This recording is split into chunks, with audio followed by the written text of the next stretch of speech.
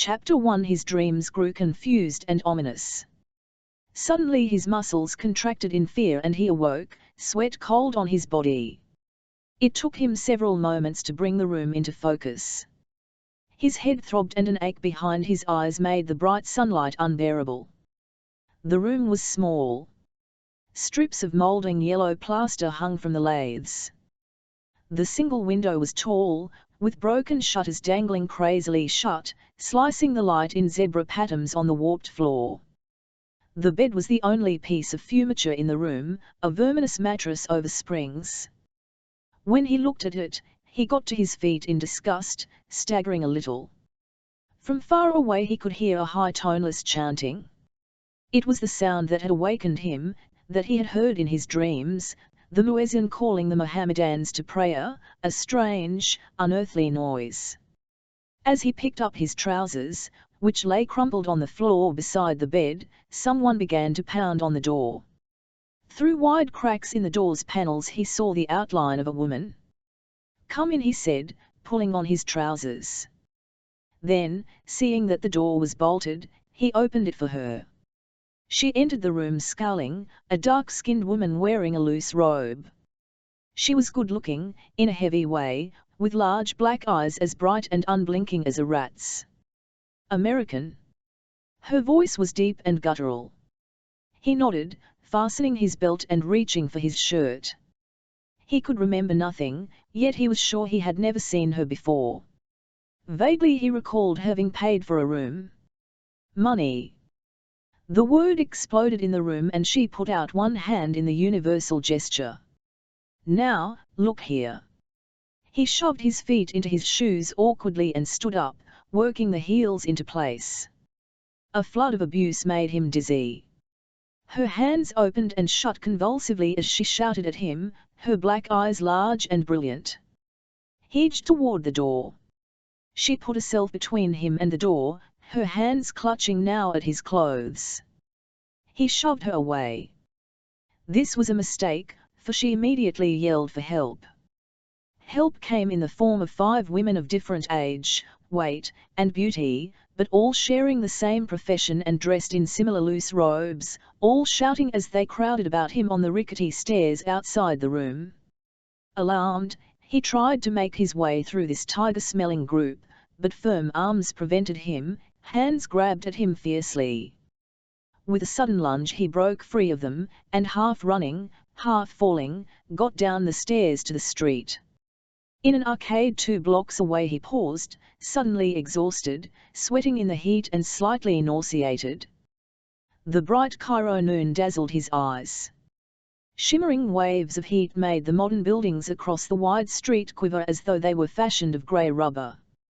He turned his back on the street and looked down the arcade, where, in the shade, men wearing fezzes and sheet-like robes of plain white or striped cotton sat in doorways selling food and shoes and beads and sandals and Coca-Cola.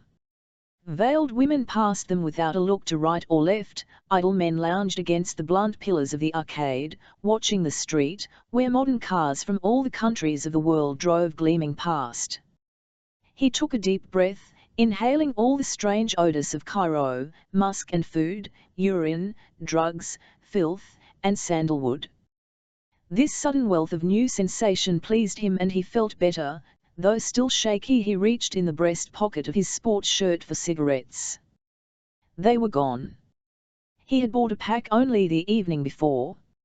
It must have been a rough night, he thought, moving toward a booth where a grizzled, bearded villain was selling cigarettes. It was when he came to pay for the cigarettes that he discovered he had been robbed. All his money and his American Express checks were gone. The double-buttoned back pocket where he kept them had been torn open. Panic seized him as he gave the package of cigarettes back to the old man, who began to whine threateningly, implying that the value of his wares had been decreased by handling. In a daze he moved off down the arcade and retraced his steps to the pale blue building where he had spent the night. When he pounded on the door and shouted, there was no answer from inside.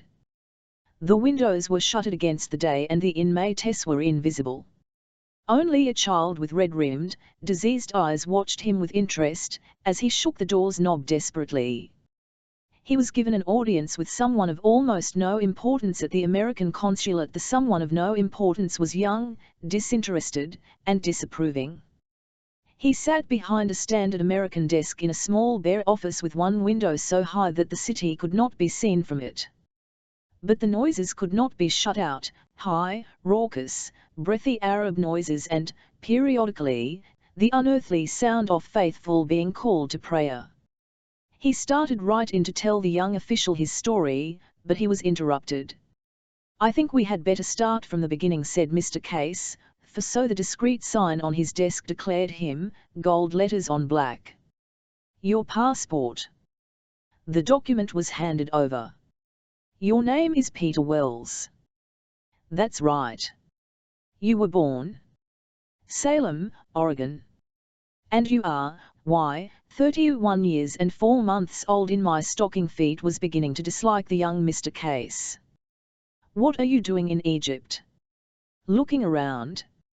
"Looking around for what?" The tone was cold and insulting. "May I see Pete Wells?" Pete controlled himself.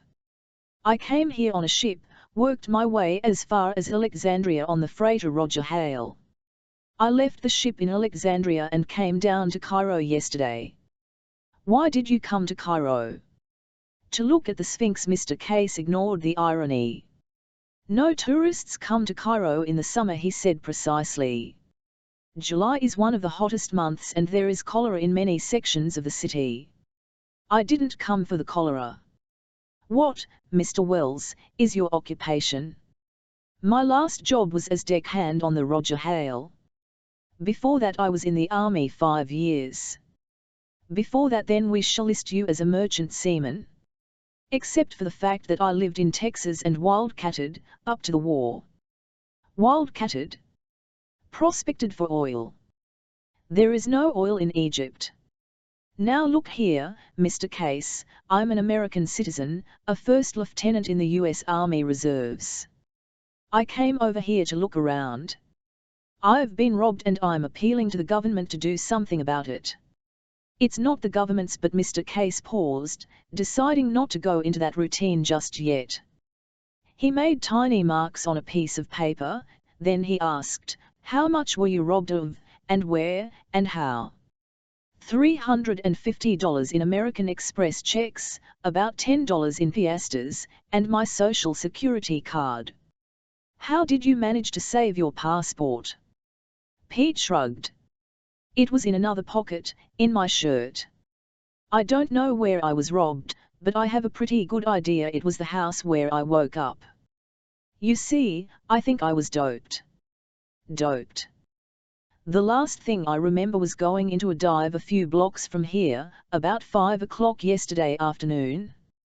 French place called Le Coteau Rouge. Next thing I knew, I woke up about an hour ago in a house with some woman I never saw before, Arab woman, asking me for money. Well, I couldn't remember a thing, but I was sure I paid in advance, knowing those places, so I got out fast. Then I found out too late I'd been rolled." Mr. Case's Puritan face was set in a mask of bleak disgust. "Then you don't recall anything between Le Coteau Rouge and waking up this morning?" "That's about it." "What do you propose we do about this?" "I was just going to ask you the same thing." They looked at each other hostilely across the desk. "I will report all this to the Consul General and we'll see what we can do about getting the express checks back. In the meantime, I have no money. I assume you have a bank account somewhere. The consulate could probably help you get a check cashed." "The money I lost was all I have, anywhere," said Pete. "Your family?" "No such thing. Perhaps we could get you on an American ship, a deckhand job. I assume you belong to the Union?" "I just got here," said Pete reasonably. "Maybe you could get me a job." "Difficult," said Mr. Case vaguely. "The consulate doesn't like this sort of thing." "Neither do I." "Where are you staying?" "Hotel Stanley, Eugenie Street. I paid a week in advance yesterday, so I've got a place to stay for a few days, with meals." Then consider yourself lucky. I'll present your case to the consul and we will let you know in a day or two if anything can be done. He pushed back from his desk and looked at his watch impatiently. The interview was over. What am I going to do for money? Asked Pete, embarrassed by having to beg. The official looked at him blankly. I'm sure I don't know, he said. Well, thanks. Pete got to his feet. You wouldn't happen to have a cigarette, would you? I don't smoke, said Mr. Case. Then he added, sorry, which made it worse, but Pete Wells was already gone. The Stanley Hotel was only a half-dozen crooked blocks away, a large 19th-century building, dilapidated, very English, with high ceilings to which were attached great lazy fans that made little difference in the damp grey heat. He nodded to the desk clerk, a stubby Britisher with a Cockney accent who had told him about Le Coteau Rouge the night before, contributing to his downfall. Then he went into the dining room, where, fortunately, lunch was being served. Tall Negroes from the Sudan, wearing fezzes, striped robes, and bloomer-like trousers, served him and the dozen other guests, all English, who sat about at the small tables, listlessly eating, their white linen suits crumpled in the heat. Pete ate hungrily, despite the hardness of most of the dishes and the army of flies that shared them with him. By the time the bitter chicory-tasting coffee was served, he felt more like himself again, as though he could handle anything. The only problem remaining was what to handle. With no money and no prospect of anything from the consulate, the possibilities for action were limited. He couldn't buy cigarettes or a drink, he couldn't even get into the Cairo Museum, which required a ticket. His mind full of schemes, he went upstairs to his room. It was on the first floor, facing a cement court where several seedy palms were growing. He shaved. He took a bath in an ancient tub hidden in a dark closet down the hall. Then he put on his only suit, a clean gabardine, old but in good condition, with all essential buttons still attached. As he combed his hair in the dusty glass of the bureau, he was fairly pleased with his appearance. He looked solvent. No one, he decided, would have suspected he didn't have a cent in the world. His face was eager, healthy, typically American, with dark blue eyes, a small nose a trifle off-center, a good jaw, and sandy hair with a cowlick in front that hung over his forehead, like a thatched roof on an Irish hut. He was almost tall, with lean hips and a deep chest acquired during his days in high school and in the Annie, where he had been divisional middleweight boxing champion. An honest, open face, he thought to himself with a grin, concealing a larcenous soul. He was prepared to do almost anything to make $1, and in his life he'd done a lot of unusual things to survive. At the moment, the only answer to his immediate problem seemed to be Shepherd's Hotel, where he'd been told almost anything might happen to somebody with an eye on the main chance. That was the hotel where the biggest operators lived. It was a long walk to Shepherd's and he took it easy, keeping as much as possible to shadowy arcades, trying not to work up a sweat that would wrinkle his last clean white shirt. Every step he took was an effort because of the beggars, thieves, and guides who clutched at him, shouting, whining, begging, some in English, some in a crazy mixture of French and Arab and English. He brushed them aside, swore at them, but they would not leave him alone, and finally he was forced to accept them as an unpleasant but inevitable part of the scenery. Shepherd's was a long building, several stories high, with big shuttered windows and a porch on the street side, where, at numerous tables, foreigners and rich Egyptians sat at the end of the day, watching the street and drinking aperitifs, but at this time of day the porch was deserted. With a show of confidence, he walked up the steps to the main door, glad to be rid at last of the beggars, who now fell into position against the terrace wall, waiting for American and European victims. The lobby of the hotel was blissfully cool after the heat outside. Negro servants in hotel livery moved silently about the great room, carrying bags, doing errands for the guests. Though it was out of season, there were still quite a few guests here, he saw to his relief. Help would come from them, though he was not sure how. He sauntered from the main lobby into a vast room with a high dome ceiling, like the interior of a mosque, much decorated, ornate, Turkish in style.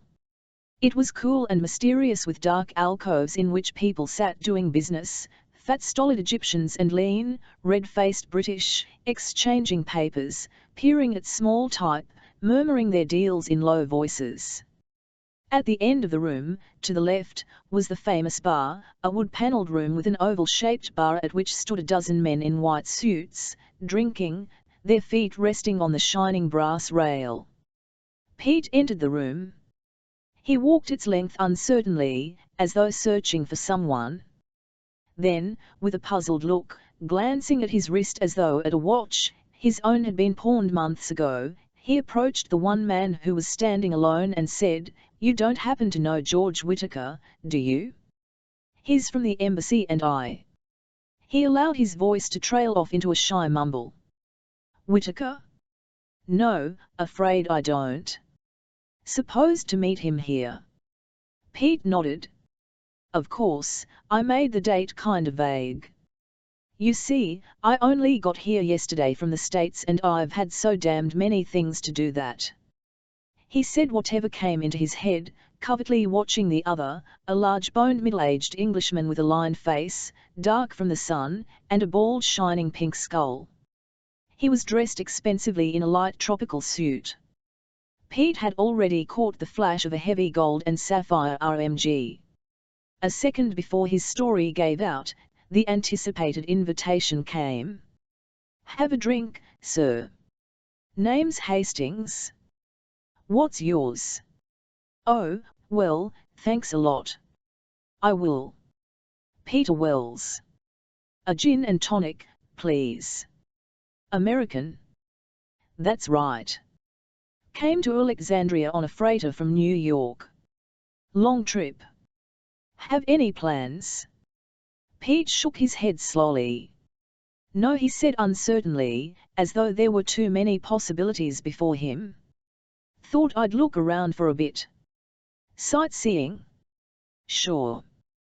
Pretty hot, though, for that. Hot as blazes. Got the country to yourself this time of year. Just you and the GYPS, as we used to call them in the war. Crew of pirates, but not half bad when you get to know them. I've been around here 20 years, off and on. Middle East man, I suppose. Gets under your skin? Like that Lawrence chap who used to love playing Arab, dressing up, got so he hated going back to England. I'm the same." Pete listened attentively, enjoying the gin and tonic, then he fumbled through pockets with a stage frown. "Want a fag?" asked Hastings, producing a gold cigarette case, intricately monogrammed. "Oh, thanks a lot. Must have left mine at the hotel. Where you stopping?" Pete inhaled deeply, happily. "The Stanley. Not a bad place, not expensive." "What line you in?" "Oil mostly, before the war. I made a bit of money in the oil fields, in southwest Texas, but then I was drafted, and by the time I got out my partners didn't have much use for me. So I lit out for these parts." Since he was now telling the truth for the first time, he found it easier to look the other straight in the face, and their eyes met. Hastings lowered his first. "Why Egypt?" "Rumors about oil in the desert. Thought there might be something here for me." "Money all over the place, all over," said Hastings absently, watching a group of American businessmen with loud ties move in a boisterous group from lobby to bar. They all ordered scotch. Hastings shuddered. "Too heavy for days like this. Stick to gin and live longer, kills all bacteria, doesn't injure liver. Think you might like to make a few fast quid in Egypt." All this came out at once. It took Pete a moment to separate the bacteria from the quid, from the sudden mention of money. "Why, sure, now you brought it up, I wouldn't mind at all," said Pete, looking carefully at his glass. "Lot of money floating about. Some it sticks to a man, if he's got the stuff." Abruptly, Hastings' hand closed on Pete's bicep. His fingers were surprisingly strong. Only by flexing his muscles could Pete avoid a bruise. "Bit of all right," said Hastings admiringly, letting his hand drop casually. To anyone watching, he seemed to be telling a funny story that he had punctuated by squeezing the American's arm. He smiled tightly, revealing nicotine-yellow teeth. "I used to box," said Pete, "in the Army. Branch. Infantry. 3rd Army. Rugged boy," said Hastings, ordering another round. Pete wondered what he had in mind. They drank the next round in silence. Finally Hastings spoke. "Let me see your passport, if I may."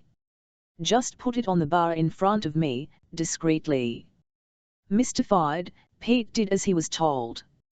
Hastings flicked the booklet open with one finger, glanced at the photo, picked at it with his nail, felt the texture of the paper, and then, all in a half-minute, let the passport close. "Thanks very much," he said. Pete put the document back in his pocket. "Like you to meet a friend of mine," said Hastings. "Lady who lives here in the hotel. Might have a chat with her. Get to know her. Then later on we'll have a talk, you and I. How does that sound, eh?" "Just weird," said Pete to himself. "Mighty interesting," he said aloud. "Good chap," said Hastings. "Fact you haven't been won't bother her at all," he added, to Pete's surprise. "There you are, my dear," said Hastings, and he and Pete rose as a slender, dark-haired woman walked toward them from the main lobby. She was dressed in white, very simply, with a tight-fitting blouse that revealed the sculptural line of her figure. She wore no jewels and her hair was drawn softly back from her face, revealing an oval face with black eyes and scarlet lips. Pete guessed her age at 30. She gave her hand briefly to each of them. Her smile was brilliant. "Come, let's sit over here, in the shadows." She spoke with an agreeable French accent. Her voice was low and musical. "I always feel like a spy when I sit in this room," she said, as they sat around a circular table in an alcove hidden from the lobby by potted plants. "American? Peter Wells." "This is the Comtesse de Rastignac," mumbled Hastings. "Mr. Wells is very brave to come here in July," said the Countess. "Came here to look for oil, too, on his own hook. Much braver." Pete grinned at the Frenchwoman. "Bravery or ignorance," he said. "I just thought I'd come out and try my luck. It's usually pretty fair. I can see." She clapped her hands loudly and a servant came and took their order, tea. Pete preferred a drink, but he was growing hungry again and the idea of tea wasn't disagreeable. "Oh, bit of business." "Excuse it, Wells. Did the consignment get routed properly?" Hastings' voice became suddenly low. She nodded serenely. "Everything has been taken care of." She turned to Pete. "How long have you been here?" He told her, then Hastings interrupted. "Boxer, too." The Countess looked startled. "What? Boxer? You know. Chap fights with boxing gloves, fighter, pugilist. In the army." "Ah, how interesting." She smiled mockingly. "You must give us a demonstration," she said. "I didn't bring any gloves," said Pete a little sharply, wondering why Hastings had this obsession about his boxing days. "We don't use them in Egypt, anyway," said the Countess cryptically. "Must be off." Hastings stood up abruptly. "Can't wait for tea, my dear. I'll call you in the morning. Meantime, keep in touch, Wells. I'm at the Semiramis Hotel. Call me around noon tomorrow. Might have a drink, have a talk." "I'd like that, sir," said Pete, standing up. They shook hands, then the Englishman was gone. "I am fond of Hastings," said the Countess as they watched the erect military figure move off down the mosque-like room to the main lobby. He is so British that I sometimes suspect he must be an impostor. He's very typical, I guess. Very. But then, I have that Cairo habit of thinking if anything seems to be one thing it must be another. And what do I seem to be? He was surprised at his own boldness. You? A tourist? Nothing more sinister. She smiled. No, I don't think so. They drank hot tea and Pete ate a small soggy sandwich. How do I seem to you? She asked playfully, her dark eyes shining. Like a spy, he said, grinning, remembering her remark when they first met. She laughed, not at all taken aback. Well, I will confess that you're not too far wrong. I was a spy for the Free French during the war. But I'm afraid I did nothing colourful. I was here in Cairo almost all the time, spying on the German spies. You have no idea what a silly time it was. At one moment there were 82 known spies registered here at Shepherd's, from every country in the world. Why so many? Rommel. He was almost in Egypt. No one could stop him. If Rommel had conquered Egypt, then the war would have been over. Whoever controls Suez wins. Until he was stopped, hundreds, perhaps thousands of agents were at work here, undermining the country, watching each other. It must have been dangerous work. She chuckled. It was absurd, really. I was not very efficient, but I did go to many wonderful parties. It was an exciting time. You re-French?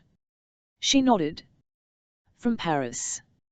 My parents came to Alexandria when I was a child. Egypt used to be French, before my time, of course. I was brought up in Alexandria. Your family? All dead.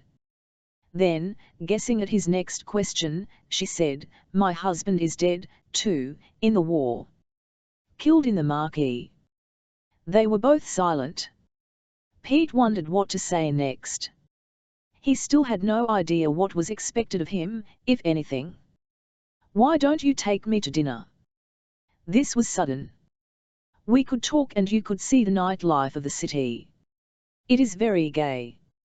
I'd like nothing better, he said slowly, but you see. Good. Meet me here at 8. She rose. Then she added, you can come the way you are. We're not formal these days. Before he could say anything about his finances she was gone, her perfume subtle and unique upon the air, like jasmine. He walked about the streets until 8 o'clock, staring at the crowds. He was propositioned 100 times.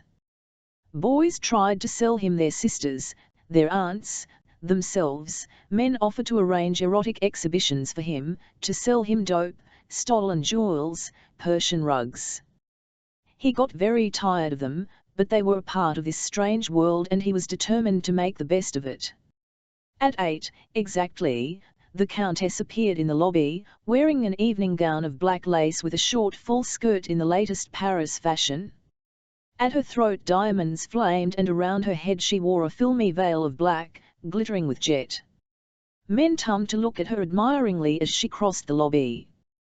The British ladies in their shapeless evening gowns glared and turned their backs, the highest tribute. I'm not late. She took his arm automatically, as though they were old friends, or lovers. On the dot, he said, awed by her beauty. They went down the steps of the hotel.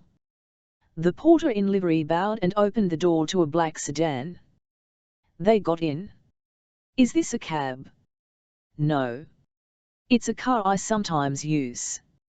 She unrolled the window that separated them from the driver, a dark little man in uniform. She said something to him in Arabic and he nodded. She rolled the window back up again. You know, he said, I haven't got any money. She laughed with mock surprise. And I thought you had at least one oil well. What a disappointment. You see. Of course you have no money. That's the whole point, isn't it? He nodded. She was not always easy to follow. She seemed continually to be suggesting more than she ever said. Besides, we won't have to pay tonight. I will sign, like a businessman. But I hate, come, Peter, don't be one of those. How do you say, moral? One of those moral American men? I'll try not to be, he said, smiling, aware that their thighs were touching, that his arm was pushed tight against hers, that neither had moved apart although the car seat was wide. What's your name? He asked, trying vainly to think only of business. Your first name? Helen, she said. But I have never launched 1,000 ships. You could, I think, said Pete, feeling the slow tickle of desire. But despite the closeness of their bodies she gave him no lead, and so, talking of everyday, they arrived at Mina House, a hotel on the edge of Cairo, across the Nile from the main city and close to the desert, to the pyramids and the Sphinx. From the rose garden where they dined by candlelight they could see the solemn bulk of the Great Pyramid, silver by moonlight. They were the only guests on the rose terrace. This is the most romantic place in the world, this garden, she said. Pete nodded, too contented to speak. They talked quietly during dinner. It was the best food Pete had had in some months. They drank champagne. They talked of themselves. No mention was made of Hastings, of money, of the present. Except for the moonlight. Finally, when they had finished coffee and she had signed the check, she said, now that you have seen the beautiful Cairo, I'll show you the more exciting one. The exciting Cairo turned out to be a nearby nightclub called El Obaj des Pyramids, an exotic, modern place, like a New York nightclub with an imported dance band. Well-dressed men and women sat at the bar or danced on the small dance floor, which was as small and inconvenient as any in Manhattan. They were led immediately to a ringside table by the maitre d'hotel, who knew Helen and seemed pleased to welcome her. She ordered champagne again. The orchestra played Cole Porter. A beautiful silver blonde danced by with a short fat man wearing dark glasses. Pete found it hard to remember where he was, that a few miles away the pyramids stood at the edge of an ancient desert. Helen reminded him, though, that this was still Cairo. You see that man, she said, pointing to the one with the blonde. That's Farouk. Pete stared hard at the king of Egypt. He looked, he decided, more like a dentist than a king. I didn't know kings went night-clubbing, said Pete. This one does. Helen looked thoughtful. Of course, he's incognito. No one is supposed to recognize him or talk to him. But look over there. She nodded at the comer of the dance floor. A square man in a grey business suit stood, his eyes on the king. Then Pete saw that in each corner a man stood, hand in pocket, guarding the king. Make just one unexpected move in his direction. How about in the blonde's direction? She laughed. Don't tell me you have the American mania for bleached or real, it's what goes with it, said Pete. He was beginning to feel the effects of the champagne. Then they danced. He held her very tight, aware of every part of her as they floated on the music, their bodies close together. But this contentment did not last long. After the third number a man cut in. Pete was prepared to tell him to go on about his business, but a waning look from Helen restrained him, and he went back to the table alone, leaving her with the stranger. The two waltzed together formally, the distance of her arms between them. The man was tall, with Arab features, swarthy and aquiline. He looked as though he should have been wearing a turban and robe, but he was impeccable dressed in evening clothes and his wiry grey hair was clipped short in the German fashion. Helen frowned as they talked to one another. Suddenly she stopped and tumbled on her heel, leaving her partner alone on the dance floor. On her way back to the table, Pete noticed that the king, who had been dancing with a bored, stolid air, looked suddenly interested. He said something to the blonde. They both looked at Helen as she came back to the table. You took care of that fast. She shrugged. Let's not talk about it.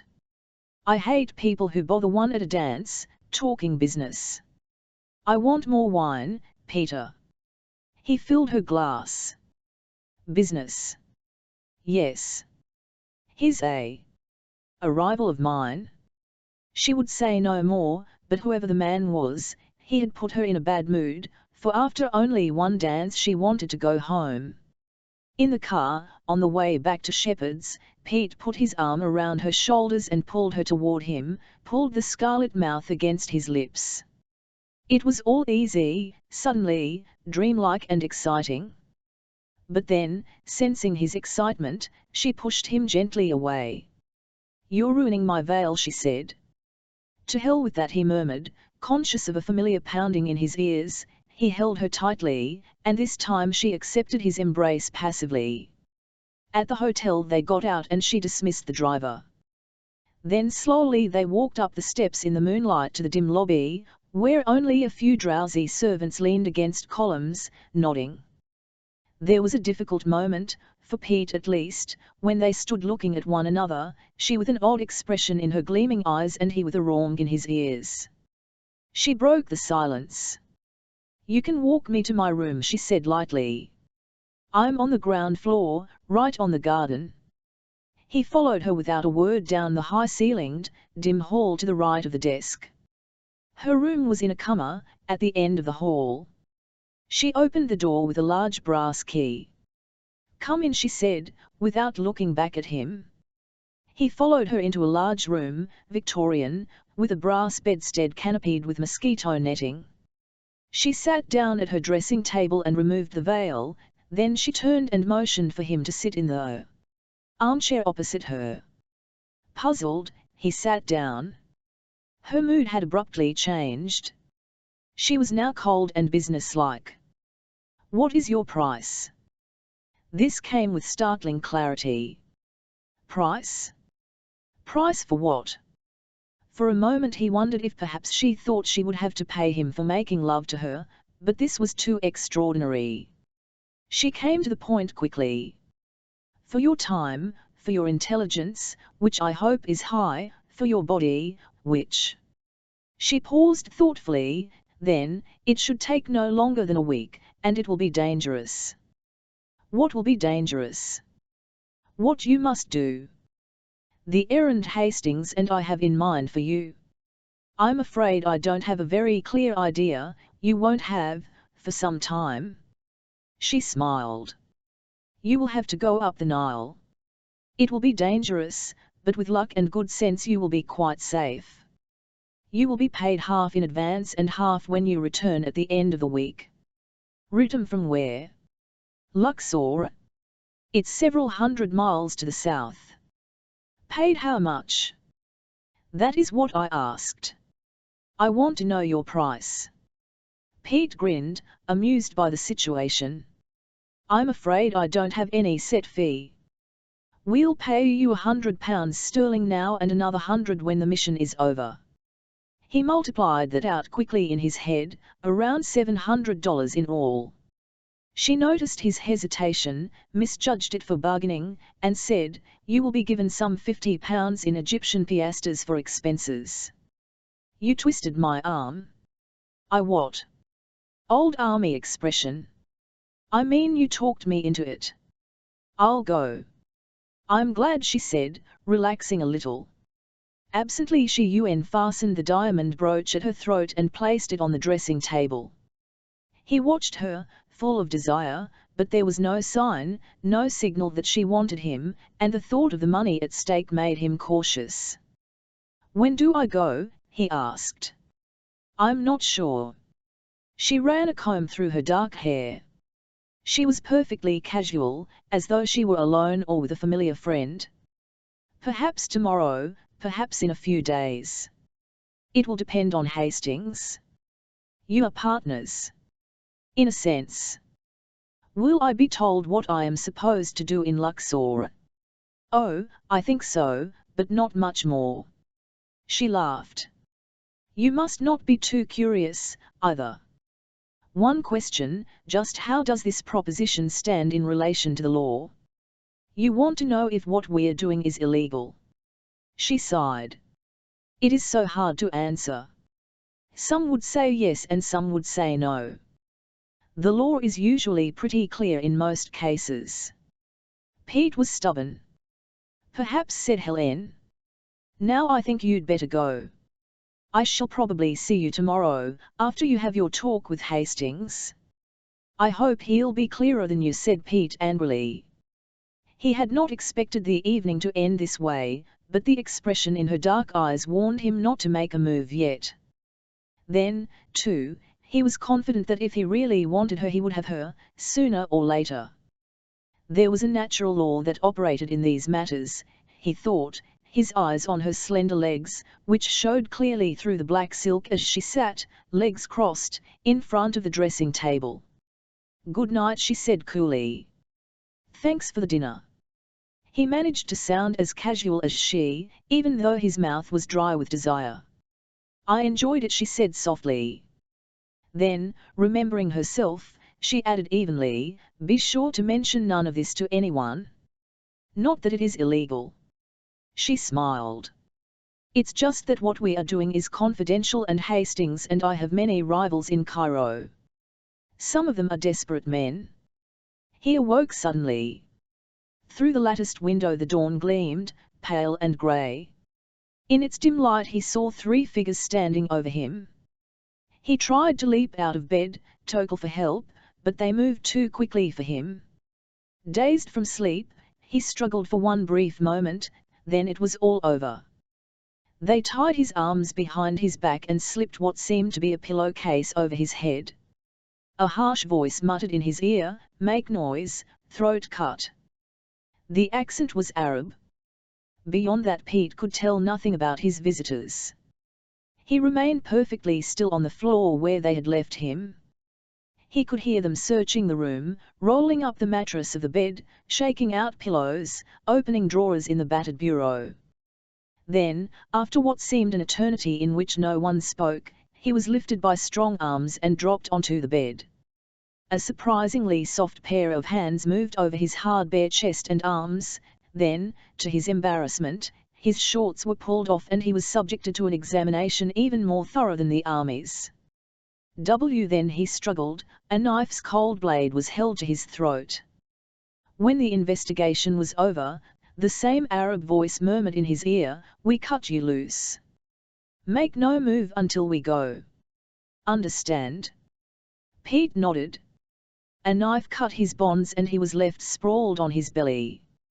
He waited until he heard the door click shut, then he jumped to his feet, pulled off the blindfold, ran to the door, and looked out into the hall. It was empty. He shut the door and turned on the light. His visitors had gone through everything, he saw.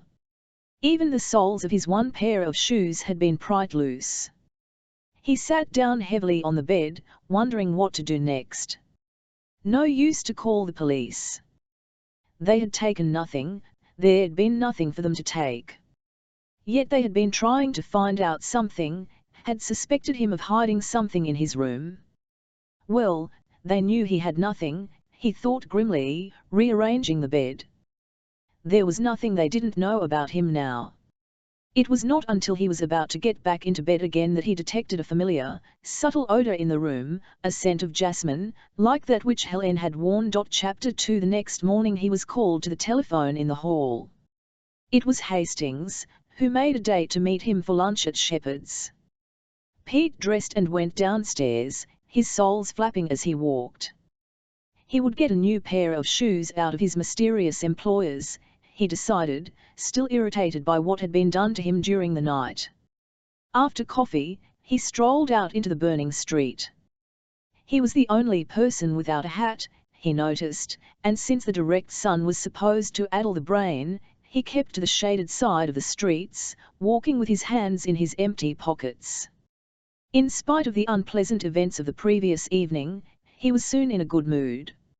Even the sight of the bar where he had lost his money did not disturb him. On an impulse, he went in. Le Coteau Rouge was a dark, wine-smelling bar, very French, with many decrepit travel posters of France pasted to the walls.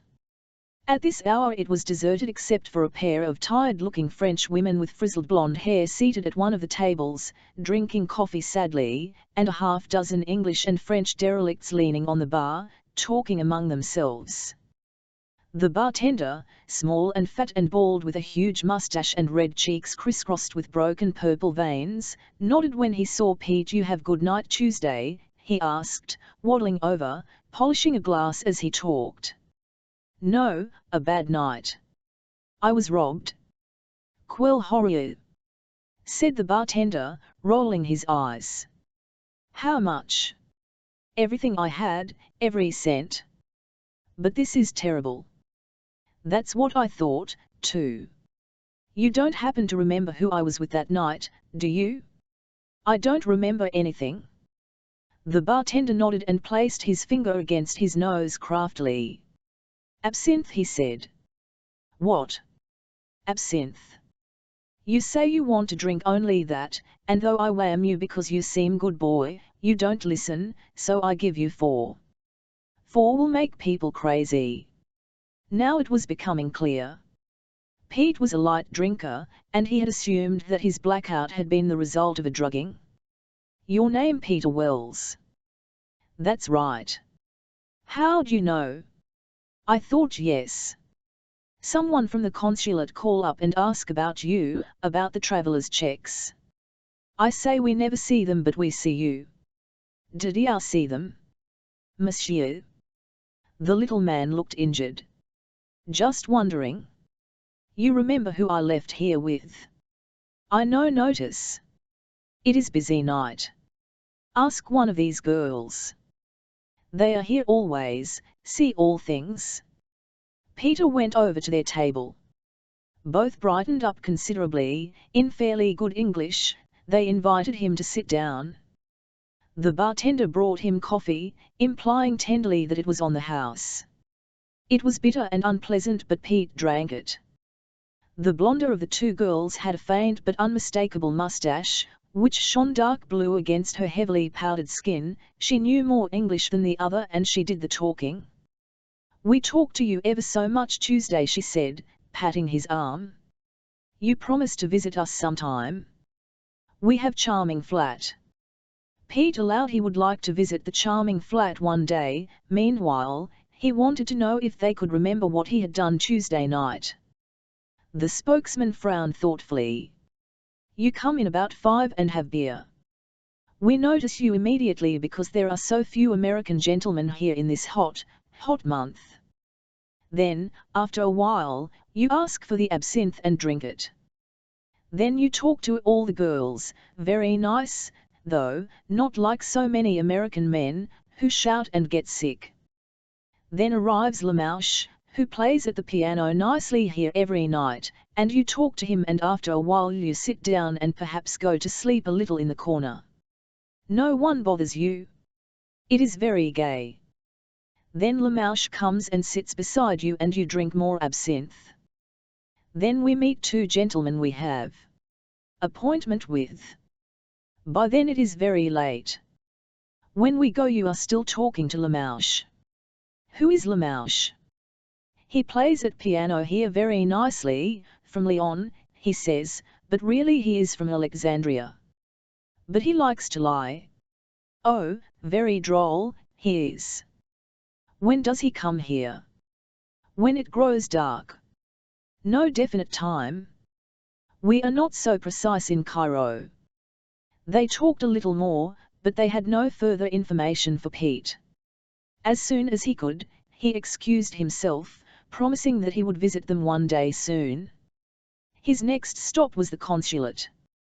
Mr. Case had grown no more mellow since the day before. "We have found no trace of the traveller's checks as yet, but they are bound to turn up. It occurred to me, after you left, that if you could give us the serial numbers we would be able, don't remember them." Mr. Case looked as though he was not in the least surprised. "In that case, we'll send a cable to the branch office where you bought them and see what can be done about stopping payment." "I'm not hopeful." "Neither am I. In any case, I bought them in New Orleans, Siemens Bank. I will make a note of that." What does the consul say? Mr. Case looked at him coldly. He is a very busy man. I haven't had time to present the case to him yet. When I do, I will let you know. Thank you very much, Mr. Case, said Pete, and he left the office, allowing the door to bang after him. Hastings seemed quite cheerful at lunch.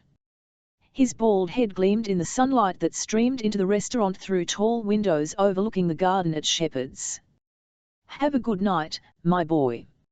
Only some of it. Hastings looked surprised. Didn't like Helen? I can hardly believe that. Splendid woman. All Cairo at her feet.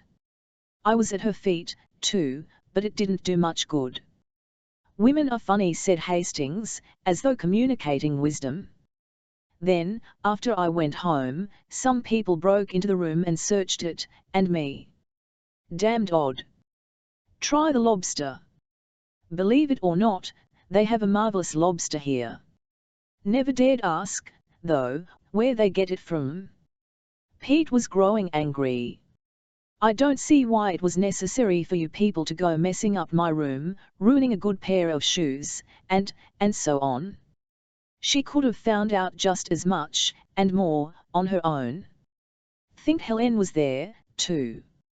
Hastings' expression was inscrutable. I know she was. I got a look at her before they blindfolded me.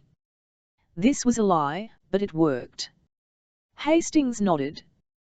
We'll get you another pair of shoes. Sorry about that. Had to be done, though. Thorough investigation must be reliable. Hope you understand. Surprised Helen was there, if she was, of course. She was, all right. All for the best, believe me. Talked to her this morning and she said you'd do. Gave a fine report. And Hastings chuckled as Pete flushed angrily. The lunch was served them with great ceremony. When it was over, they talked business. Hastings lighted a cigar. Peter refused the one offered him, taking a cigarette instead. Now, Pete, my boy, we will get down to cases. Tonight you will take the wagon lit to Luxor. You will get there tomorrow. You will be met at the station by a dragoman, that's the local word for guide, named Osman. He will take you to your hotel, take care of all details. You can trust him. Now, after you've been there a day or so, sightseeing, must appear to be a tourist, you will be contacted by a Mr. Said. He will tell you what to do. And what is that? Hastings blew a wreath of smoke about the neck of the wine bottle. Wheels within wheels, my boy. Remember one thing, though, keep looking over your shoulder. There may be trouble. Handle a gun? Pretty well. Said will probably give you one. Be careful about using it. Just what sort of business are you in, Mr. Hastings? The Englishman chuckled. You might say I'm an export-import man. And that was all the information Pete could get out of him. As they left the dining room, Hastings took out his wallet and counted out, very slowly, £100, which he gave to Pete, along with an envelope. The envelope contains Egyptian currency, expense money as per agreed. Thanks, said Pete, pocketing the money casually. Hastings said with his cold but genial smile, we trust you, my boy. Absolute confidence you'll come through. Pete said he was very touched. Drop by for dinner tonight, said Hastings, just before he got into the waiting car out front. Helen would like to see you, I'm sure, and I'll have your reservation for you. Train leaves at 10:30. Come about 8. Yes, sir. A thought occurred to Pete. You don't happen to know a pianist, do you, name of Lamouche? Works at a bar. The look Hastings gave him was as bland and empty as ice. Friend of yours? No, I think I ran into him my first night here, when I was drinking. Thought he might be connected with some traveller's checks I lost that night at his bar. Better take it easy. You can get stuck in a place like that. Stuck. With a knife. See you later. And Hastings was driven away. At 5 o'clock, wearing new clothes, Pete arrived at Le Coteau Rouge. The fact that Hastings had warned him, in so many words, not to go there was all he needed to spur him on. Besides, he was curious to know more about the piano player. The bartender greeted him pleasantly. Everything okay? Pete said everything was okay and ordered beer, Munich beer. The bar was beginning to fill up. Sailors from various foreign navies crowded about the bar. Tough-looking French girls, usually in pairs, sat at the small marble-topped tables that edged the walls, eyeing the men shrewdly. Small dapper Frenchmen and burly Arab types wearing European clothes seemed to make up the regular clientele. They sat at tables close to the bar, talking to each other, their hands moving excitedly, their eyes turned occasionally on the newcomers at the bar, sizing them up in much the same way the women did. How much money's he got? How drunk is he? Pete looked about sharply when he took his place at the bar to see if there was anyone he recognized or anyone who seemed to recognize him. Except for curious calculating stares, he aroused no particular interest. The back of the bar was like a dim cavern with more tables, on each of which stood a bottle containing a stump of candle, unlit. They weren't wasteful in this dive, he thought, his eyes straining through the gloom to see what was at the far end. He finally made out, at the very back of the room, a double door to the left of which was an upright piano. More tables, also empty, filled the space from the piano to the bar where he stood. It was obviously too early for those tables to fill up. Someone pulled at his coat sleeve. He turned and saw the blonde with the delicate mustache. "Oh, hello," he said, making room for her at the bar. "Want a drink?" "Piano," she said with a bright smile that revealed dark irregular teeth. She was not his idea of a good time. "You have a good day today." He wondered if these people had a sixth sense about money. They seemed to know if you had it or if you'd lost it or if you were going to get it. Love of money was the one thing they all had in common. It was both business and religion to those who lived below the city's surface. "A real good day." "I am glad for you," she said, drinking her piano daintily, not letting the fine hairs on her upper lip get moist. "I am Parisian," she said, putting the glass down. Pete said that he could tell she was, which pleased her. It had not taken him long to figure out that being from Paris was about the grandest thing you could be in Cairo. That most of these people were from Alexandria, or maybe Algiers, made no difference. They all claimed Paris as home and talked nostalgically, if inaccurately, about it. Pete played their game with a straight face. They talked about Paris in the spring, their conversation a bit like the perfume ads Pete used to like to read in the magazines back home. In the middle of a long story about an evening on the Boulay Mich, Pete, reminded by the name of the man he had come here to see, asked her if Lamouche had been in that evening. She nodded. "Yes, he came in just before you did." "Oh, but this night in Paris was like no other. Maurice Chevalier and I went driving through Montmartre and, where is he?" "Monsieur Chevalier?" "In Paris.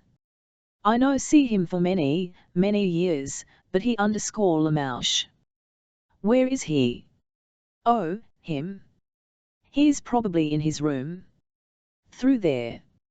She pointed to the double door. "Excuse me," said Pete. She looked alarmed. "He does not like people back there. You stay here. Or perhaps we have drink at this charming flat I have 2 streets from here." "I'll be back," said Pete. He moved carefully through the mob of sailors. They were growing louder by degrees. The time of good fellowship was at hand, to be followed by wrangling and fighting at 2 o'clock, with the police giving a hand.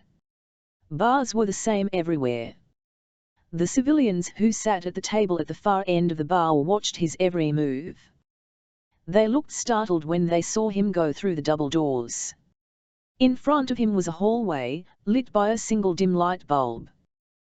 There was one door on the left, one on the right, and, at the end of the hall, a half-open door through which Pete could see an alleyway.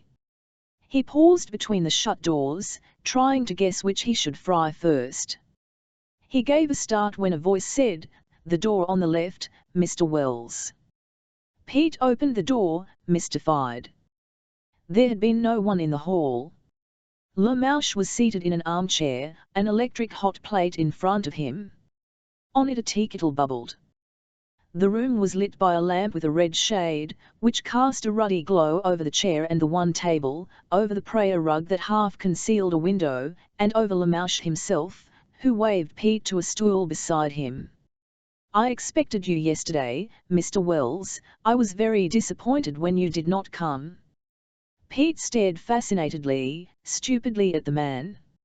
LeMouche was a hunchback with a handsome, large, melancholy head and greying hair. He spoke English with great elegance and no accent. I was busy," he stammered. "I quite understand, Mr. Wells. After all, you are new to our city and there is so much to see and do. How did you know I was in the hall?" "I mean, the door was shut," and LeMouche chuckled. "Am I psychic?" "Yes, I think so. Many people have said I can foretell the future, and perhaps I can. But, alas, there is nothing mysterious about my knowing you were in the hall." He waved a long graceful hand at the wall opposite him. Pete saw that 2 holes had been bored into it, about 4 feet above the floor, the eye level of the hunchback. "I keep myself informed of what is going on in the bar. This is not a simple city, Mr. Wells, nor, I fear, is everyone as good as he might be. There are even some rather wicked people who cause no end of trouble. One must be watchful." As he talked, very simply, as though to a child, he poured the tea into 2 cups, then he handed one to Pete. "It is a mint tea, Mr. Wells. Good for the health. The Arabs are especially fond of it." "Thank you." Pete swallowed some of the hot mixture. It was good. "Now I have a special surprise for you. I recall I apologized to you Tuesday night for having none of this. Now I can make it up to you." He opened a flat metal box filled with what seemed to be some sort of dark brown candy or preserve. The hunchback scooped out a bit with a silver teaspoon and placed it beside Pete's cup. Puzzled, Peter looked at the lump. "Come, taste it. There is nothing like it." "What is it?" "Hashish, Mr. Wells, hashish. The forbidden fruit, as it were. But the mainstay of the Arab world. Without it they would all go mad, and I am serious. They are forbidden to drink alcohol, but they can eat hashish, and they do, while drinking cups of hot tea to increase the sensation." "What is it like?" LeMouche clapped his hands and shut his eyes blissfully. "Like flying, like dreaming, only you are conscious all the time and there is no uncomfortable awakening. And of course, to make love when full of hashish is like nothing this world can offer. The sensation lasts for what seems to be an eternity, though actually it is only a second or 2 in actual time." Pete grinned. "Perhaps I should have a girl, to get the full effect." LeMouche took him seriously. "Certainly. Shall I get you one from the bar?" "As my guest, of course. You can make love yonder on those prayer rugs in the corner. I am sure the Prophet would not mind." "Oh, well, thanks a lot, but I've got a dinner date," said Pete, realizing how silly he sounded. He was half tempted to accept the invitation. "As you please," said LeMouche, and he himself took some of the hashish and chewed it thoroughly, sipping tea from time to time, a faraway expression in his eyes. "This won't end me like the absinthe did, will it?" "Certainly not. I wouldn't let you take too much, you know that. Just a taste, to commune with angels." Pete ate it carefully. The flavor was like ginger candy, sharp but agreeable. As he chewed the pellet, he drank some of the tea. Almost immediately he began to feel warm and relaxed. It was like alcohol, only there was no distortion. Le Mouche smiled benignly. Good. Very good. I've got to keep track of the time, though.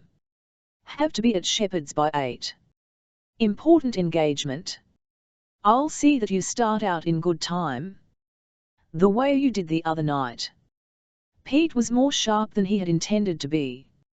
I'm afraid, Mr. Wells, that I was hardly responsible for your condition.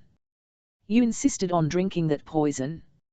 You were already quite far gone when we met. Ah. Pete relaxed.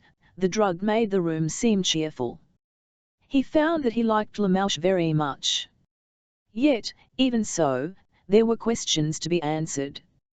First, how did we happen to meet? I'm a little hazy about that. I should think so. The hunchback poured himself more tea. I was playing American songs.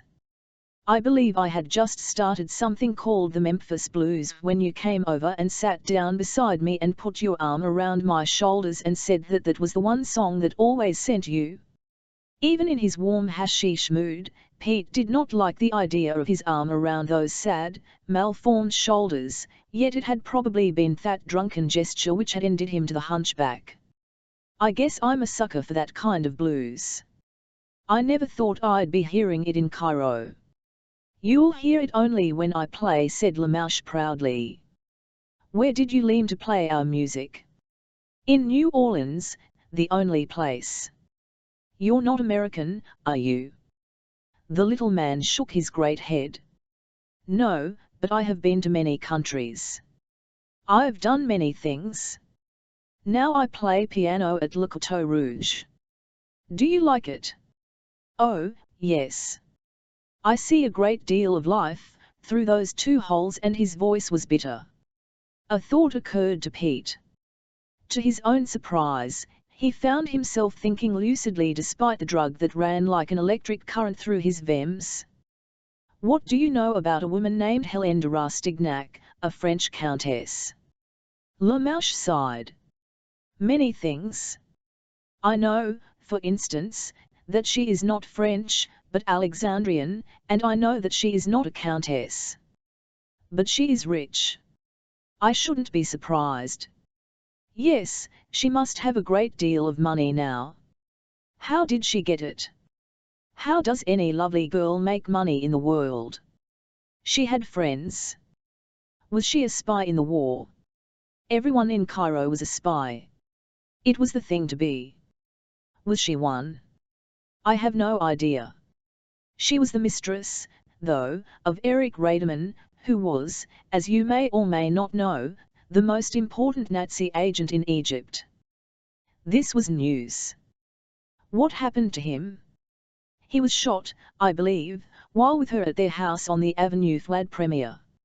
She buried him decently. Germany fell. She did not fall with it.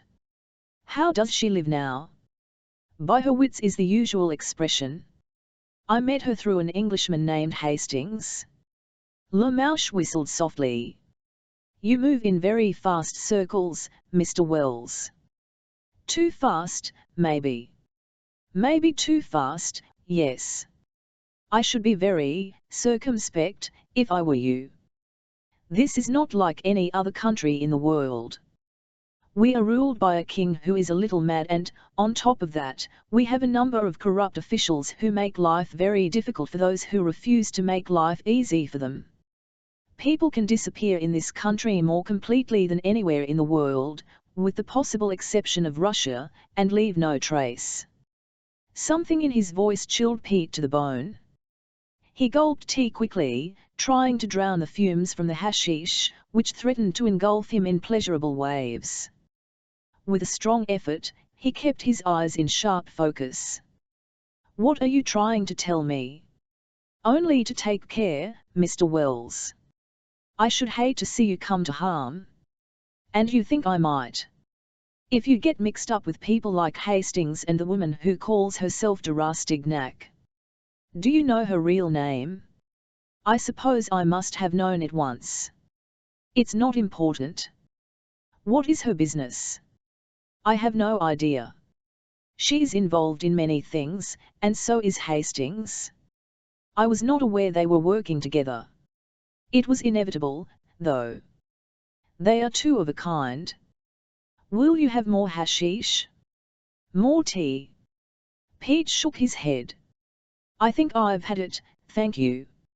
If you want one of those girls, I would be only too happy to. I'll take a rain check on that, said Pete. He liked the ease with which basic things were handled in this country. Oh, by the way, you know I was robbed of every cent I had Tuesday. LaMouche nodded. I believe I heard the bartender say so. I was sorry to hear it. If I can help, perhaps. Oh, no, thanks. I'm okay now. I would like to find out who the hell took my wallet. You don't happen to remember who I left here with, do you? The hunchback shook his head. I believe you left here alone, though I'm not sure. Unfortunately, the street is full of bandits and procurers. It is possible that whoever took you to the bordello took your money at the same time. It is not uncommon. You are lucky to be alive. I guess so. Pete stretched his legs comfortably. They seemed to have no weight, to be resting on air. You will find life a little less wicked in Luxor, said LaMouche, pouring more tea. But they were not able to drink it, for someone knocked on the door and said, "It's vous prit, Monsieur LaMouche?" "Oh, dear Cord. I must play," said the hunchback sadly, and he stood up. He was even smaller than Pete had suspected, and his body was grotesquely twisted, as though by a giant's malicious hand. He walked Pete to the door of the bar, their every step noted by the bright quick eyes of the natives. "Have a good journey, Mr. Wells, and guard yourself closely." "Thanks for everything," said Pete. "Come see me when you return," said LaMouche. Then, with a wave of his hand, he disappeared through the doorway of the cavernous bar, like a crab scuttling out of sight. It was not until Pete was halfway to the Stanley that he realized he had never mentioned to LaMouche that he was traveling that night to Luxor. He picked up his suitcase at the hotel and checked out, leaving word that if the consulate called he could be reached at the Karnak Inn in Luxor.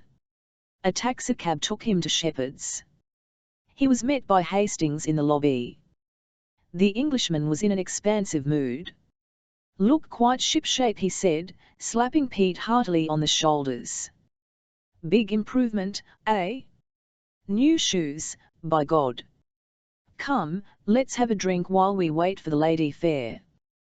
They sat in the main lobby, only a potted palm separating them from a group of British ladies discussing bridge. They ordered gin. "All ready for the big trip?" "All set. You'll like Luxor. Colourful, historic, that sort of thing. Some fine lookers, too. If you go in for them." Pete said he did, although his score so far in Cairo was unimpressive. "You'll find our friend Mr. said a big help in these matters. He can fix you up properly. Anything you want. Arab, French, Italian, what have you, or what have they? In stock, that is." He gave a short rumble of laughter. "My advice is try the Arabs." "I hope to," said Pete, but he was thinking of Helen now, of how much he had wanted her the night before. He couldn't understand what had gone wrong. In the car she had been unmistakably interested. Then, for no reason, she had frozen. He decided that she would be his main objective when he got back from Luxor. He wondered as he drank whether or not it was a good idea to mix liquor with hashish. Since he felt no ill effects, he decided it would do no harm. The mood of the drug was beginning to wear off, in any case. "One thing," said Hastings, turning around in the deep wicker chair and fixing his pale stony eyes on Pete. "Keep away from government people, your government, my government, this government. They are all bad for then we're operating outside the law. If you want to be technical." "I don't want to be technical. I'm just afraid maybe the police will be." All of them can be bought, if nothing gets out of hand. Also, don't mess with politics. Politics? That's about the last thing I'm interested in. Hope so. See that it is. Pete was mystified, but he had made up his mind to ask no questions until his employers volunteered answers. Helen, cool in white, with a flower in her hair, appeared in the lobby. She was as serene as ever when she joined them in their cummer. The sight of her reawakened Pete's desire, and also his anger. He would make her pay for handling him the way she had. But if she was aware of his outraged masculinity, she did not betray it. She spoke lightly, of gossip. He has done it again, Hastings, she said, after a greeting that had included them both equally, dispassionately. Who is that, my dear? The king. This time it's supposed to be a singer, a pretty German girl. You know the one, she sang at L.O. Budge, I think, last season. Ah. Anna something or other. Mueller? Yes. Handsome creature. Took a fancy to her myself. So has he. I'm told the court is in its usual uproar. Don't envy the poor child. Hastings shook his head gloomily. Not my dish at all, if I were a woman. Ambitious girls are a class apart, said Helen. But now we're doing the dreary Cairo trick of gossiping about the king to someone who hasn't the slightest interest in what he or any of the other buffoons in this country do. Forgive us, Peter. For the first time since they had met that evening, she looked him directly in the face, a faint, sardonic smile on her lips. He blushed, remembering the night before. I'm very much interested, he lied. They talked for a while of Farouk, of his family, of the intrigues at court. At first it seemed to Pete to be very exotic and oriental, but after a time the situation sounded more and more familiar to him. The great doings at the Egyptian court were no different, actually, than those in any other society, whether in Des Moines or Egypt or Salem, Oregon. The only difference was in wealth. These rich Egyptians, Pete had soon learned, were the wealthiest group in the world. They went into the dining room, where dinner was served them. It was very gala, and Pete, still somewhat confused by the hashish, enjoyed this luxury, this comfort. He was, at that moment, quite ready to spend the rest of his life in Egypt. For someone who knew the angles it would be a cinch. Not until coffee came and he had sobered up completely did he realize, uncomfortably, that he didn't have the slightest notion what was going on, at least as far as his two employers and the trip up the Nile were concerned. After dinner Hastings excused himself for a moment, saying he had some telephone calls to make. Then he was gone. Pete looked at Helen coolly. What was the big idea? Idea? She was examining her face in a small mirror, to see if her lipstick had been smudged during dinner. She frowned critically at her reflection. She seemed unaware of him, of the hotel guests who paraded past the alcove where they now sat in the Turkish lobby. That little show in my room last night, remember? She sighed and put the minor and compact away. What show? As I remember, we parted in my room. We did. Then a couple of hours later you and a pair of Arabs paid me a visit and turned everything inside out, looking for something. You think I did all this? He nodded. I saw you, before I was blindfolded. On top of that, your perfume's unmistakable. She laughed. Trapped by perfume? You admit you were there. She looked serious.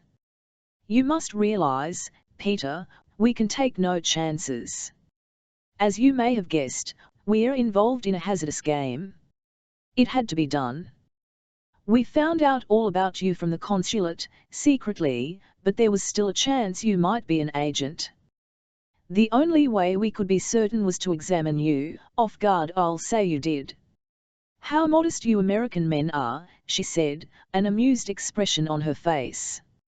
Don't forget that I was once an agent myself and I know all the methods of concealment. Believe me when I say our lives depend upon our caution. You could have let somebody else do the job. But they might have hurt you, and of course it was a labor of love. The mockery was unmistakable and he had an impulse to strike that smiling, perfect face. But he controlled himself, there would be time for that later. That's good to hear, he said. Any damage they did, we'll put on your expense account. Isn't that what Americans call it? Were you satisfied that I'm not an agent? Oh, yes. We had no real suspicions, but as I have said, we take every precaution. How long will I be in Luxor? Not longer than a week. Less, I hope. She added this last softly. You mean that? Oh, I almost forgot. I have a present for you. I left it in my room. Wait here a moment, will you? I'll go get it. I'll walk you to your room, he said, getting up. To protect me. She laughed, but allowed him to go with her. While he stood in the center of her room, she rummaged through a jewel box. At last she found what she wanted. She tummed and gave it to him, a small blue scarab, highly carved, like a seal. It will bring you luck, she said. It came from the tomb of Queen Tai, a great queen 3,000 years ago. He handled it carefully, impressed by its antiquity. Will I need luck? A little, perhaps. It is never out of place. He put the scarab into his watch pocket. They stood for a moment looking at one another, then he pulled her toward him and their lips met suddenly, harshly. She struggled, then she relaxed, as though surrendering. But when he groped for her, she pulled back with surprising strength and struck his hands away. You're a rough girl, he said softly, and he moved toward her, quite ready to love, to kill. It was the same thing now, with this strange woman. But before he could seize her again, the door from the hall opened and a familiar voice said, Thought I'd find you here. Romantic spot. Moonlight on the garden. City of contrast, as that travel fellow in the films would say. But we are in business, children. I was giving Peter a good luck charm, said Helen calmly, arranging her hair in the glass. Thoughtful, very thoughtful, said Hastings in his genial way, but his eyes were as hard as ever, like bits of pale agate. We must remember how young our Peter is, said Helen playfully as they walked down the hall to the lobby. Young men are a prey to their passions. I never was. Hastings chuckled. Pete said nothing. But Peter is unusual, she said gaily, taking his arm, her fingers traveling over the hard muscles. Well, he's got to tend to his job. Understand, boy? Yes, sir. There'll be time for all that later. Now, everything straight? You'll be met in the morning at the station by Osman. Old fellow, small grey beard, spectacles. He will be your dragman. At the Kamak Inn you will meet, when he chooses, Mr. said. You will then do what he tells you. How will I know him? Good point. He looked thoughtful. I know, said Helen. We will let Sid know about the scarab I gave Peter. He will mention it when he meets him. He will say something about Queen Tai and you'll know then that it is really he. Clever girl. Should have thought of that myself. Must beware of impostors. They were now on the terrace in front of the hotel. The moon shone silver and full in the sky above the darkened street. Several taxicabs were parked in front of the hotel, their drivers arguing softly together. An old British couple sat rocking nearby. This is it, my boy, as the soldiers say. Don't discuss these arrangements with anyone. Keep out of disputes. No entanglements of any kind. Understand? Pete said that he did. Hastings shook his hand heartily. See you in a few days. Helen held out her hand formally. Be careful, Peter, she said. I will. He looked at her steadily, at her eyes, which shone luminous and fine by moonlight, inscrutable. He realized that he had no idea what she was thinking or what she felt about him. It was an unpleasant thought. He said goodbye abruptly and walked down the steps to the cab. His employers stood on the terrace, pale in the moonlight, until he drove away. The railroad station was a dismal place, reminding him of the ones in France, only less crowded and dirtier. The usual beggars and pests were on hand and he fought his way through them grimly. Arab gentlemen, looking as though they should be perched on camels, moved in a stately file toward the train, a 19th-century French specimen with an early 20th-century American locomotive. He was shown to his compartment by a cheerful French porter who was voluble in garbled English. Here is, monsieur, he said, sliding a door back to reveal a compartment with a bunk already made up. He switched on the frosted light overhead and Pete gave him the expected tip. Sleep good? At your service by to ring the bell. He pointed to a button by the bed and then, with many thanks, disappeared down the car. Not ready for bed, Pete strolled down the corridor. There were few passengers in this car. Most of the natives travelled in second or third class. The third-class carriage that he had passed on the way to his car had been crowded with them, all shouting and laughing with excitement. On an impulse, Pete crossed from his car into the next, which to his delight turned out to be a dining car, where whiskey was now being served. A half-dozen Europeans sat about in armchairs. He sat down just as the train began to move. A Negro wearing a fez asked him in French what he would like to drink. Pete told him, and then sat drinking whiskey and soda as the train moved through the outskirts of Cairo, a strange spectacle by moonlight, thousands of mud hovels, each with the yellow flickering light of a lantern in the window. Dark shapes moved quickly in the shadows, other shapes huddled around tiny fires in front of the huts. The Modem City was now only a blur of electric light in the distance, hidden by this sweep of slums, which were as old as the Bible, unchanged since the days of the pharaohs. It was several minutes before Pete was aware that someone was staring at him.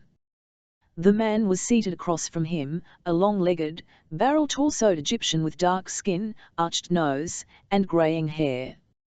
He saw that Pete was aware of him. He concentrated on the cup of coffee before him. Pete drank slowly, glancing from time to time at the stranger. The man no longer stared at him, although Pete had the sensation that each time his own gaze moved, the dark man's eyes would again rivet on him. It was with some relief that Pete heard a cheery English voice beside him say, "First trip up country?" "Yes, first trip." The Englishman was ruddy with blurred features. He was in the cotton business and on his way to Luxor. He chatted amiably about cotton, Luxor, and the Labour government back home. Pete relaxed, not listening, soothed by the other's voice, by the comfortable commonplaces he was saying. He tried not to look at the man opposite, and he tried to recall if he'd ever seen him before. He did look faintly familiar, but then, in these last few days, Pete had seen many similar dark faces. Of course you must have the police on your side. The word police brought his attention into focus with a snap. He looked at the Englishman. Why is that? Corrupt, you know. Not like home. All these foreign places are the same. You must fix them up. Get a key man and all's well. Even if what you're doing is entirely illegal. The Englishman looked hurt. Wouldn't consider anything else, sir, he said with dignity. I didn't mean you, of course, said Pete quickly. I just meant that it seems funny you must pay off when your business is perfectly legitimate. Funny to us, but this is Arab country. Pete had an idea. Do you know many of the British in Cairo? Quite a few, yes. I've been coming out for 10 years, off and on. Know a fellow named Hastings? The other nodded, his face becoming serious and alert. "Bad lot," he said succinctly. "What's his line?"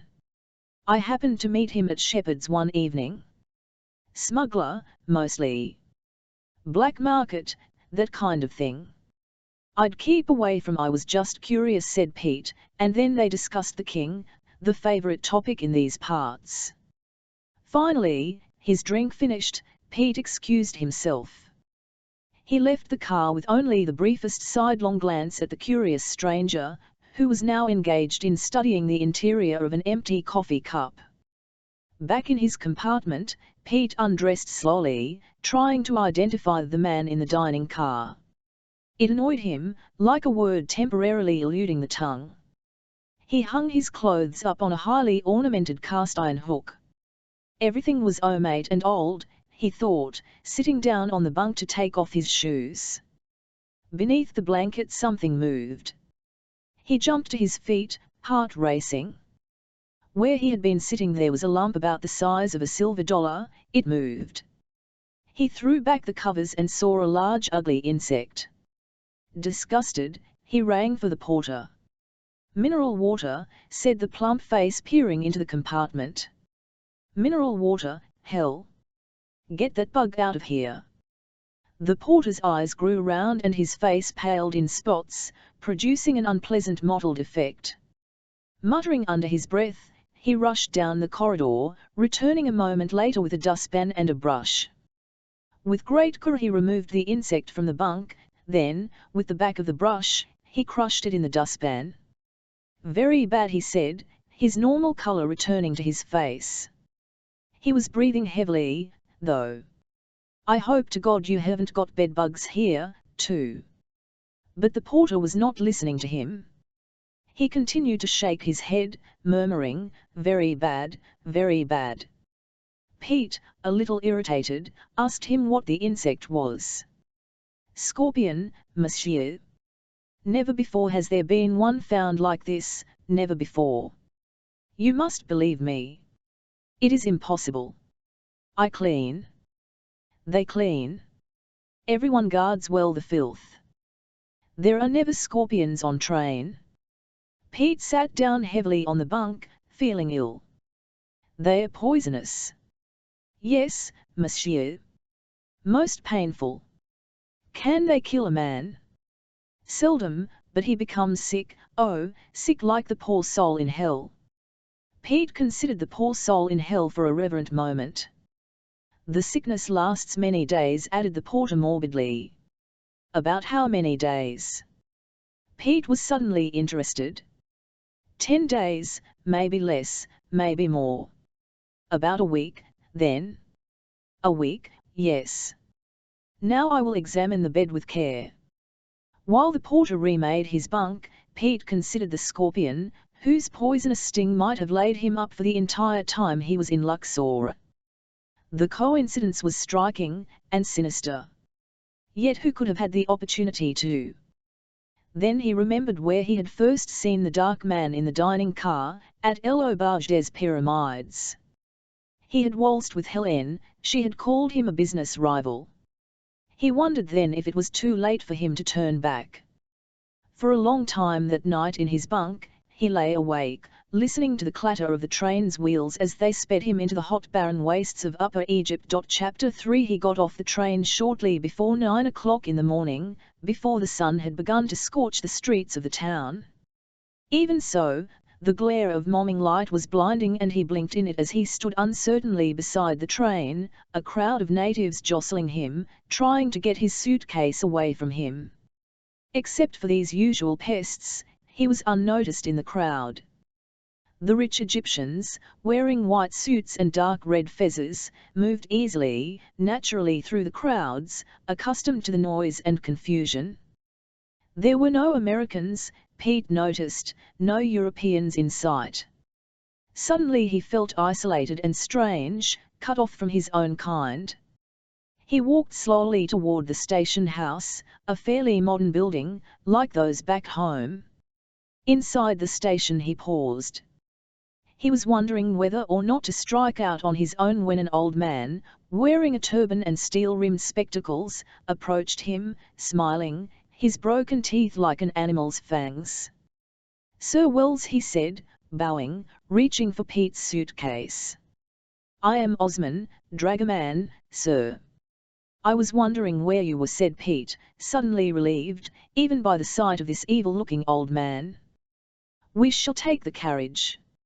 "Sir Wells, to the Karnak Inn," said Osman, without altering his wide, unpleasant smile. "Good deal," answered Pete, following him out to the street. There were several battered old taxicabs of obscure ancestry out front, and a number of horse-drawn, open carriages, to one of which Osman guided Pete. The driver, without even looking around, cracked his whip as soon as they were seated, and off they rode through the crowd of milling natives. In a moment they were out of the yard surrounding the station and moving down the dry, dusty street. The dragoman sat very straight beside Pete, no longer smiling, his face dignified. For a few moments Pete was a tourist, watching the houses flash by as their carriage moved through narrow streets, natives ducking out of its way. The houses were two-story, a little like the houses of Mexico, he thought, although the minarets, the red and white striped towers on the skyline, were like nothing he'd ever seen before. He turned to Osman and said, "Is it far from here, the hotel?" "Only several minutes from the town, sir," said the old man. "It is on the river." "The Nile?" "Is there another river?" The old man looked surprised. "Very crowded." "The hotel?" "No, sir. This is not the time of year for tourists. The other hotels are closed. Only this one stays open in summer, for people who must come up here to do the business. Like me." An ugly smile split the brown withered face. "You are a tourist, Sir Wells," he said, and he sounded more as if he were giving an order than making a comment on Pete's status. "Any Americans at the hotel?" "No Americans. All Egyptians?" "I think yes, Sir Wells, but then I am seldom in Karnak Inn," and he inclined his head obsequiously. Pete sat back in the carriage and observed the streets as they grew more and more rustic, houses giving way to fields of shacks and palm trees until, at the bend of a road, they were on a bluff overlooking the Nile. "Dry up in summer," said Osman, waving a professional hand at the river, which wound like a grey-green snake through the eroded valley. Even Pete could tell that it had shrunk, leaving sandbars and islands and rock beaches behind. "Libya," said Osman, pointing to a line of skull-white mountains beyond the river to the west. "And the tombs." "Tombs?" "Where the jackal god guards the dead kings," said Osman, a strange expression in his filmy eyes. Pete nodded, uneasy, his flesh prickling a little. Somehow the old man's words had struck an unexpected chord of fear deep inside him. The tombs. The Valley of the Kings, where the mummies of the great pharaohs lay buried with all their treasure. He began to recall legends, old newspaper stories. But then they were at the Karnak Inn, and in the rush of paying for the carriage and registering the mysterious fear was forgotten. The hotel was a one-story ramshackle building, like a house in New Orleans, with shuttered windows, tall ceilings, many overhead fans, flies, and tile floors.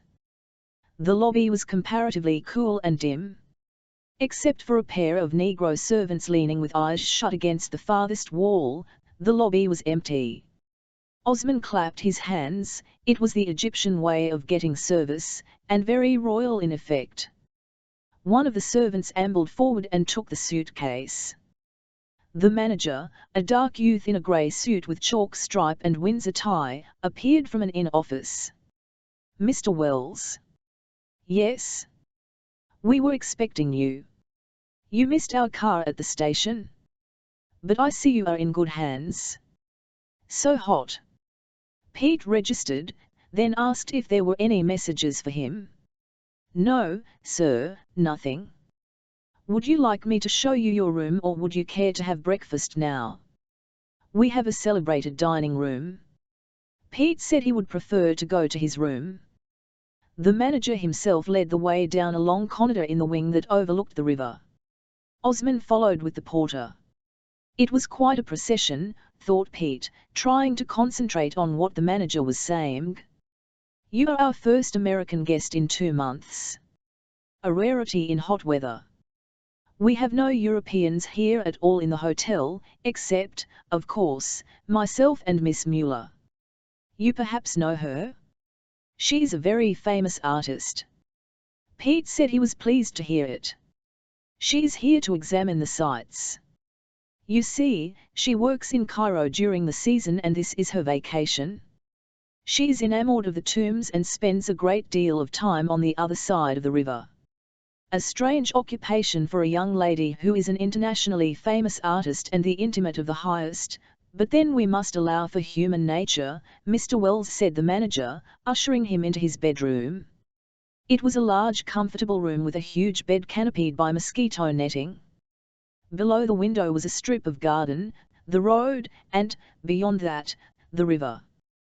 Downriver, north of the hotel, behind a wall of green foliage, Pete could make out the dusty bulk of a temple. After assuring the manager that all was well and that he would eat presently, Pete was left alone with Osman in the bedroom. They looked at one another thoughtfully.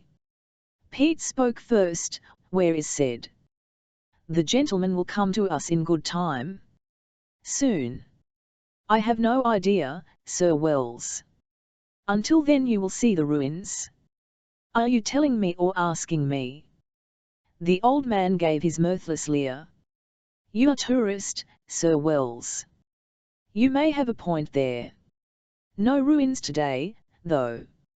I'm going to get my bearings first. Understand? Osman bowed. I am at your service. Where can I find you if I want you? The manager will see that I attend you, sir. Ask him. But I shall be nearby all the time. That's good news, said Pete, and he gestured curtly to the door.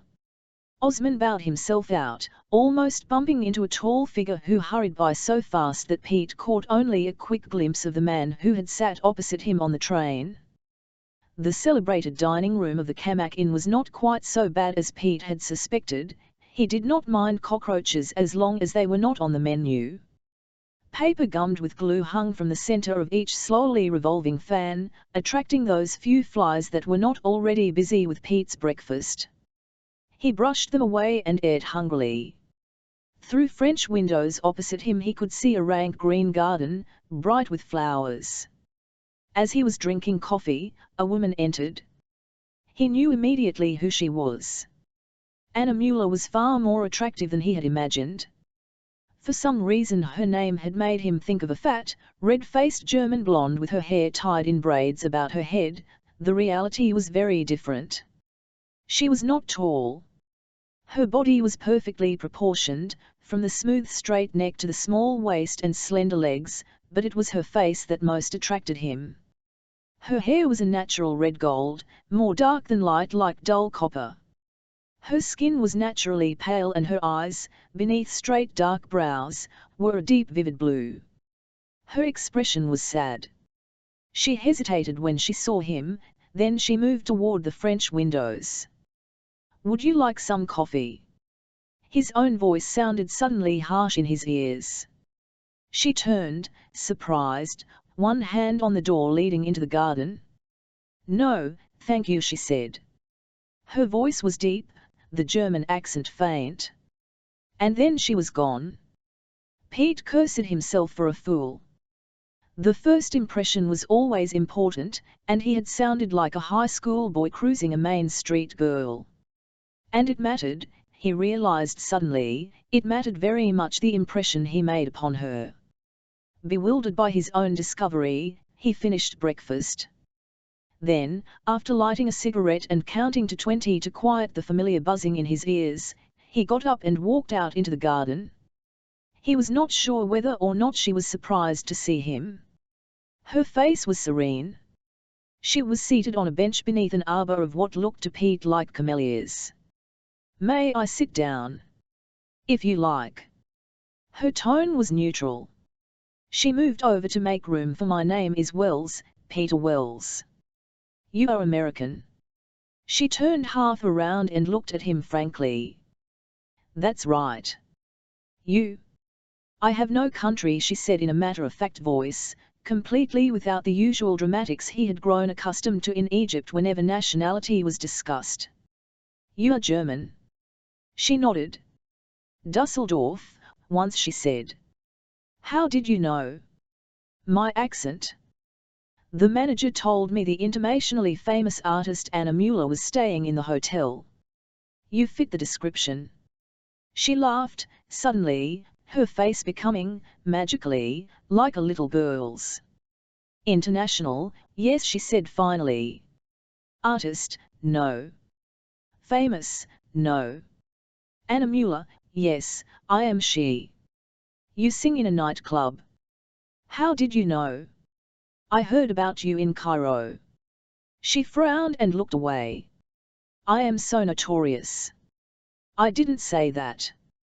But that's what you mean, isn't it? There was a sharp edge to her voice that startled him. I don't know what you're talking about. I've only been in this country a week or so. I'm sorry. I didn't mean to say that. Forgive me. She was genuinely sorry, he could see, and he forgave her. He talked to her a little about himself, telling her the story of wanting to see the ruins, not mentioning his actual business or his Cairo connections. When he asked her why she was in Luxor, she said, to think. In this heat. She smiled. It doesn't stop the thinking, does it? A little, maybe. Didn't you go somewhere cool? There is no such place in this country. And you have to stay here. I have to stay here. She plucked a flower absently and twirled it between her fingers. Have you been a sing-along? She shook her head. I am not even a singer now. But they pay me money for some reason. They seem to think the noise I make is worth money, and I take it. Of course, I am very poor. No family. There is never any family, she said dryly. Meaning? That I am displaced. I am the child of Nazis, both dead. No brothers living, no sisters ever born. That is my family history. All this without bitter mess. You're very young, said Pete. I am 21, but I feel as if I have lived through the end of the world, through Armageddon, as we say. How did you come here, to Egypt? I went where I could. This was fairly easy. Once I got here, I found working a nightclub, and now. You are rich and famous. And now I have enough to keep me. Independent. Pete understood only too well what she meant by this. He didn't like to think of all the things this girl must have been forced to do to live. It was a cruel business. Do you intend to live here all your life? In this country? She shrugged. I have no plans. I have no idea. At the moment I am too pleased to be living at all, and on vacation. In the heat. I like it. And sitting there beneath the thick greenery, the light filtered green-yellow by leaves, he found that the heat was not unbearable. But then, at that moment, Pete would have found the equator wonderful. Will you show me the country around here? If you like.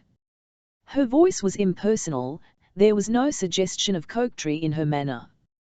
She was direct and uncomplicated, or so she seemed. You're here alone. I like being alone. Then, politely, but I don't mind your company. I don't mind yours, either. They smiled at one another. Then Pete asked her if she would like to take a walk now, and she said that she would, that she'd show him the temple close to the river, the one he had seen from the window of his bedroom.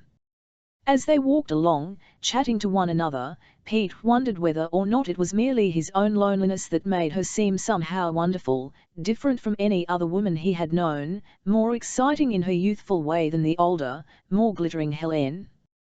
Then, too, he felt protective about this slim blonde girl, and hopeful, very hopeful. He watched her out of the corners of his eyes as they strolled along the palm-shaded road in front of the hotel, the Nile to their right, at the foot of a rocky bluff. She lacked self-consciousness, seemed never to be aware of herself, only of him, of what she was saying to him. "You should see the tombs tomorrow," she said. "Or soon, anyway, because each day the heat gets worse across the river. It is all desert where the kings are buried, no shade of any kind. Will you come with me? You'll need a real guide. I have one, old fellow named Osman. He'll chaperone us." "Yes, I'll go, if you want me to. Here is the temple." It was a cube-shaped building with squat columns of brown stone and no roof. Inside, between cracks in the stone-paved floor, flowers grew. There were no houses nearby, only a grove of acacia trees separated it from the road. There was a full sweeping view of the river and the mountains beyond that. The temple was deserted. They walked in silence through the main part, looking at the carvings on the wall, the rows of hieroglyphs. Then, on the other side, through the portico, they found a courtyard with what looked like smaller chapels built around it, to one of which she led him, a shadowy little room with no windows, only a door. "To think how old it is." "How old?" asked Pete, turning to look down at her, at the lovely face pale in the shadows, the eyes shining as she looked not at him but at the tall statue of some god with the head of a hawk. "Nearly 4,000 years, Peter," she said softly. She had said his name at last. It was like magic, like an incantation. He slipped his arm around her and slowly, carefully pulled her to him. Their lips met. He breathed the warm scent of her young body, of her hair, which brushed his face as lightly as the wind. Then, as naturally, they were separate again. There was a long silence at the feet of the hawk-headed god. At last Anna said, "Why did you do that?" "Because I wanted to. Because I thought you wanted me to. Is it so easy?" And she touched her lips with the back of her hand, as though to feel the impression of his mouth with her fingertips. "I think so. Unless I was wrong. Do American men always kiss women when they meet them?"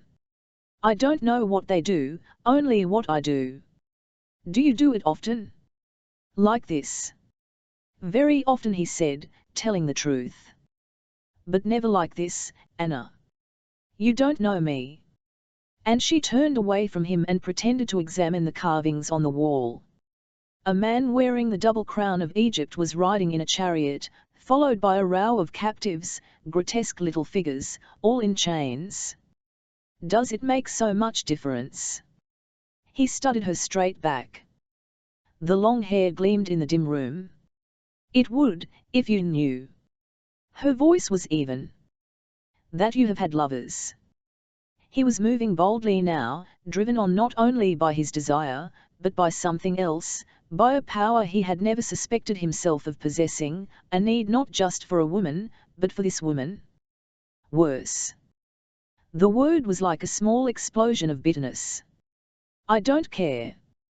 But perhaps I do." She turned and faced him, her dark blue eyes sad. "We won't talk like this again, will we?" Then, before he could say anything, she pointed to the train of captives some long-dead artist had etched on the wall with a skillful hand. "Look at those poor creatures. Prisoners of war." "More like freaks," said Pete, wondering if he should pursue her further or not. He decided to wait, for a time. "Like a sideshow back home. There's even a hunchback, like," for some reason he paused. She looked up at him quickly, her eyes wide. "You know Lamouche?" Her voice was tense. "Yes, I know him." "It must be nearly noon," she said, moving toward the door of the stone chamber. "We should get back to the hotel before the sun is too hot." And, fry as he might, he could not regain that intimacy with her that had begun in the ruined temple. At the hotel they parted in the lobby. When he suggested a later meeting, she was vague. Puzzled, angry at himself for having made a wrong move somewhere along the line, he went to his room. The revolver was very large, of a foreign make with which he was not familiar. The way it was pointed at him, however, was unmistakable, and he put up his hands immediately. "Don't bother," said the dark man. "This is not a criminal visit." He was seated at the plain dressing table by the window. A Tochnitz edition of an English novel lay open beside him on the table. He had obviously been reading it. "I think this is my room," said Pete, putting down his arms and walking over to the bed as casually as he could.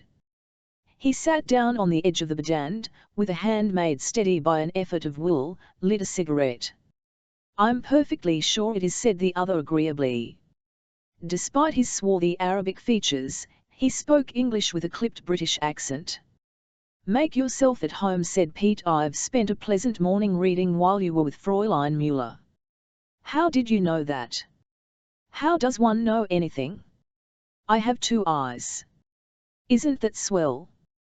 Pete mocked him, anger rising in spite of the ugly revolver. "I've got a pair, too. They were open on the train when I saw you in the dining car, and they were open in Cairo when you danced with Helen at that nightclub." The man nodded. "Very good. Very good indeed. You are not as stupid as you look. If you'd like to put that gun down, Junior, I'll show you who's the stupid one." Pete's upper lip was growing dangerously tight. His muscles twitched. A store of rage had been accumulating in him ever since he'd come to Cairo. He was not afraid of the revolver, the other wouldn't dare shoot him in his own room. He wasn't afraid of the man's body, either, tall and thick-set as it was.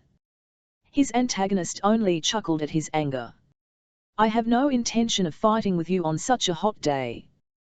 Where did you go with that girl?" "None of your damned business. I am from the police, Mr. Wells. And I'm from Mars. Here are my authorizations." He tossed a passport-like document at Pete. In 3 languages it announced that the bearer was a police inspector named Muhammad Ali. There was even a photograph. Pete gave the papers back. "I can put you in jail, Mr. Wells, whenever I choose.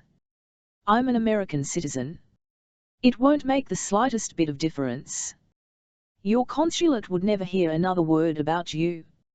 Our prisons are very uncomfortable, quite barbaric, if I say so myself. You would never be heard from again. What do you want?" Muhammad Ali put his revolver away and teetered his chair back. "At present, nothing, Mr. Wells, or very little. I would like to know what you and Fräulein Müller talked about this morning, and where you went." "We went to the temple up the road." That we talked about can TVE interested you less?" The policeman nodded sympathetically. "She is very attractive, of course. Many people have found her so. I am certain that if you liked, she would be only too happy to accommodate you as she has all the others." Pete got to his feet slowly, moved 2 paces forward, and then, with the quick left hook that made him the champion of his division, sent the other man reeling. Muhammad Ali fell to the floor with a crash. Pete stood over him, mechanically massaging the knuckles of his left hand. "You hit very hard," said the policeman, pulling himself to his feet, one hand held to his jaw. His eyes were suddenly swollen with pain and his face was dark red. "If you make another crack about Anna, I'll do it again," said Pete in a low voice, his body tingling with rage, with this sudden release. "You don't seem to realize, Mr. Wells, that I can kill you."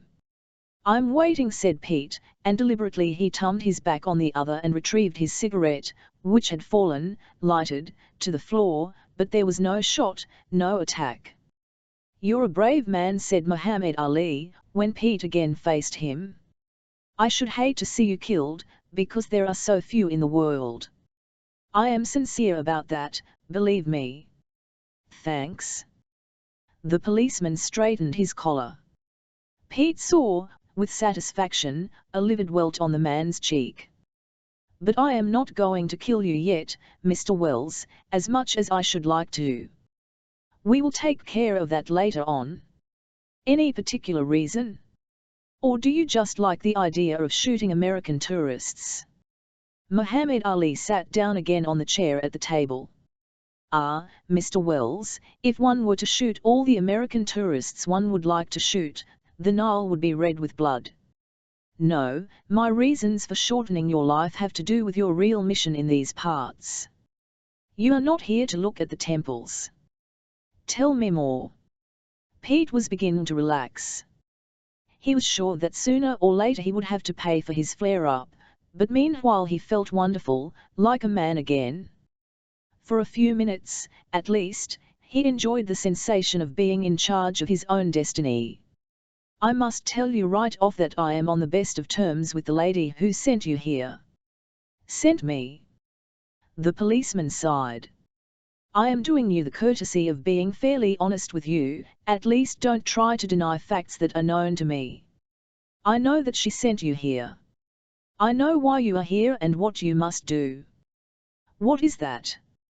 Pete was curious to know. There is no point in discussing it. I take the view that the Countess's dealings are outside my province, at least in these matters. She and I long ago reached an understanding. I will not interfere. But others may. That's real interesting, said Pete, undoing his shirt. He had begun to sweat and the cloth was sticking to his back. He peeled the shirt off and tossed it on the bed, aware that the other was sizing him up like a boxer, gauging power, looking for a soft spot. Excuse me, he said mockingly. He swung his feet up on the bed and stretched out, still keeping his body poised for action, prepared to spring like a wire coil at any unexpected move on the other's part. But Muhammad Ali was not contemplating violence, for the moment. Helen chose well, he said. Those are kind words. The policeman's eyes narrowed. You are strong and you are certainly courageous, but you are a fool, Mr. Wells. You are deliberately antagonizing an official of the police in a country where the police have wide, extremely wide powers. You've got a point, said Pete, but I figure that you're playing a game yourself. You're fairly anxious to use me, for a while, at least. I get the picture, I'll act differently. He said this coolly, realizing all too well the phoniness of his bluff. But it worked. Very realistic, Mr. Wells. The policeman nodded approvingly. It will be an honor to know you. Then let me put the case to you directly. I should like to know when you are planning to go back to Cairo. I will know, in any case, but I should be happier if I could have your cooperation. Second, I strongly advise you not to become involved with Fräulein Müller. Any particular reason? She's involved with someone else. I can't tell you more. If you are not careful, you will offend that someone, and then Allah help you. Did he send you to me? Asked Pete innocently, knowing perfectly well who he was, but pretending ignorance. Certainly not. I pass this information on to you only in the spirit of friendship. To which Pete said, Ah. I may say that I do more than pass the word along. I must warn you not to see her. If you disregard my warning, then I will be forced to deal severely with you, and I should hate to do that. I'm going to do as I please, said Pete pleasantly. If you interfere in what is none of the police's business, I'll get in touch with a good friend of mine at the American consulate and he'll make trouble for you. Meaning Mr. Case. Pete was startled, but he betrayed no surprise. I was thinking of someone else, he said. I happen to know Case slightly. He has not, alas, been able to find your traveller's checks for you. What are you up to? Pete was abrupt. The policeman fondled his wounded jaw thoughtfully. I am up to many things. I am here on His Majesty's business. For one thing, even in a casual country like Egypt, officials of the police do not roam about the country on private affairs. You intend to interfere with me and the Countess? With my trip here? Muhammad Ali shook his head. Far from it. I may even prove to be cooperative. You must be helpful, though. I should like to talk with you after you have seen the distinguished, said Pasha. That, for now, is my only request. Sounds okay to me, said Pete, pretending innocence. In fact, said Muhammad Ali, I may be of some use to the project. He got to his feet. Pete tensed, ready to defend himself, but the policeman only slipped the book he'd been reading into his pocket, clicked his heels in mock salute, and said, I must now attend to more official business. Remember, though, what I said about Fräulein Müller. She's a marked woman in Egypt. And on that curious note, he left the room, closing the door softly behind him. Pete slept uneasily through the hot languorous afternoon. He was awakened, as the rose light of evening streamed into the room, by the ringing of the telephone beside his bed, a venerable brass antique, large and unwieldy. The connection was bad, but even through the static he recognized Helen's voice immediately. I wondered if you had got there all right, she said, after the usual greetings. No trouble getting here, he said. Have you seen Sid yet? No sign of him. But Osman met you all right at the station? He did. I also met another friend of yours, a police inspector named Muhammad Ali. He could hear a sharp intake of breath at the other end of the wire. What did he say? He wanted to know when I was supposed to see Sid. Wants to talk with me about some deal after I've talked to him. Be careful, Peter. The voice was unmistakably urgent. I sort of gathered you and he were friends. Nothing of the kind. He's treacherous. He promised he wouldn't go to Luxor. Hastings made an arrangement with him, paid him a fee with the understanding that he would not meddle in this transaction. He didn't stay bought. No. There was a pause. Then, I was afraid this might happen. Guard yourself well. You will need a weapon. Sid will supply you. Under no circumstances deal with Muhammad Ali. He's already been taken care of. If he becomes troublesome. Yes. Do what you can to protect yourself, and our project. It may be dangerous, especially the trip back to Cairo. I'll look after myself. I hope so, Peter, and the voice became soft and feminine. I know you'll be successful. All it will take is a little courage. You have that, I know. Then we can get to know one another. If you care to, I may take you up on that, said Pete, trying to conceal his amusement at this obvious tactic. He wanted her still, but in a different way since he had met Anna, a colder, more violent way. The first tenderness had gone and only a pure impersonal desire for that mysterious body remained. It was a point of honor now, he thought, as he listened to her exotic voice over the long-distance telephone. After hanging up, he lay for a few minutes on the bed, watching the pink light turn to red in the sky outside his window. A warm breeze stirred the fronds of a palm tree beneath his window, a peaceful rustling noise. A car backfired far away. In the hotel he could hear faintly the sounds of supper being made ready. For some reason he felt strong and confident, even though he still had no clear idea of what lay ahead, of what Sid would have him do, of what Muhammad Ali might do to stop him. It was Anna, he decided, warm in the memory of her that morning in the temple. She had given him a center. He dressed carefully, then, and went downstairs. The dining room was fairly crowded with Egyptians wearing European suits. They sat eating quietly beneath the bright electric lights that shone harshly, unshaded upon the tables. Pete was stared at as he entered. He was the only Occidental in the room, except for Anna, who sat alone in a corner of the dining room. Pete walked straight to her table as though by previous plan. Eyes watched him, black, impassive eyes. She did not look up, pretending to examine the plate in front of her. May I sit down? If you must, she said, her voice so soft that it was almost a whisper. Her eyes avoided his as he sat opposite her. Are you angry with me? She looked up then, her dark blue eyes troubled. No, no. I'm not angry. Why should I be? Because. Of what happened at the temple? No. A waiter brought them their first course, a sleazy fish full of bones. Pete ordered wine. When the waiter had gone and attention in the room was no longer focused on their table, Anna said, I was only sad, Peter, that was all. It is much too complicated a situation.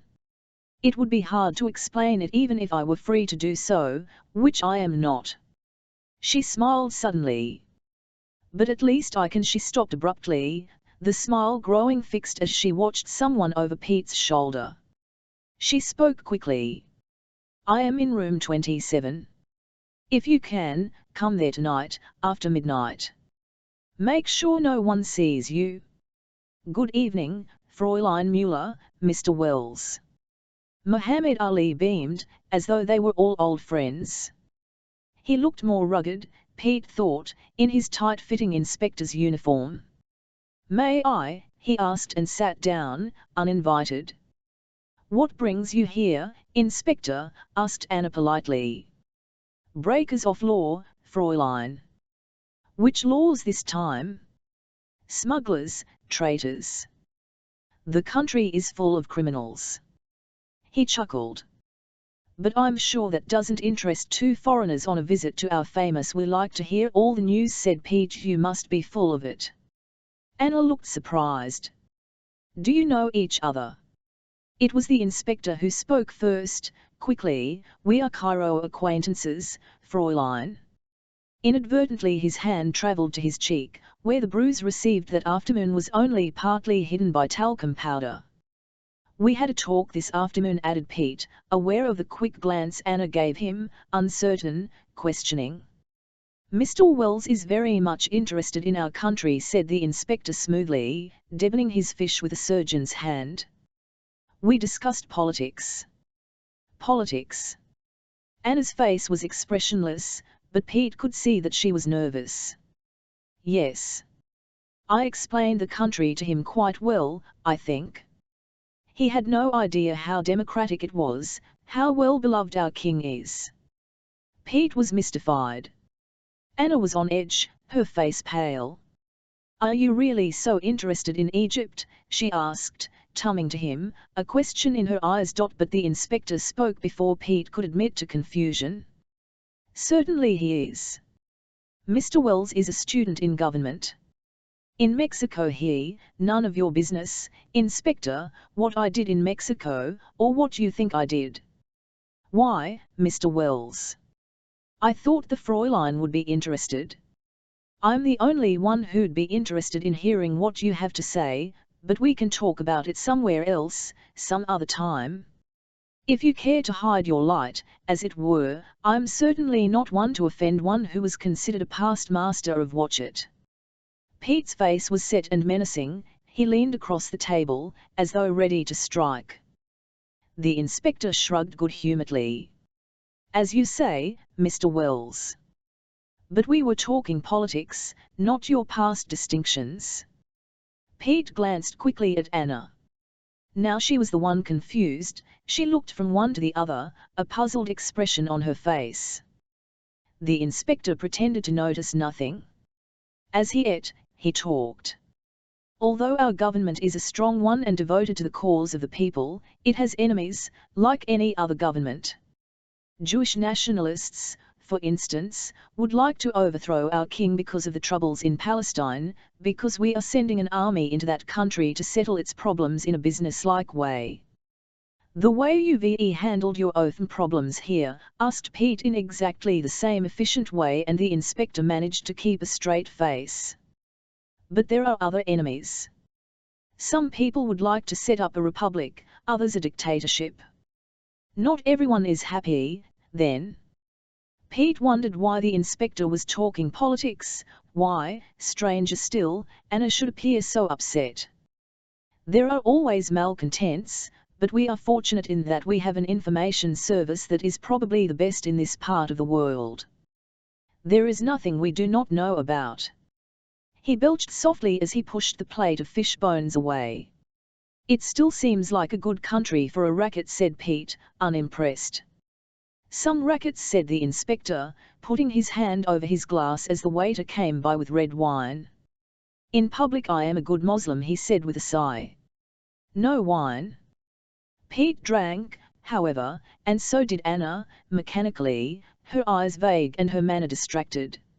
Muhammad Ali continued to lecture them on the current political situation in Egypt, to Pete's boredom and Anna's ill-concealed alarm.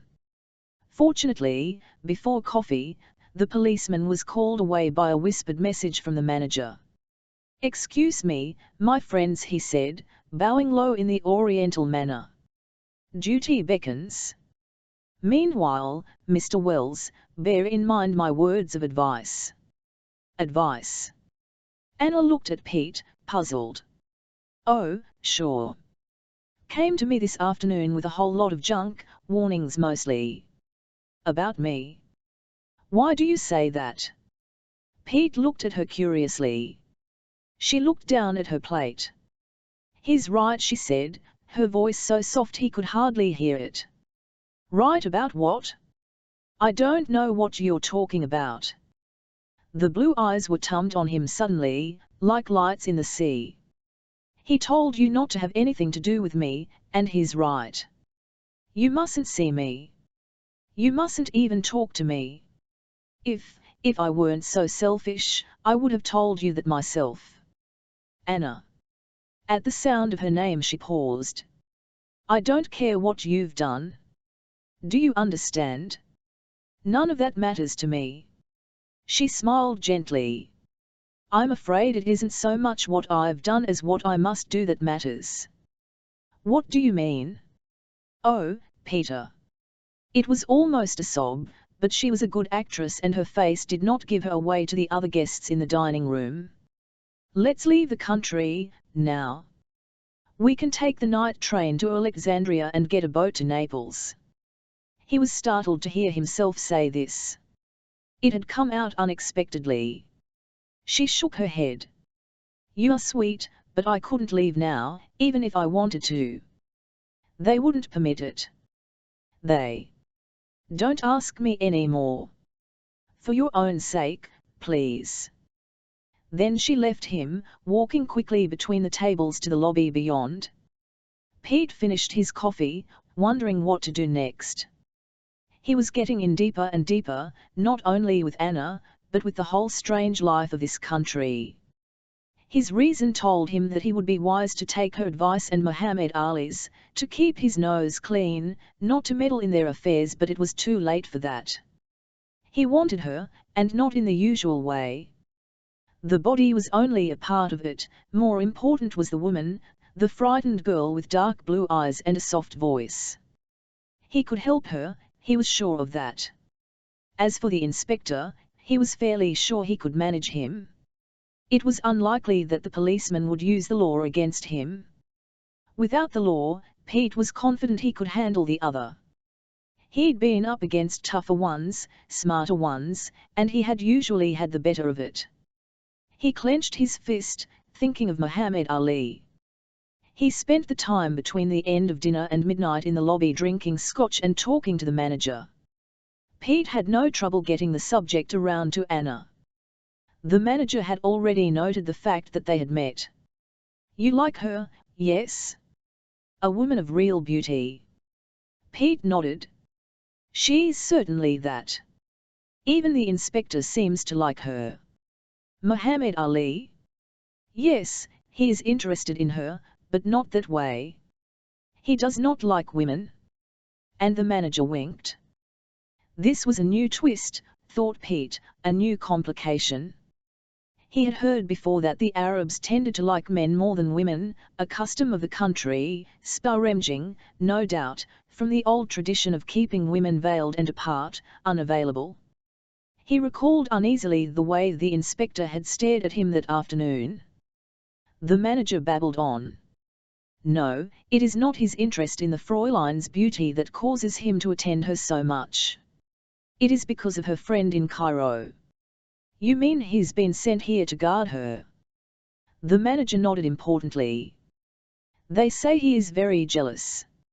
No one knows why she came up here alone, but since she has decided to visit Luxor out of season, we are all honored, of course. Though it's inconvenient having an inspector of the police staying in one's hotel. You mean there are all kinds of deals going on in this hotel? The manager giggled. I have no idea, Mr. Wells. I do know, though, that the police have a regrettable habit of wanting to be included in ventures that don't concern them. Illegal ventures. Ah, Mr. Wells, the line between the law and crime is more vague in Egypt than in your own noble country. I bet, said Peter Wells, grinning, remembering some traffic he had got mixed up in at Juarez, Mexico, on the Texas border. At 1 minute after midnight, he gave a phony yawn, stretched, and said, guess I better be off. Want to be up early tomorrow? To visit the tombs, Mr. Wells. The tombs, said Pete, and he walked down the long corridor, his heart beating rapidly, a tightness in his stomach. He paused before room 27 and looked about him. There was no one in the hall. Quietly he turned the handle of the door. It was unlocked. He opened it. The room was dark. He was aware of a warm feminine odor. He stepped inside, shutting the door noiselessly behind him. He stood for a moment, back to the door, blinking his eyes until they grew accustomed to the moonlight that poured into the room. Then he saw her seated by the window. She rose to meet him. They stood silently in the moonlight, looking at one another. Then, still without a word, he took her in his arms, and it was as if a sudden storm passed over them and into them, carrying them to the bed and gathering momentum till finally it exploded in a flash of lightning, leaving them shaken and content. And Pete knew that it had never been like this before. It was a long time before either spoke. She was the one who finally broke the warm silence. It is wrong, and her voice sounded far away. He kissed her gently on the lips. It's never wrong, he whispered, holding her as though she were a child. It's just right. I shouldn't let you, Pete, I shouldn't. Let me love you. I can't love anybody. I don't believe you. He sat up in bed and lit a cigarette. I don't mean I can't love you, Peter. If only that were so, I'd be happy, if only I could feel this was like the others. Others. He knew of course that she had had lovers, but somehow he had never quite visualized them. Many others. Yes. You're just making it up. If only I were, my love. And that phrase spoken in her soft accent made him tender. No, Peter, there are many others. Against my will, until now. There was nothing I could do, nothing. It was either them or dying, and I was weak and wanted to live. You don't know what it's like to have no money, no home in a ruined country after a war. It's over now. Yes, she said, it's over now. Let's leave together. As soon as I see a man on some business here, I'll have money, enough to get us out of Egypt, to Europe, maybe even home, to the States. We'll be married. Married. She said the word as though she had no idea what it meant. You would marry me? Someone who? Got. And she began to sob. Pete held her close until the sobbing was over, the pain soothed. Are you so afraid of him? Him? Though do you mean, Peter? The king. One heard gossip. Everyone said you were, she laughed, a little bitterly. No, that is not quite right. I've only seen him a few times. That's all, I promise you. He likes to have pretty girls around him. I suppose, in time, he would have. Is that why you came here? To get away from him? Partly, yes. But don't ask me any more, please. I can't tell you. I mustn't tell you. Believe me when I say it is impossible. Us, I mean. There is no hope. I don't believe it. I want you, Anna. She gave a long, shuddering sigh. Then wait, my love. In a week's time, perhaps. But don't talk about the future. Promise me that. I'll try not to. And no questions about the past. He laughed. There's not much left. There's too much left, she said. I don't want to love you. But you do. Oh, yes, yes. She turned to him, and all was forgotten but the present. The moon filled the room with pale light. In the hills across the river, a jackal laughed. Chapter 4. The morning was bright and almost cool. Despite the long night, he was up at 8, feeling wonderfully well. After a cold shower, he went downstairs to breakfast. On his way he knocked softly on Anna's door, but there was no answer. Assuming she was asleep, he went on to the dining room. After breakfast, he strolled into the lobby, where the manager greeted him brightly. Beautiful morning. Quite cool for a change. Perfect for traveling, as I told Miss Mueller. Is she up? Pete was startled. Up and gone. The manager fussed with a bunch of cards behind the desk. Where did she go? I believe she said she was taking the early train to Aswan, just for a day or two. Did she leave any message for me? The manager shook his head, his hands busy with the cards. I'm sure she will be back quite soon, though. She left most of her clothes here. Remarkably attractive, isn't she? And the manager smiled knowingly at where is Aswan. South of here, several hundred miles. It's on the river. Is there anything there? I mean, is there any reason why she should want to go so suddenly? He was betraying more interest than he had intended. The manager was undoubtedly the town gossip, and anything Pete told him would probably be passed on to Muhammad Ali. Even so, he could not be casual. I'm afraid she didn't tell me. It did seem peculiar, I must say. Aswan is most dismal. Pete wanted to ask him the quickest way of getting upriver, but he did not dare. He made some neutral remarks about the day and then aimlessly wandered out the front door of the hotel. His dragoman was waiting for him, the hideous leer already in place. Good morning, Sir Wells. Today is the day we go see temples at. Pete told him what he could do with the temples at Karnak. Sightseeing was the last thing he wanted to do. All that interested him now was finding Anna. His guide was not easily snubbed. He ignored Pete's remarks. I have the good news, Sir Wells. Said we'll see you this day at Karnak. We meet together in Great Hall. You on the level. Pete, for no good reason, was suspicious. He will be there, said Osman, bowing his head humbly, getting the meaning of Pete's tone if not the phrase. How long does it take to go to Aswan by train? To Aswan, Sir Wells. But you are not going there. It's none of your business, Buster, where I go. Get it? But the old man did not get it, he only bowed again, a little deeper. The train already has gone, Sir Wells.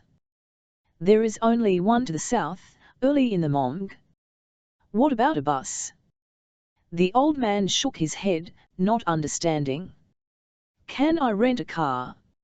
It will cost you thousands of piastres, said Osman contentedly, and that ended any hope of his being able to get to Aswan that day. He wondered if he should call the hotel there, to find out what had happened. It was strange, her going so abruptly, without telling him, especially after last night. Thinking of last night, he grew serene. Osman had hired a carriage and they drove through the streets of Luxor in much the same way they had driven the day before from the station to the hotel. At the far end of the town, Osman pulled a sort of awning over their heads to protect them from the sun. They followed a river road for nearly a mile until, behind a grove of acacias, they saw the massive temples of Karnak, several acres of tall, brown ruins, approached by an avenue of sphinxes. The carriage stopped at a huge stone gate, and Pete and Osman got out and walked through the gate and into the temple enclosure.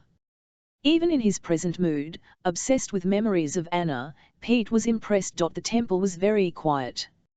It was like the one he had gone to see with Anna, only a dozen times as large, a series of buildings of different sizes contained within one wall, roofless, with columned chapels and halls. Pete followed the dragoman through a series of anterooms to a great hall full of columns, a forest of masonry that had once been painted bright colors, now only faded smears decorated the dusty stone. In one corner of the great hall, Sed awaited them. He was a small, slight man, neatly dressed in white, wearing dark glasses and a white Panama hat. His face was swarthy and his features sharp, and his hair was beginning to grey. He smiled when he saw Pete and a gold tooth flashed in the sun. "Mr. Wells, this is a pleasure." They shook hands. Osman backed away from them, his own smile wider and more repellent than ever. When he was gone, lost among the maze of columns, Sed asked to see the scarab Helen had given Pete. He examined it perfunctorily and then returned it. "Helen is always so dramatic," he said comfortably. He spoke English well. "Let us take a tum around the hall." "Beautiful, is it not?" Pete said he thought it was very interesting, and he listened for several minutes while the other showed him carvings on the wall, explained to him a little about the history of this temple. Then, in front of a bas-relief of a man in a chariot at war, Sed stopped suddenly and said, "History, that is the point." "Point to what?" "To everything, to your being here. You have perhaps wondered why Helen and Hastings wanted you to come to me." "I never gave it a thought," said Pete heavily. "I just like the heat." "Very humorous," said the Egyptian, and he laughed shortly. Pete wished he could see his eyes, but the dark glasses were impenetrable. "You are here to help us get something out of Egypt. There is a law that you may or may not know: antiquities, old relics, treasures found in Egypt cannot be removed from the country. And you've got something you want to get out." "Precisely." "What is it?" Sed clapped his hands excitedly. "A treasure. Perhaps the most valuable single piece ever found in this country. It is the necklace of Queen Tai, whose scarab you have in your pocket." "How did you come by it?" "That is a long story, Mr. Wells. Let me say, though, there is blood already on the necklace, and a curse." It was strange, thought Pete, to hear a modem man make such a statement in such a matter-of-fact tone, yet the words struck home. This was not, after all, the world he knew. He was far from home in an ancient, haunted land, among killers. He wiped the sweat from his forehead, though they were in the relatively cool shadow of columns. "What am I supposed to do when I get it?" "I will tell you at that time." "You don't have it with you?" Sed shook his head. "I do not carry such things about with me." "How much is it worth?" "The ruby in it is worth, I suppose, 30 or 40,000 pounds, about $70,000. As an antiquity, though, its value is many times greater." Pete whistled. A thought occurred to him. What good would it do somebody outside Egypt? "I mean, they could never show it or resell it, because it's stolen property, stolen from the country, anyway." Sed smiled tolerantly. "You don't understand collectors. They will pay our price just to have the necklace. Also, in time, they can show the necklace and even resell it, saying that it was got out of Egypt before the law concerning antiquities was passed." "You have a buyer?" "Buyers," said. "There is some bidding going on right now in the United States. We will get a high price, never fear." "What is your connection with Hastings and Helen?" "They are my employees." This was a jolt. For some reason it had never occurred to Pete that the two Europeans were not the main figures in the plot. "I didn't know," said Pete. "Why should you know?" Sed was bland. They are both discreet persons. We have been in business, off and on, for some years. Since 1940, as a matter of fact. During the war, business does not stop because people decide to kill one another on a large scale. If anything, business becomes even more interesting and profitable then. Pete said nothing to that bit of wisdom. His whole original conception of this venture was obviously all wrong. He would have to begin again. You live in Luxor? Said nodded. I prefer it. I was born here, though I've travelled a good bit. Went to school in England, where I knew Hastings. First-rate athlete, by the way. Hard to believe now. I have since conducted a number of enterprises hereabouts, which have not all proved to be disappointing. He chuckled softly and with his sinewy brown hand caressed the carvings on the wall. When do I get the necklace? Said stared at him, or seemed to, his face made impassive by the dark glasses. You are in a hurry. A little bit. I want to get back to Cairo. To Helen? Yes, now you mention it. The lie came easily. I will give it to you tomorrow, perhaps later. There is no hurry at the moment. You mean you're sizing me up? How well you put it. Yes, that is what I am doing. Afraid maybe I'll take off with it. Not exactly. Said lit a Turkish cigarette, after offering one to Pete, who refused it. Delicate blue smoke curled upward between them for a brief moment. Said exhaled comfortably.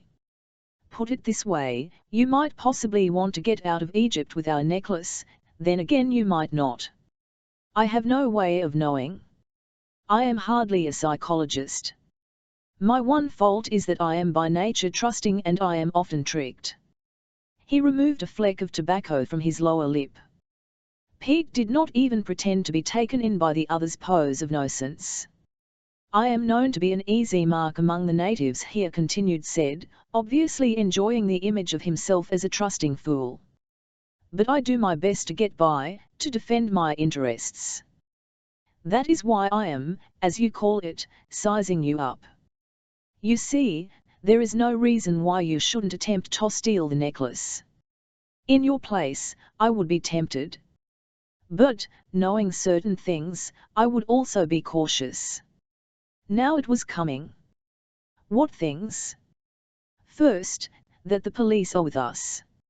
It would not do to appeal to them for protection. Protection? From what? From me, Mr. Wells, assuming you try to double-cross me. I'd hardly hide that, said Pete, a little guiltily, for, against his will, in the last few minutes he had considered the possibility of getting off with the treasure, selling it for himself, for Anna. They could settle down on the proceeds.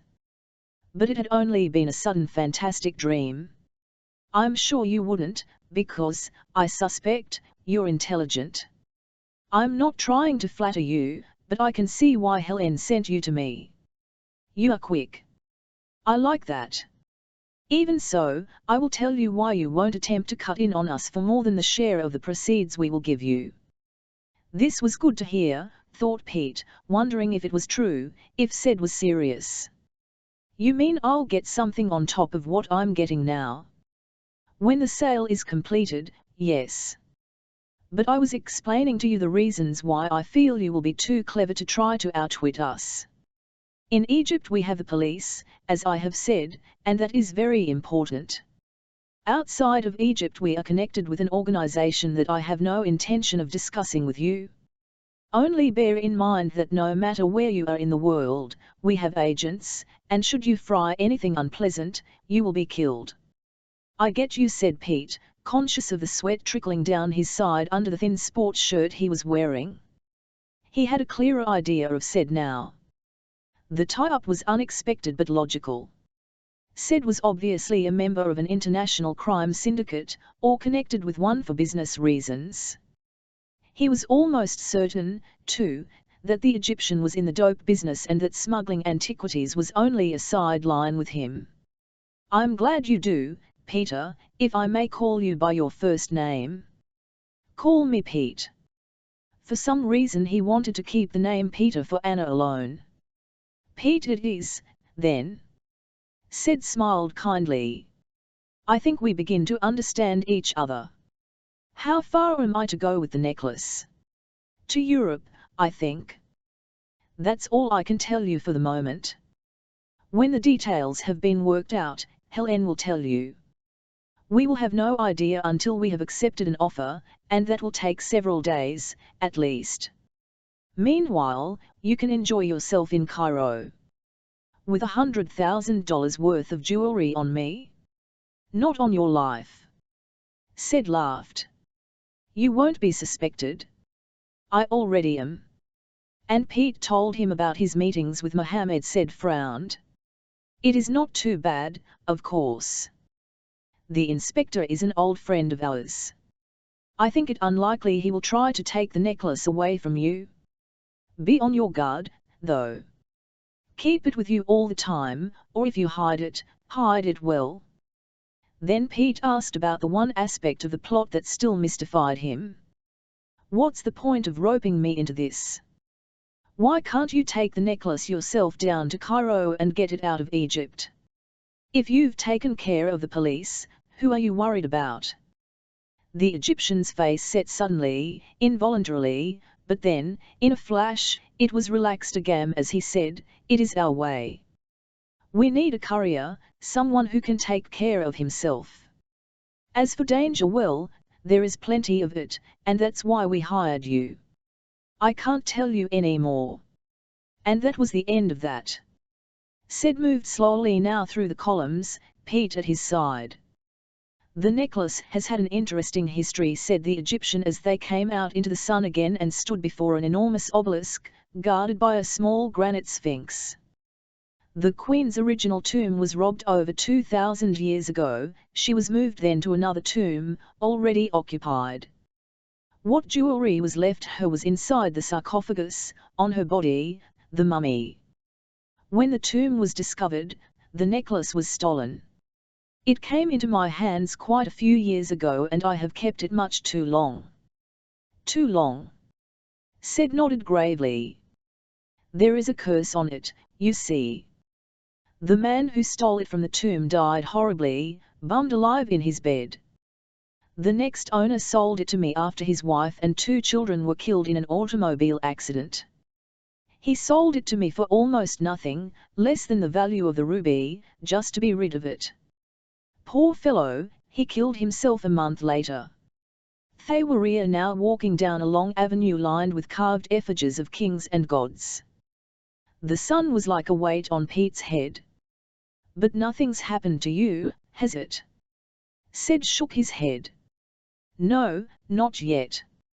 But I am superstitious, I fear, like all the rest. From the time we are children they tell us about the curse on the tombs. All of us who live here grow up knowing that evil befalls those who antagonize the old gods. It is in our bones. Lately I have been involved in some delicate affairs. I need luck. So it seemed as good a time as any to sell the necklace. I contacted Hastings and Helen, who handle the Cairo end of our affairs, and told them to make arrangements to get the thing out of Egypt and into the hands of our American customer. You are the result. Is that okay by you? Sid paused in the shadow of a statue of a fat, half-naked king. Yes, I think it's okay by me, he said slowly. I believe we can trust you, not because you are honest, there is never any way of telling, no matter what people claim, but because you're intelligent, and want to live. You make it sound real nice, said Pete, grmmng. We'll get along, said Sid. But here's my car. Perhaps you'd like to honor my house with a visit. Pete said that he would. They got into the pre-war Rolls-Royce parked at the end of the avenue of statuary. The native chauffeur started the car and drove west. Sid's house was a long, white, rather unattractive building in the best Hollywood Spanish style. It was set back in the desert, among date palms and tropical trees and flowers. I have an oasis to myself, said the Egyptian as they got out of the car and went into the house. The interior was more unusual. It was crammed full with expensive antique furniture, English and French, as well as many Egyptian pieces. Said ushered him into a cool dim room that opened onto a terrace beyond, where, surrounded by palms, a fountain flowed into a large pond, the center of the oasis. Pete sat down in a big chair overlooking the gardens. Man, I'm glad to be out of that sun. Gin and tonic. Pete said that would suit him fine and said clapped his hands. A houseboy appeared instantly and took the order. Said sat down opposite Pete. It is peaceful here, he said pleasantly. A little too peaceful for most people's taste, but I like it. And now that we have such good air service, it is possible to be in Rome or Paris in a few hours, which makes it less like being buried alive. While he talked, Pete looked about the room. He was particularly interested in the silver-framed photographs decorating many of the tables. There was one of the king and several of women in evening clothes, very elegant-looking, but the photograph that interested him most was the one nearest his chair, a tall man wearing a uniform with a girl on his arm. From where Pete sat their faces were indistinct, but the swastika on the man's coat sleeve was unmistakable. Said, seeing he had noticed the picture, said, a little too quickly, tactless, I suppose, but then the Nazis were all over Egypt a few years ago and many of us did do business with them. After all, to an Egyptian there is little difference between an English and a German soldier. Both are foreign. One conquered us and the other tried to. But it's certainly unfashionable now to say such things. Who are they? The man was called Erich Rademan. He was the chief Nazi in Cairo during the war. The girl is Helen. Pete looked at the photograph closely, curious to see what Helen's dead lover was like. He seemed quite handsome, and she looked radiant and young. He was shot, wasn't he? In her arms. But you know the story. Yes, I've heard it. Their drinks were brought them. Said apologized for drinking. The Prophet will forgive me, I'm sure, he said, flashing the gold tooth. My work is a great strain. I'm sure it is, said Pete, wondering what his work really was. He had a good idea, but it was only a guess, it was also none of his business. He asked how far it was to Aswan, and when Said wanted to know why he was interested in that dreary place, Pete told him a little about Anna. Said was interested. You know this girl? He asked. I met her yesterday. She seems to have made a great impression on you. She is a remarkable girl. Quite pretty, too. Said smiled tolerantly. Then, for the first time, he removed his dark glasses, and Pete saw why he had worn them. One eye was a brilliant blue, startling for one so dark, the other eye was white, filmed with cataracts, and blind. Said rubbed his eyelids thoughtfully. He was completely unself-conscious. I was under the impression that you were interested in Helen.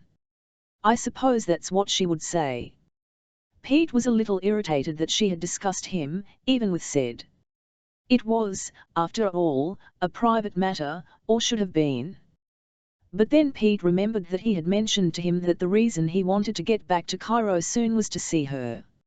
She's a little too high-powered for me.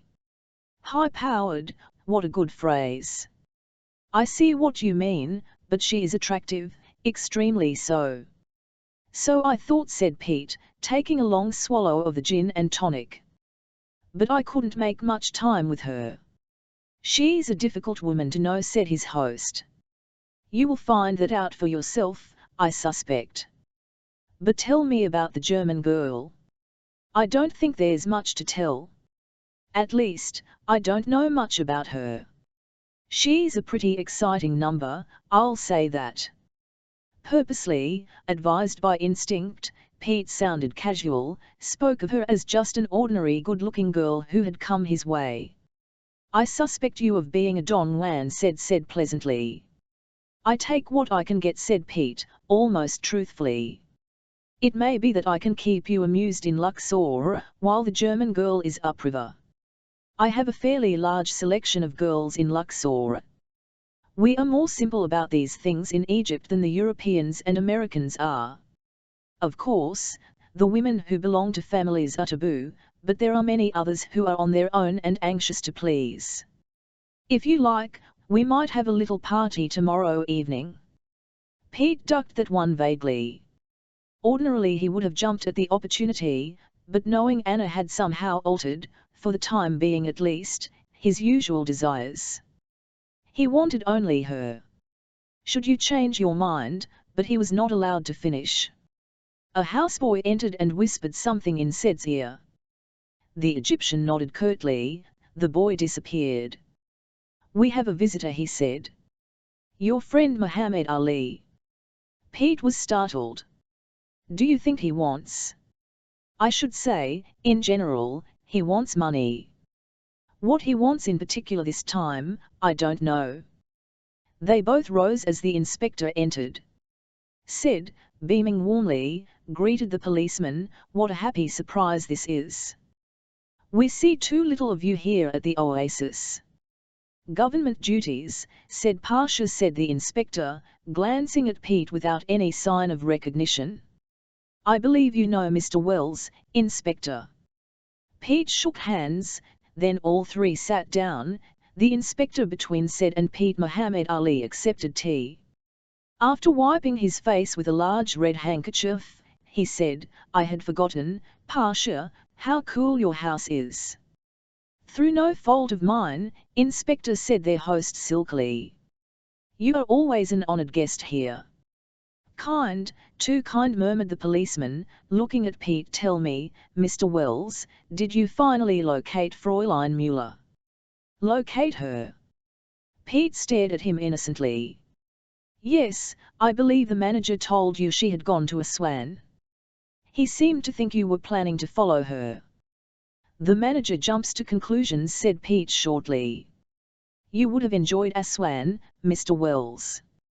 Hot, of course, hotter than Luxor even, but an interesting place. It's the old Egypt." "I'm seeing enough sights right now," said Pete, "but not sights that include Fräulein Müller." Before Pete could answer, Said interrupted, "What is the political news, Inspector?" "I haven't been to Cairo in some weeks and the news travels slowly." "Everything is quiet," said the inspector, shifting his gaze from Peter to his host. "The usual talk of rebellions, nothing more. The king enjoys good health." "I am happy to hear that, very happy," said Said, bowing his head reverently. "We protect his safety with our lives," said Muhammad Ali, glancing at Pete, who did not get the significance of this remark, if any was intended. "Is there anything I can do for you, Inspector?" asked Said. "Your word is my command." "Nothing," Pasha said the policeman with a smile.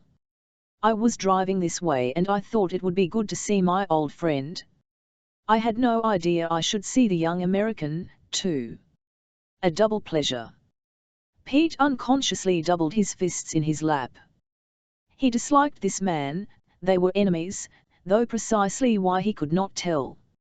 It was enough that the policeman had tried to come between him and Anna. He wondered how much the inspector knew about last night, about where Anna had gone that morning. He made up his mind to find out as soon as possible. They talked for a few minutes about the state of affairs in Egypt. Then Muhammad Ali rose and offered to take Pete back to Luxor. "It is nearly time for lunch at the hotel." Pete glanced quickly at Said, who nodded imperceptibly. "Sure, thanks for the ride." Said escorted them to the door.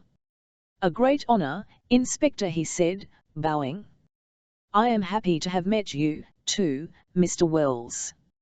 I hope we'll meet again." The ride back to town was not cheerful. Muhammad Ali drove and Pete sat beside him. It was not until they were almost at the hotel that he asked, "Where is she?" "Do you mean Fräulein Müller?" "That's exactly who I mean."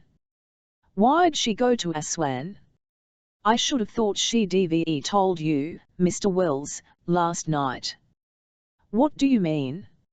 Muhammad Ali smiled maliciously. Haven't you noticed that all the rooms of our hotel have balconies?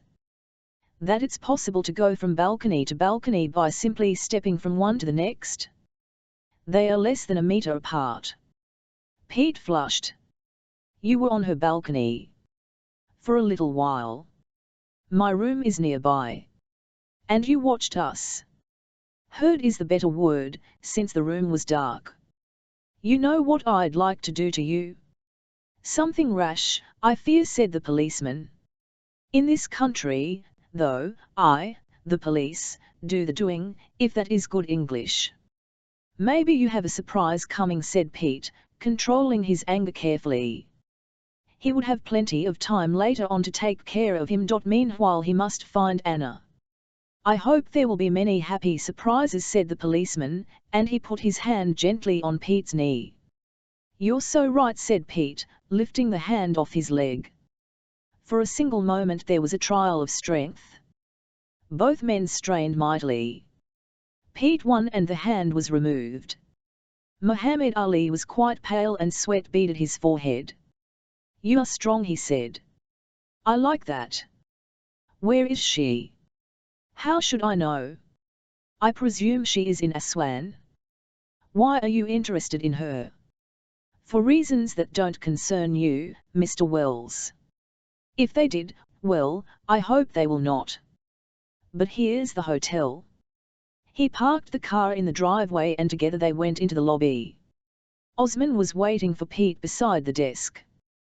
He flashed his usual canine grin and said, Here is the package, Sir Wells, and he handed Pete a small but heavy cardboard box. We go to see sights maybe tomorrow, and in a rustle of robes he was gone.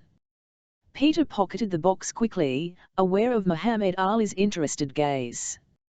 He asked the manager if there had been any word from Anna. No, sir, nothing. I am sure she'll be back soon, though. She took only a small handbag with her, her clothes are still in her room. He chatted on, but Pete turned away, suddenly worried, afraid. Muhammad Ali walked with him to the dining room. I must leave you here, he said pleasantly. Perhaps we can have dinner together tonight. Unless, of course, you decide to go to Aswan. But Pete had no intention of going there. He spent the afternoon telephoning the hotels of Aswan, with no success. No one named Anna Mueller was registered at any of them. There was a chance she had gone to stay with friends, if she had gone at all. The fact that the inspector had seemed anxious for him to leave Luxor made him suspect she was somewhere else, perhaps in the hands of the police. The box Osman had given him contained a small German revolver and several ammunition clips. Just owning this compact weapon made him more cheerful. He decided that if he had not heard from Anna in 24 hours he would begin his own investigation, and Muhammad Ali would find it thorough, he thought, his lips setting in a hard line. He had dinner that night alone. The policeman was nowhere in sight. Dinner over, Pete lit a cigarette and strolled out of the hotel. The night was magnificent. The sky was black as ink and the stars were bright and clear. An enormous moon shone, white and full. A warm breeze stirred the palm trees. Pete wanted Anna then, more than he had ever wanted anything in his life. Lonely, worried, he crossed the street and stood looking down at the Nile, which shone dull silver in the moonlight. From far away he could hear laughter in the town, the noise of traffic in the narrow streets. The good night, Sir Wells, said a voice behind him. He turned quickly and saw Osman standing behind him. He resembled a jackal, thought Pete suddenly, not liking the way the other's eyes shone in the moonlight. What are you doing here? He asked. I am come to talk with Sir Wells.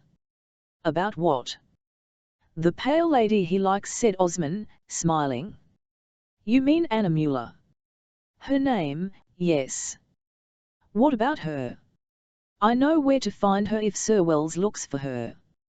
Where the hell is she, then? In the tombs, said Osman. Pete grew cold. She's dead. No, not dead. Across the river, there. And he waved a long hand toward the low white hills webbed with shadow. How do you know she's there? Because I heard her tell manager of hotel she goes across the river for a few days, to the Libyan Inn. Small place up near the tombs. Pete grabbed the old man suddenly by the gown and drew him close to him, so close he could smell Osman's acrid odor. You lying to me, he said, his voice low but harsh. No, Sir Wells, said the old man. She goes there. He looked into Pete's eyes fearlessly. Pete let him go, a little ashamed of himself. Why didn't you tell me this sooner? Because you first must see, said Pasha. Tonight I speak not, because Muhammad Ali is with you. When I hear managers say the pale lady goes to Aswan, I know they tell lies. Is there a telephone over there? No, Sir Wells. It is small place. Few of the Europeans go there. How do we get across the river? Now? So late in the night? Yes, now. Right now. The moon might not be wasted yet. Osman shrugged. It is possible we can rent small boat to take us across, Sir Wells. But it is late. Come on. Reluctantly Osman led him down the cliff to the water's edge.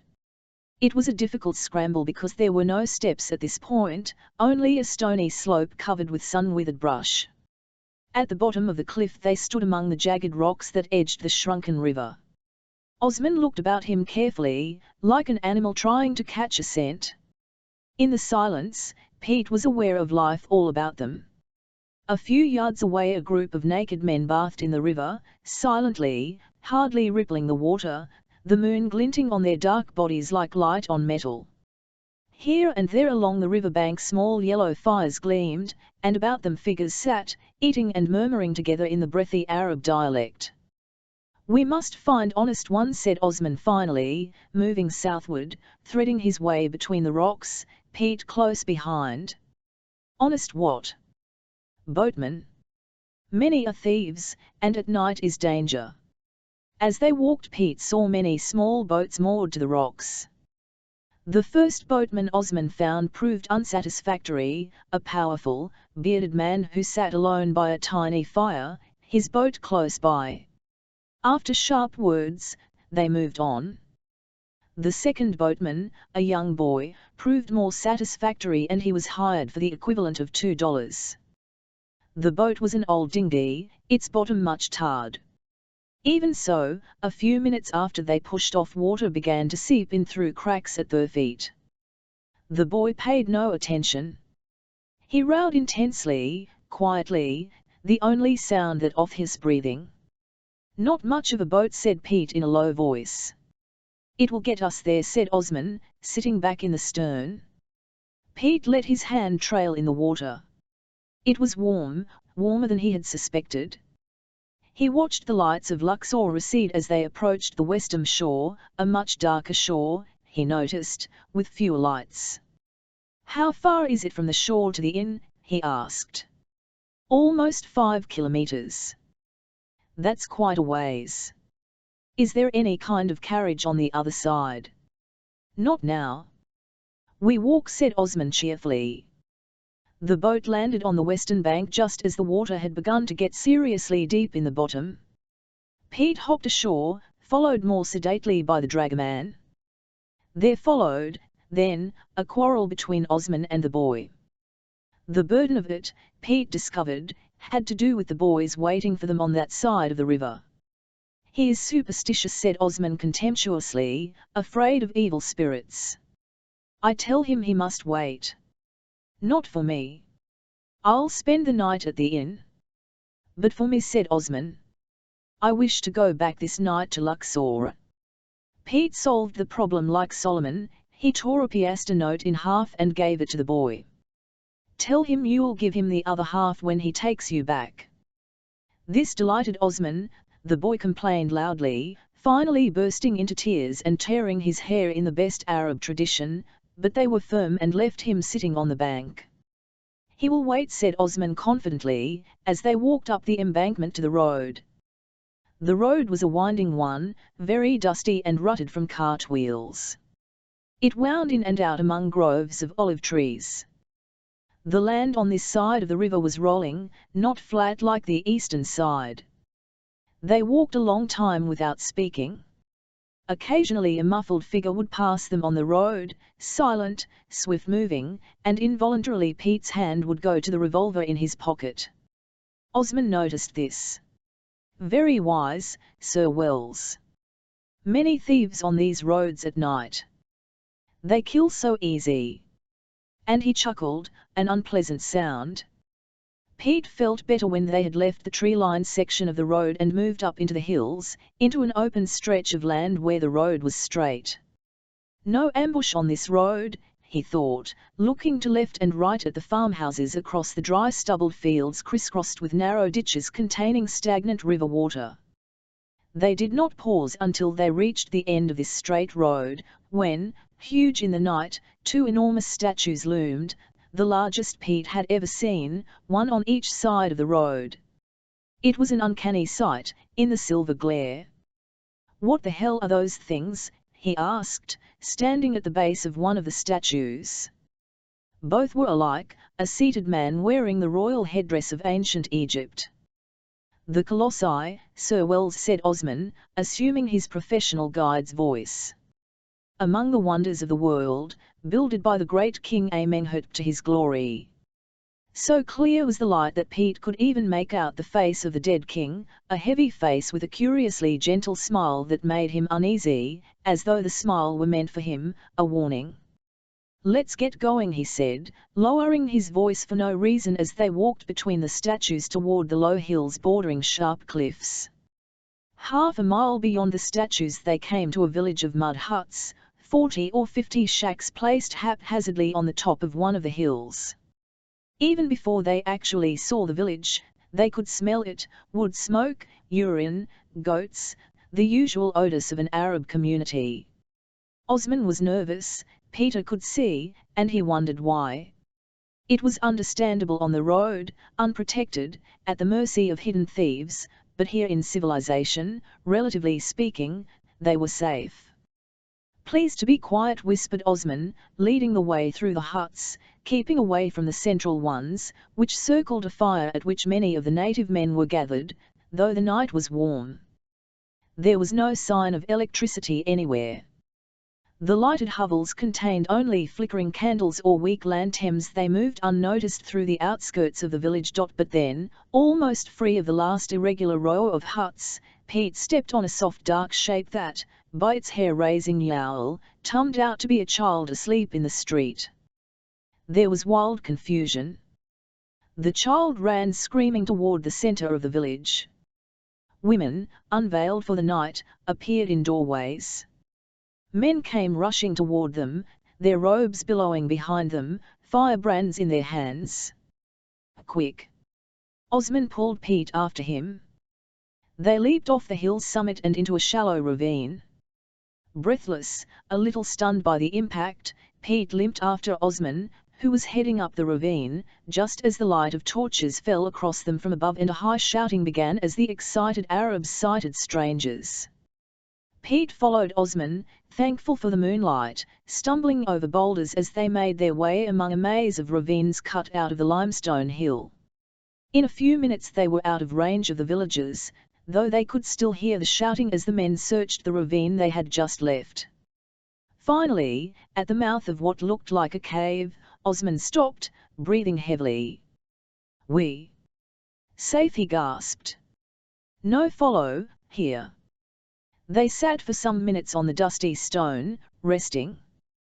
Pete looked up at the huge black sky, speckled with brilliant stars. He had the sensation of lying at the bottom of a trench, of a grave, even, for in this place there was almost no vegetation, only porous white limestone, pale as bones in the moonlight. Finally, when he could breathe easily, Pete asked, "Where are we?" "Among the tombs," said the old man. Pete looked about him.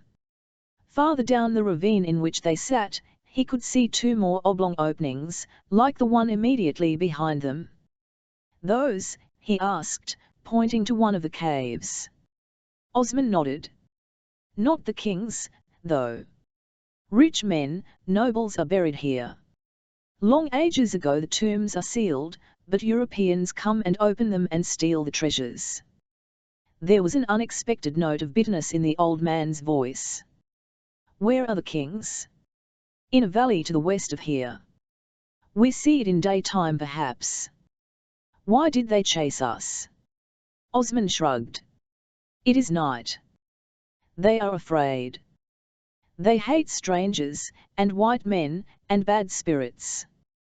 They thought we were ghosts. Who knows? The torches they carried are supposed to keep them from harm at the hands of the dead." "The dead," repeated Peter thoughtfully.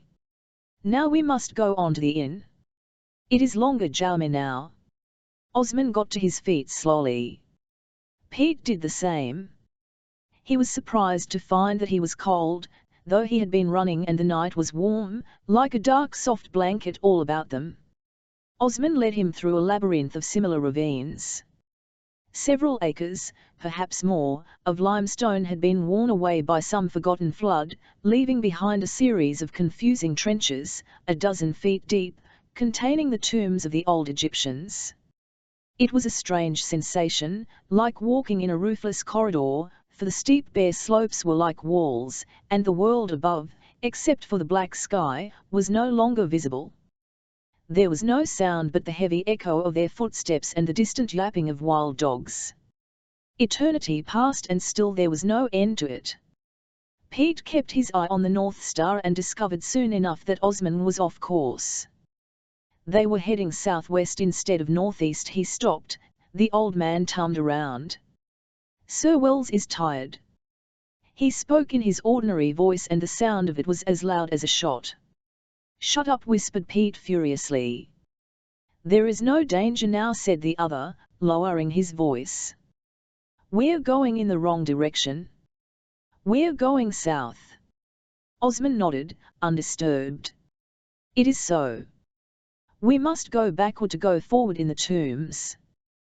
"Then why don't we climb out of here and get back on the road?" "There is a road, isn't there?" "Of course, Sir Wells, but we are miles away from it now. We are above the Libyan Inn. We move south toward it. We are safest in the tombs, because no Egyptians will come here at night, fearing them," and he gestured with one long hand at the dark entrance nearest them, a narrow doorway in the rock perhaps 5 feet tall. "Why aren't you afraid?" asked Pete, and he lit a cigarette, soothed suddenly by the taste of American tobacco. "I am educated man," said Osman stiffly. "I do not fear such things. Besides," he added, holding up a small pendant that he wore about his neck inside his robe, "I wear this. Anubis, god of the dead, protects me." His wide, long-toothed smile gleamed in the pale light as Pete perfunctorily examined the tiny figure of the hawk-headed god. "How much longer will it take?" he asked as they began their journey again, Osman leading the way nimbly over fallen rock. There was not room enough in most places for 2 men to walk abreast. "An hour, Sir Wells, no more." He cocked his head skyward at the moon and said, "Soon she will be gone." "The moon?" "Yes. It will be difficult to travel then, in the dark." "You have no light." "Only a cigarette lighter, which isn't much use," said Pete. Osman stroked his chin thoughtfully. "Perhaps the dark is better. Stars give light." He paused. "What was that?" he whispered, fear in his voice. Pete strained but could hear nothing. He was about to say something when the old man silenced him with a gesture. "Quick," he whispered. "In here." And he ducked into one of the caves. Pete followed him. He was forced to crouch a little to get inside the door, but once inside he could stand erect with ease. He lifted one hand and touched the smooth stone overhead. The ceiling was only a few inches above his head. He could hear Osman breathing hoarsely beside him in the blackness. He tried to say something, but the old man snorted softly, whamingly. They stood for several long minutes in the dark, close chamber. Then Osman whispered, "Light." Pete fumbled through his pockets until he found his cigarette lighter. He snapped it on. To his surprise, the walls were brilliant with paintings, as bright and glowing as they had been 3,000 years before. Every inch of wall was painted. At the end opposite the door by which they had entered was another, smaller opening. Osman looked out into the ravine. Satisfied, he turned to Pete. "All is well," he said. "What did you hear?" "I thought I heard the men walking, but I was wrong." He grinned in the flaring light and pointed to the door at the back of the chamber. "It is there they place the mummy." Pete shuddered. "Let's get the hell out of here." A warm blast of air snuffed out his lighter. He cursed sharply and lit it again, just as a tall figure stepped through the door of the burial room, the face shrouded in a robe. Osman shrieked harshly like a frightened parrot. The lighter went out again. Pete made a dash for the door, striking his head in a sharp blow that made him reel. Clutching his forehead, momentarily blinded, he staggered out into the ravine. Then they were upon him. At first he could not tell how many they were. He fought blindly, swinging wildly from left to right, striking hard flesh and bone with his fists while hands clutched at him, tried to throw him off balance. His head cleared as he struggled. He was able to break clear for a moment, and in that moment he saw 3 men in Arab dress closing in on in the moonlight. The knife that one was carrying flashed against the black sky. He ran. But it was no use. Rocks tripped him. He stumbled, fell, got to his feet, then they had him surrounded, were closing in on him. He fought desperately, but they were too heavy. They overpowered him with the weight of their bodies, heavy Arab bodies swathed in robes. He got only a blurred impression of the faces. All were strangers to him, dark, big-nosed men with black gleaming eyes. 2 of them held him on his back, their bodies like stones on his chest, holding him flat to the ground though he still twisted and fought, his arms pinioned at his sides. The 3rd man stood over him for a moment, and then, with a hard hand, struck him across the face. His neck cracked. Stars swam in his head and for a moment he nearly lost consciousness, but then, with an effort, he brought his eyes into focus again. The slap had suddenly cleared his brain. He was no longer an unreasoning trapped animal. He stopped struggling. "What do you want?" he asked, his own voice sounding far away in his ears. The Arab who had hit him only grunted. He was going through his pants pockets. "I haven't got much money," said Pete, "but..." As he talked to them, he found he could move his right hand. The Arab holding him on that side lay across his arm and shoulder, but his hand and wrist were left free. It was in the right-hand coat pocket of his jacket that he had put the pistol. Carefully, stealthily, he moved his hand toward the revolver, talking all the time, promising them money if they let him go. The Arab who had been searching him muttered something to the others. For a second he was afraid they would search his jacket before he could get his hand to the gun, but they were no longer interested in robbing him. The 2 men holding him threw their weight even more heavily on his chest and belly, holding his arms tight under them. This shift in position brought Pete's hand closer to the revolver. With a sudden move, he could get to it and fire. With the tips of his fingers he felt the hard metal. His hand was already in the pocket. When he saw what the Arab was doing, though, he froze in terror, the revolver forgotten. The man had taken out his long knife and, with a professional twist, cut Pete's belt in 2. The other 2 got a scissors grip on his legs as his trousers were opened. Then the man raised his knife hand and in a flash of light brought it down. The rest was confusion. Pete gave a blood-curdling yell and with all his strength grabbed the pistol, firing it without aiming. The shot was like thunder echoing in the stone ravine. The Arab with the knife stepped back, startled. One man shrieked and the other leaped to his feet. Pete fired again, under cover of the wounded Arab. The one with the knife grasped his belly with both hands, the third scrambled up the side of the ravine and was gone. Pete shoved clear of the dead man who lay across him. In the moonlight, blood flowed black upon the stone. He got to his feet quickly and, taking careful aim, fired 2 more shots into the crouched figure of the Arab opposite him. The man rocked back and forth gently and then, with a sound of retching, fell face downward on the ground. For a long moment Pete stood dazed between the 2 dead men, his breath coming in great gasps and his head swimming. He was afraid he might be sick, but the nausea passed. He sat down shakily on a boulder and examined the inside of his thigh where the Arab's knife had cut him. The blood was flowing fast, but the cut, he saw, was not deep, only a scratch. He wadded his handkerchief over the wound and tied it fast with the remains of his belt. Then, just as he was about to search the dead Arabs, the moon set and the darkness suddenly closed in about him, warm and protecting. By starlight, the white stone glowed dully, and all objects were indistinct and vague against it. When the bleeding had stopped a little, he got to his feet and climbed, very carefully, the wall of the gully. He found himself in unfamiliar country. The mountains were close by, the river was at least a dozen miles away. Luxor was a blur of light in the distance, north of where he stood.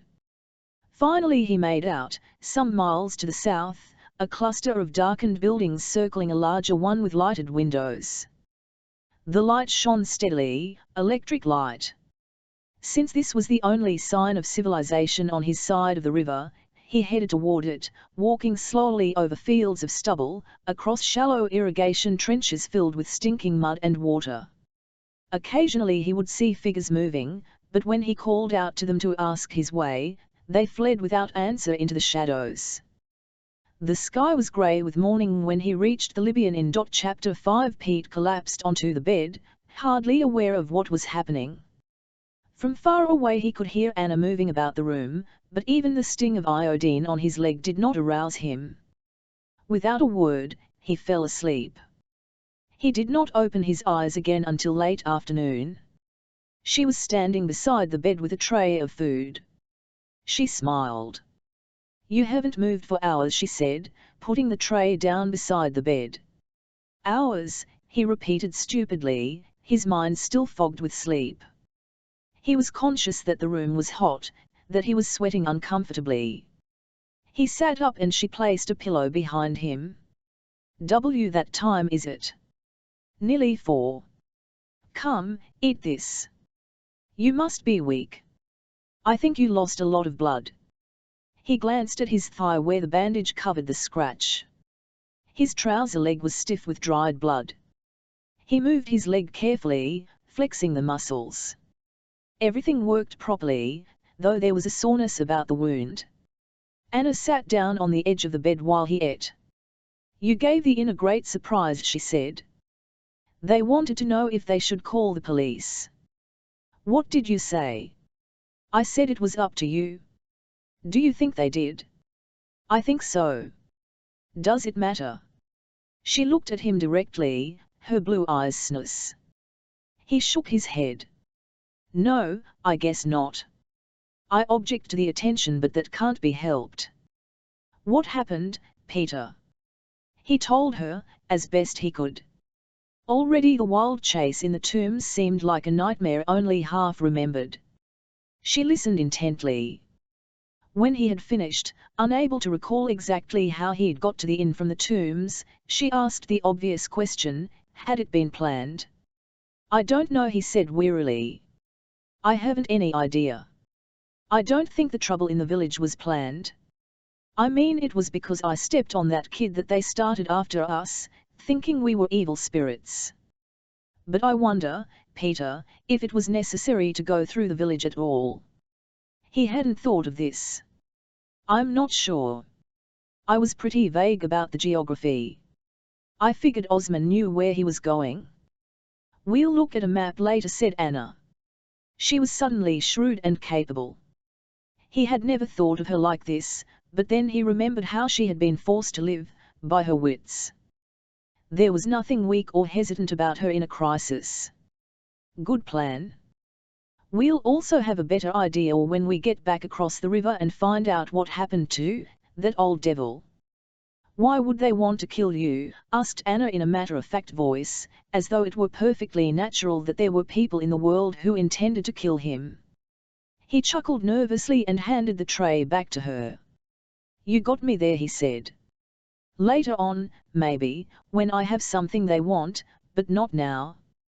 Perhaps they don't want you to get the thing they want in the first place. Something in that. But he was already thinking back to the day before, to the manager at the Kamak Inn, to Muhammad Ali, to what each had said. Tell me, he asked suddenly. Why did you come over here? She looked away, pretended to arrange the dishes on the tray. I had to, she said softly.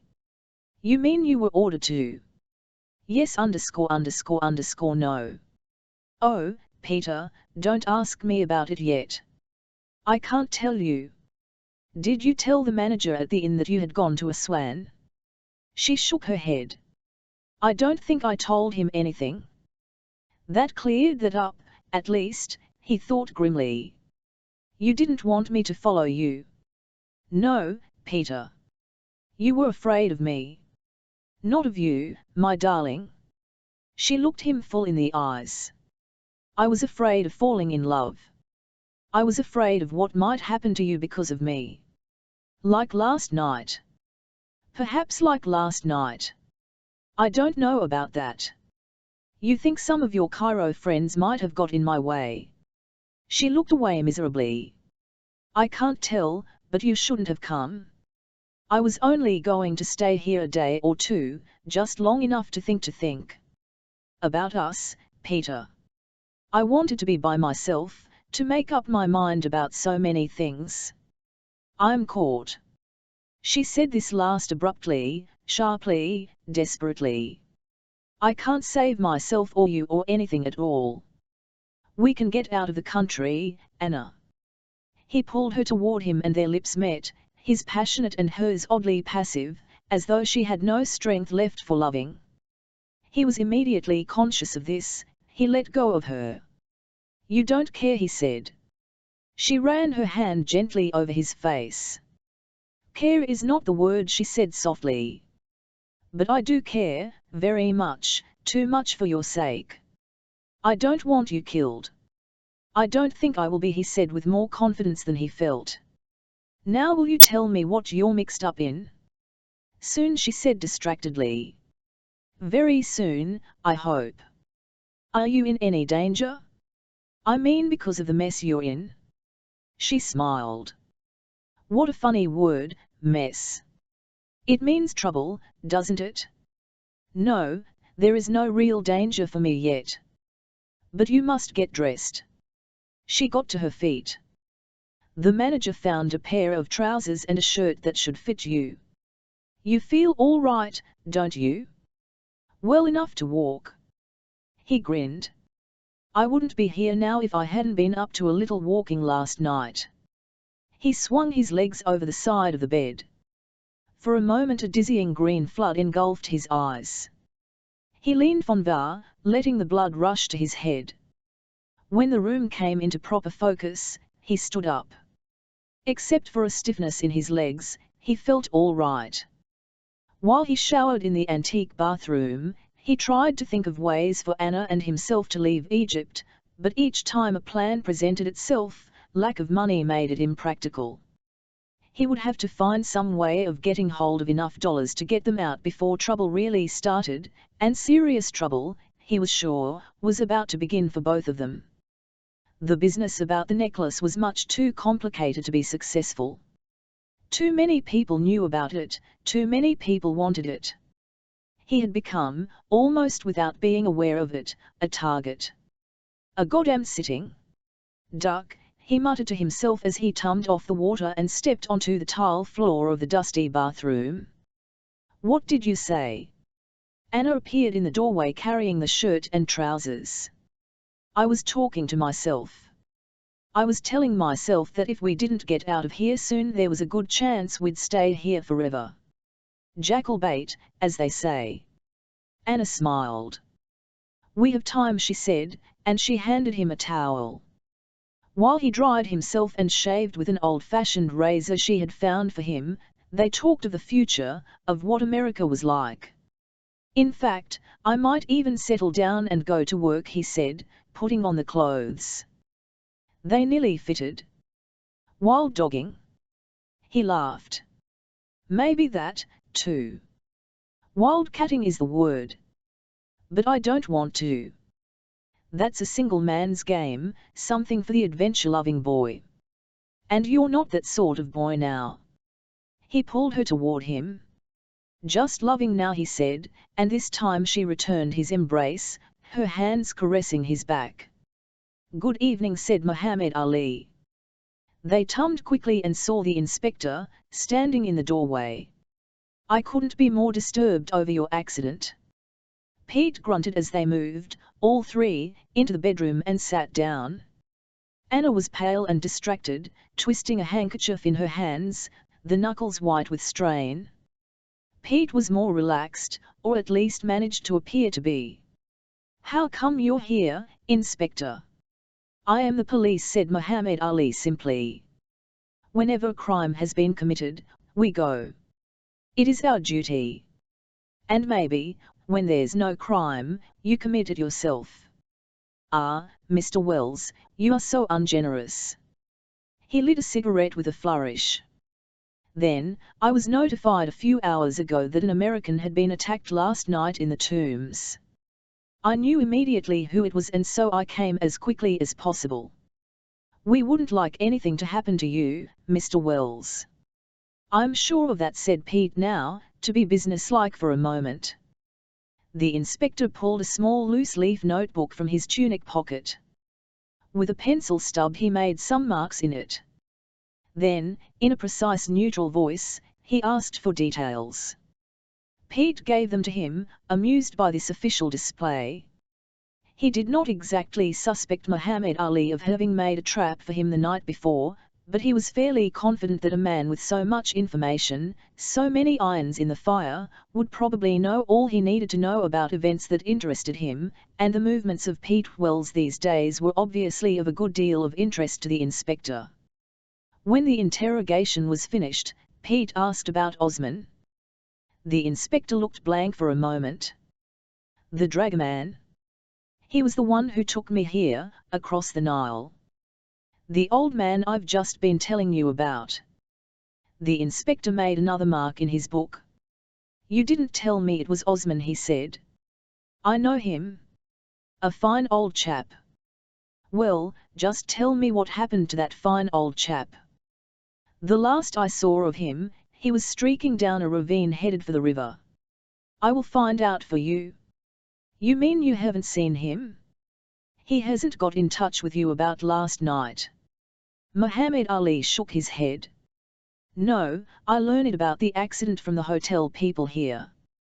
They telephoned police headquarters in Luxor.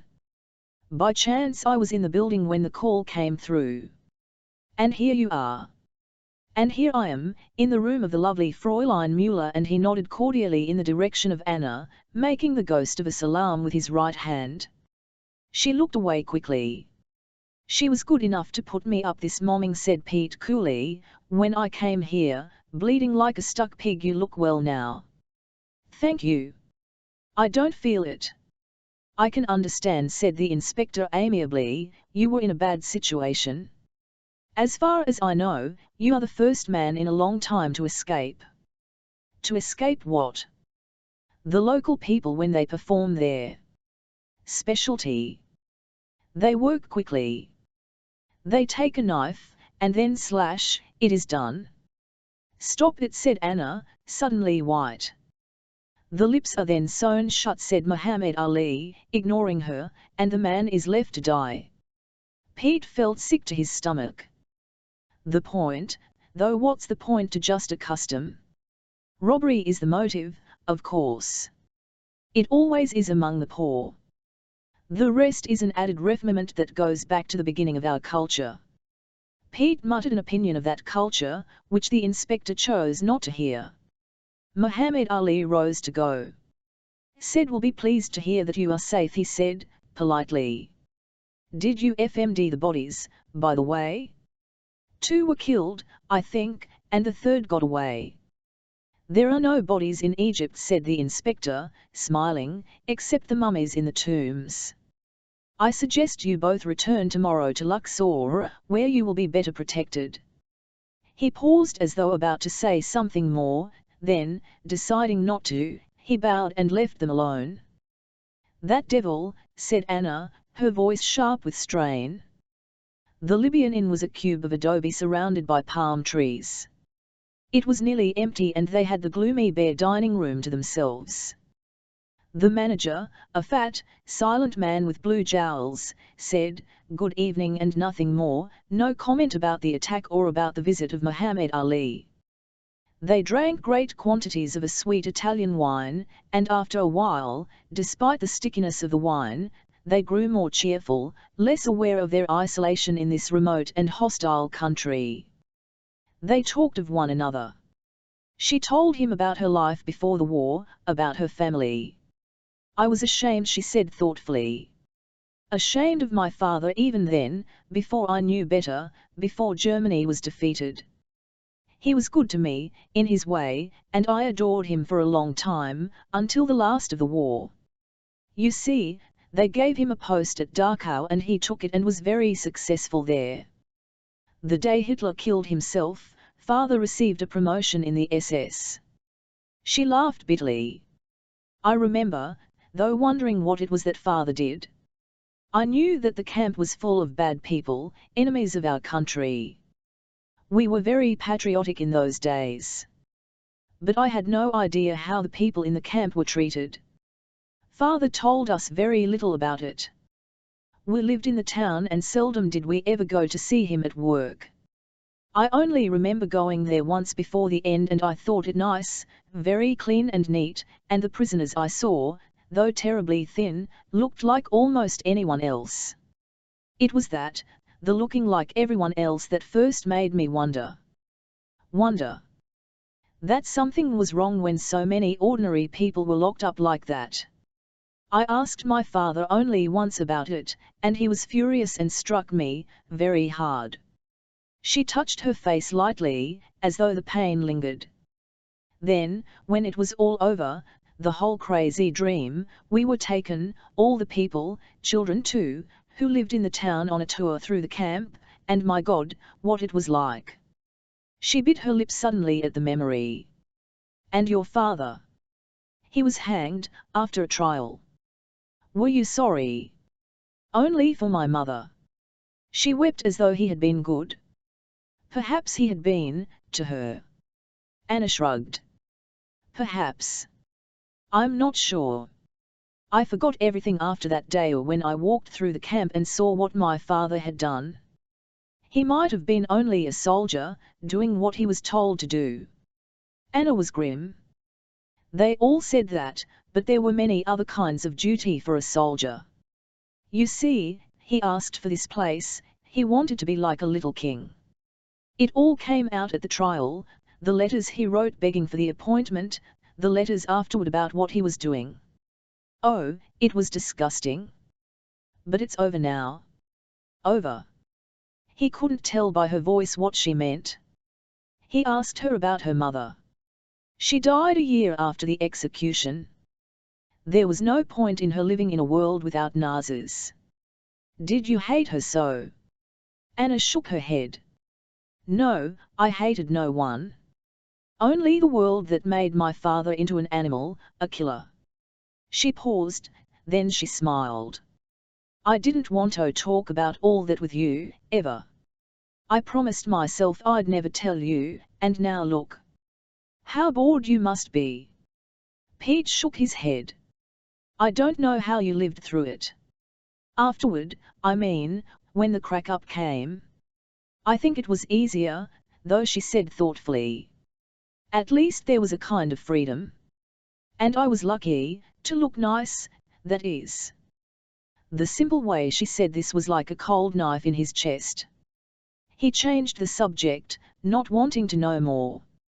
I guess I had as different a time as it's possible to have, said Pete, and he told her what it was like living in Oregon in the 30s. Even the Depression seemed like fun compared to her childhood. I had a good time.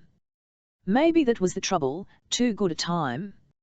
I didn't want to settle down, go to mining school like my brothers.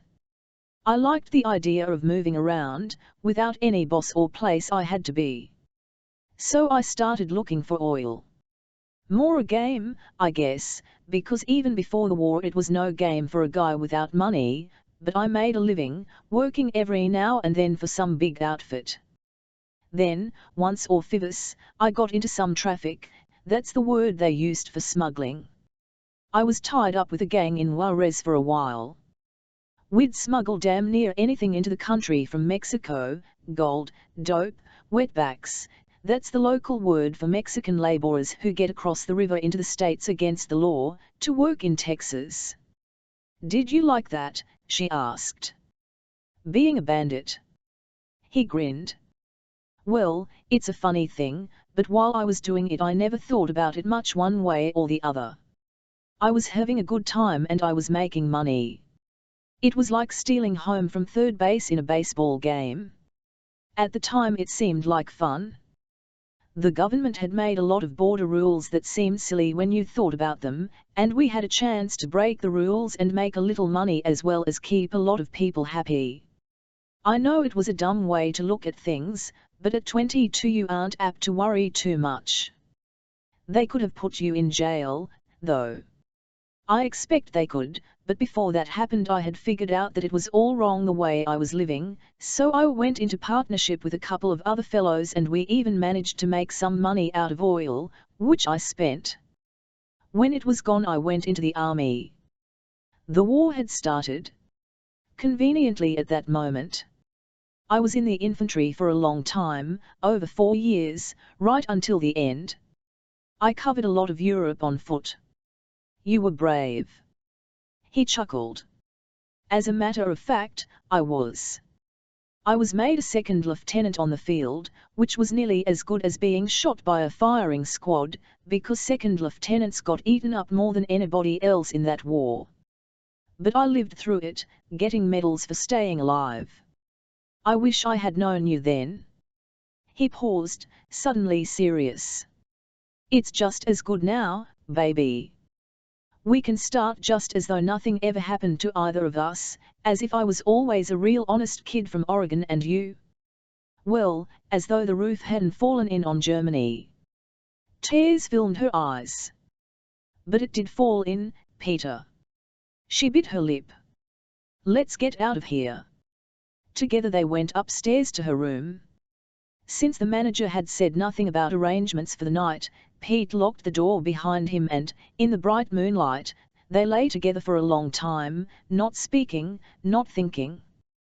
The next morning they were rowed back across the Nile.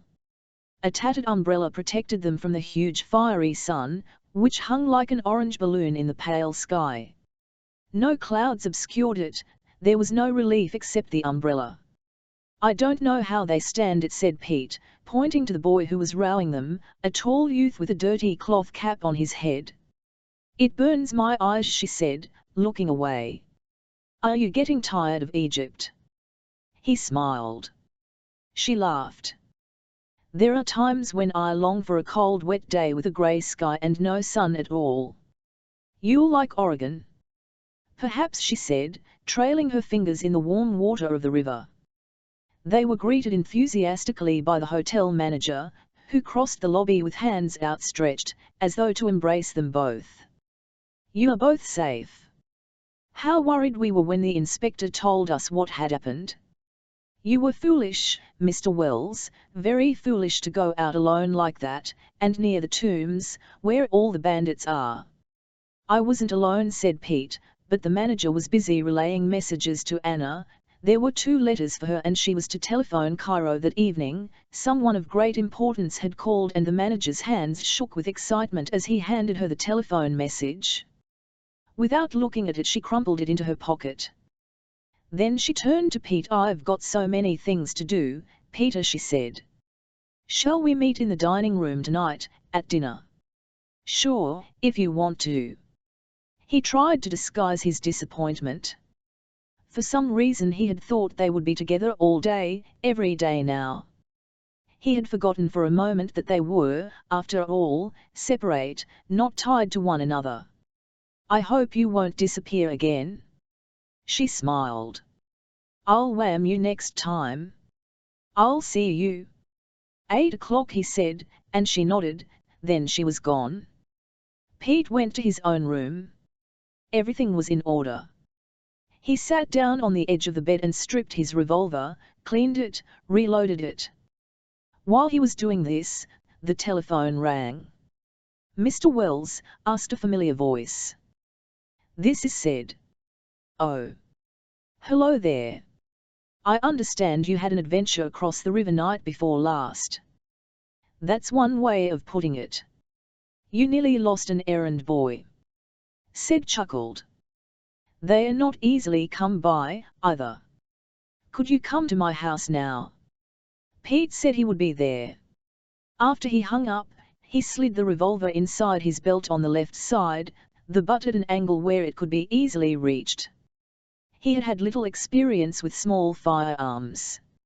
In the army it had been an M1 rifle all the time, but the principle was the same in any case, speed.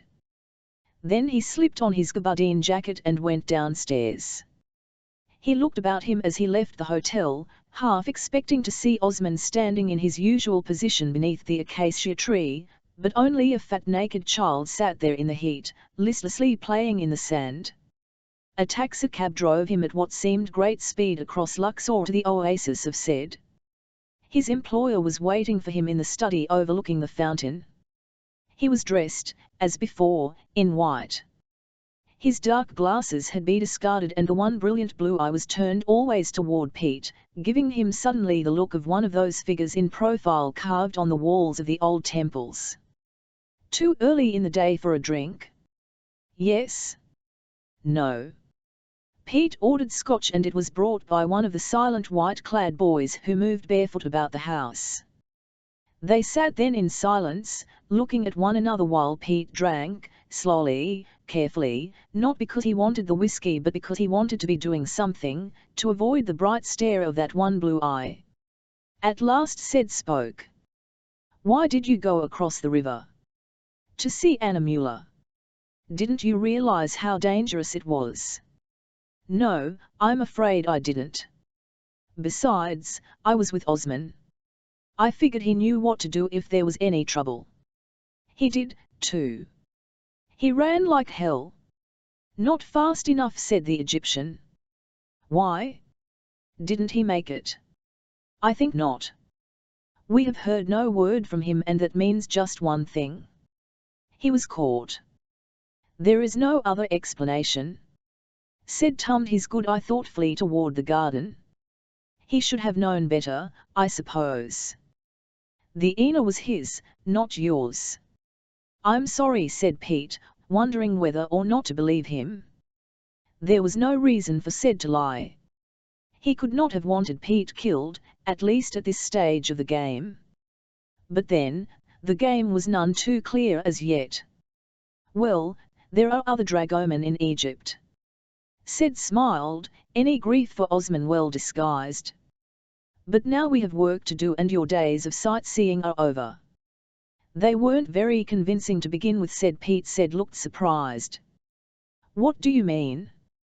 Well, if I was supposed to come up here and pose as a tourist, it was all a big flop, because the one person who shouldn't have known why I was here did know, and as far as I can tell nobody else gives a damn, except him and the law.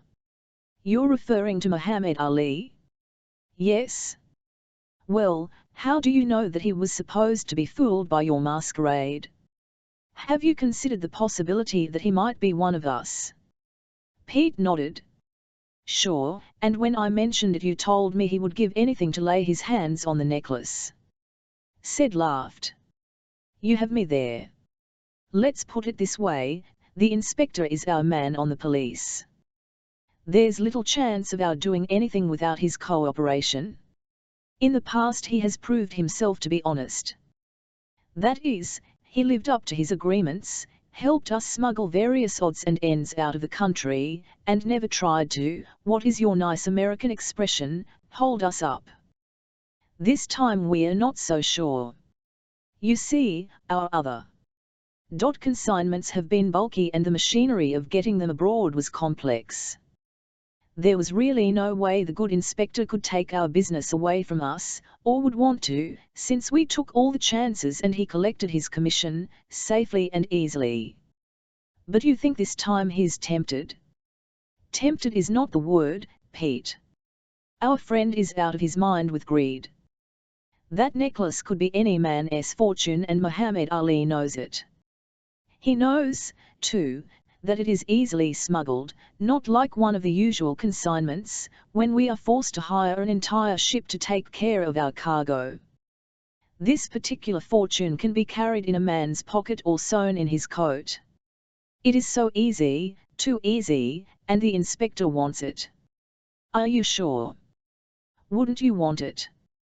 The question snapped like a lash across the room. Pete sat back suddenly in the chair. He tried to grin. You make it sound awful nice, he said. I suspect I do, said quietly, and his eyelids dropped like a hawk's over the two strange eyes. Pete changed the subject quickly. If it was so important, the necklace, I mean, why did you ever let him find out about it in the first place? It's not that easy. Said played with an ivory box. You see, the necklace is a famous one. There is no real secret about it. I suppose there are at least a dozen people in Egypt who know I have it, and they would like it, too. The inspector is one of those. I will not go into past history because it is no concern of ours now, except to say that Muhammad Ali tried, some years ago, to get the necklace away from my predecessor, and failed. I believe he'll fry again. In spite of his having been already fixed. Said nodded. In spite of that.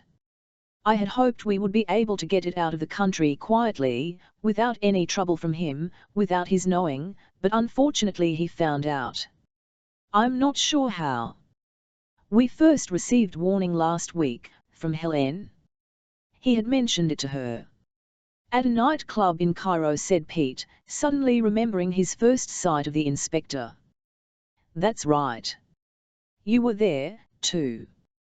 He spoke, of course, only of his usual fee for allowing us to get it through the customs, a form of blackmail, since in the case of something so small police protection is hardly important, unless someone in the police has found out about it. As he did. It was beginning to make a little more sense, thought Pete as he did. We had thought all along that it would be wise to entrust it to someone who would not be under suspicion, preferably one with an American passport. It was always at this point that Pete's suspicions recurred. The only thing is, he said reasonably, that I am under suspicion by the one person who wants it the most and who has the best chance of getting it, being a policeman. The blue eye flashed at him sharply. If you are careful you have nothing to fear. Pete shrugged. What's to prevent him from arresting me for walking on the wrong side of the street? Or, even easier, why arrest me at all when he can just march into my room waving a police badge, cut my throat, and take the necklace with him? Said looked thoughtfully across the oasis. We have taken all that into consideration, he said. We realize the risk is great. I have confidence in you, though. He smiled. Any man who can take care of three bandits in their own region at night is a likely candidate for survival. Pete finished his scotch. Well, it's not that so much.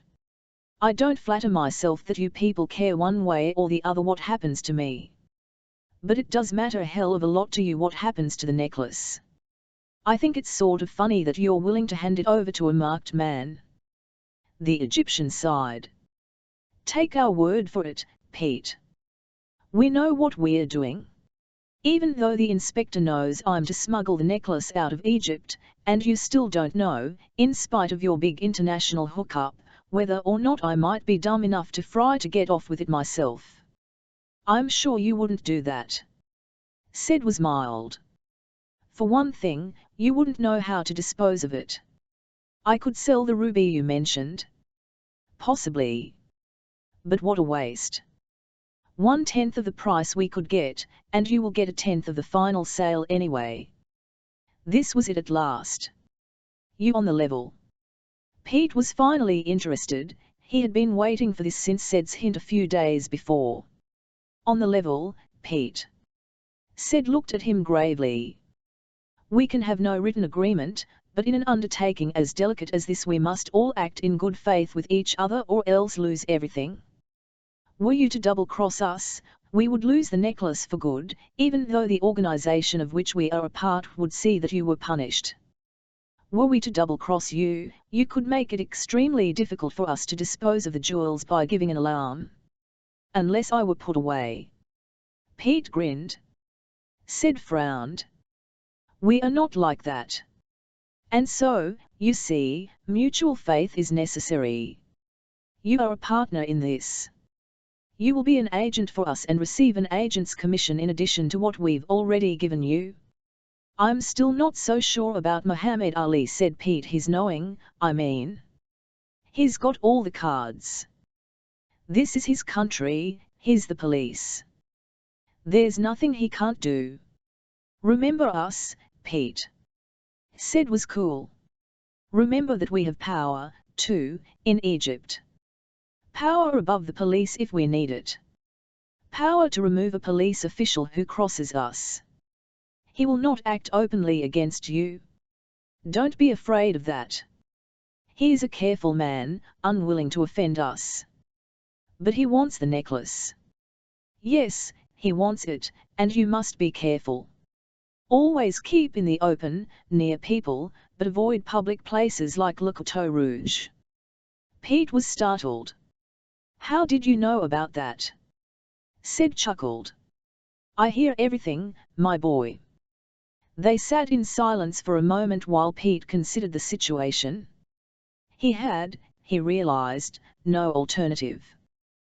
This was the only chance he had of making enough money to get himself and Anna away from Egypt and back to the States.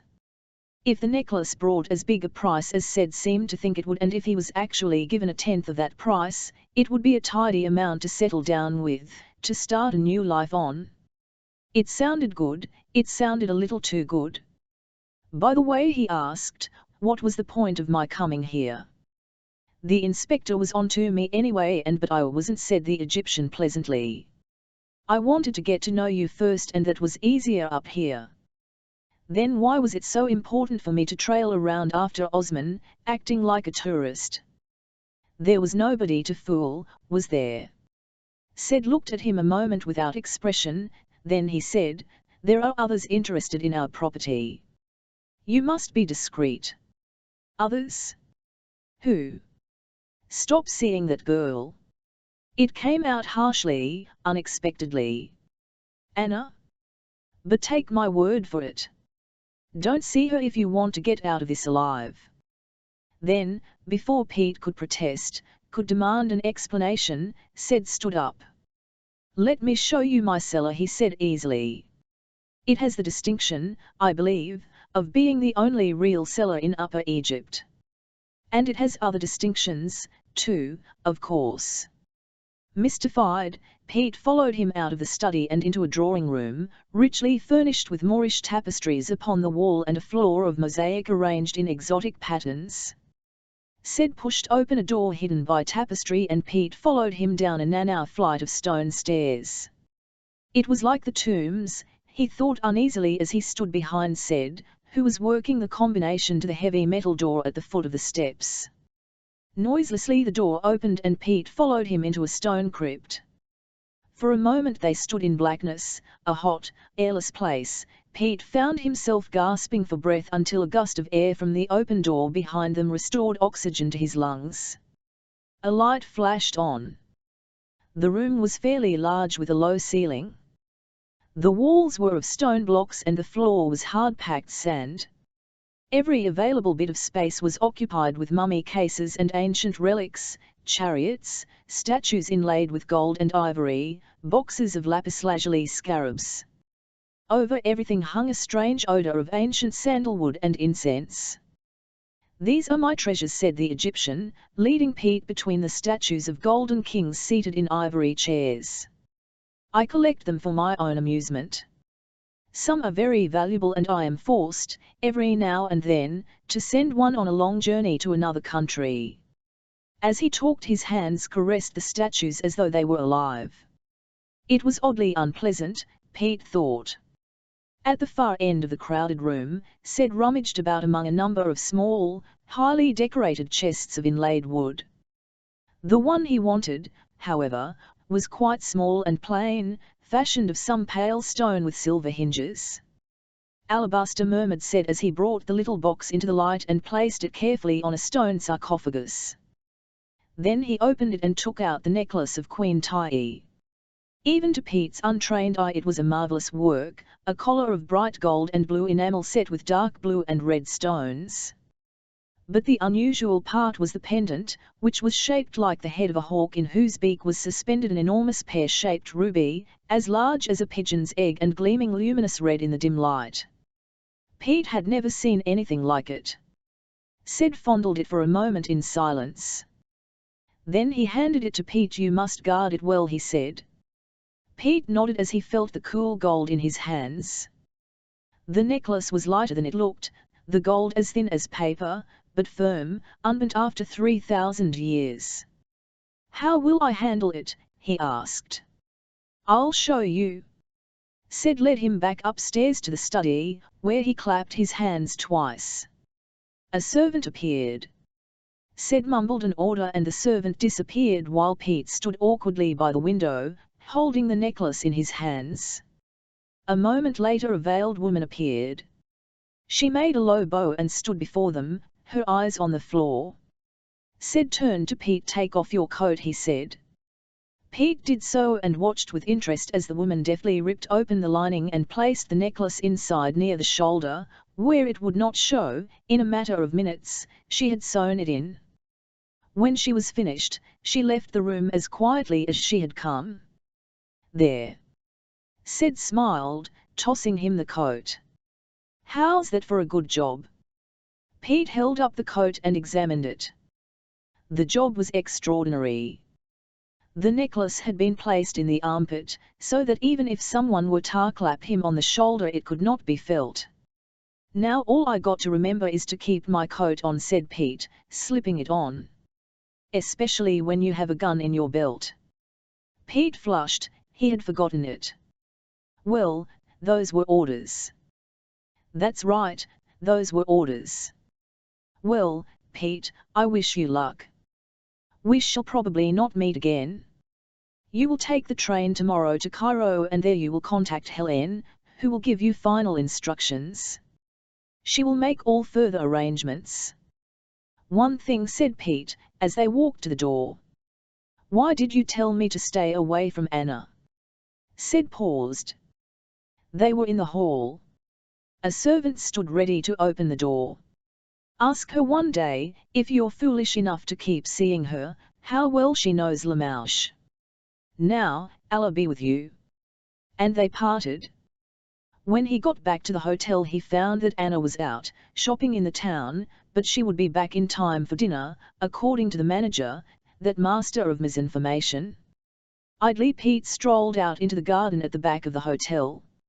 Under the trees was a certain coolness, for which he was grateful. He sat on a bench in the shade and looked west toward the river. Boats with red sails tacked across the snake-grey water. A flight of birds crossed the blazing sun. For a moment he was at peace, all thought of trouble gone in the warm green silence off garden. He shut his eyes and dreamed of Anna, of the life they would have together in the States. He saw a house, children in the vague background. But he saw no job, and thinking of that, he opened his eyes again, frowning slightly. Would they really give him a part of the proceeds from the necklace? He could feel the weight of the jewels against his side. They were his if he wanted them, if he had the nerve to double-cross Sid and Helene. He put this out of his mind. There were rules even for those who lived outside the law. He could break the laws of Egypt, of the United States, but he could not break those laws that demanded that partners in desperate adventures play it straight with one another. But why was he a partner in this scheme? Why had they asked him to do what they themselves could obviously have done better?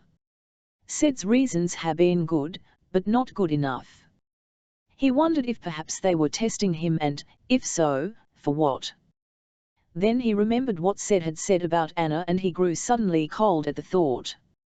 Was it possible she wanted the necklace? Was it possible that all her words of love had been false? A means to an end? Even while he considered this possibility, he knew instinctively that Anna was his. At the worst, she was being controlled by others.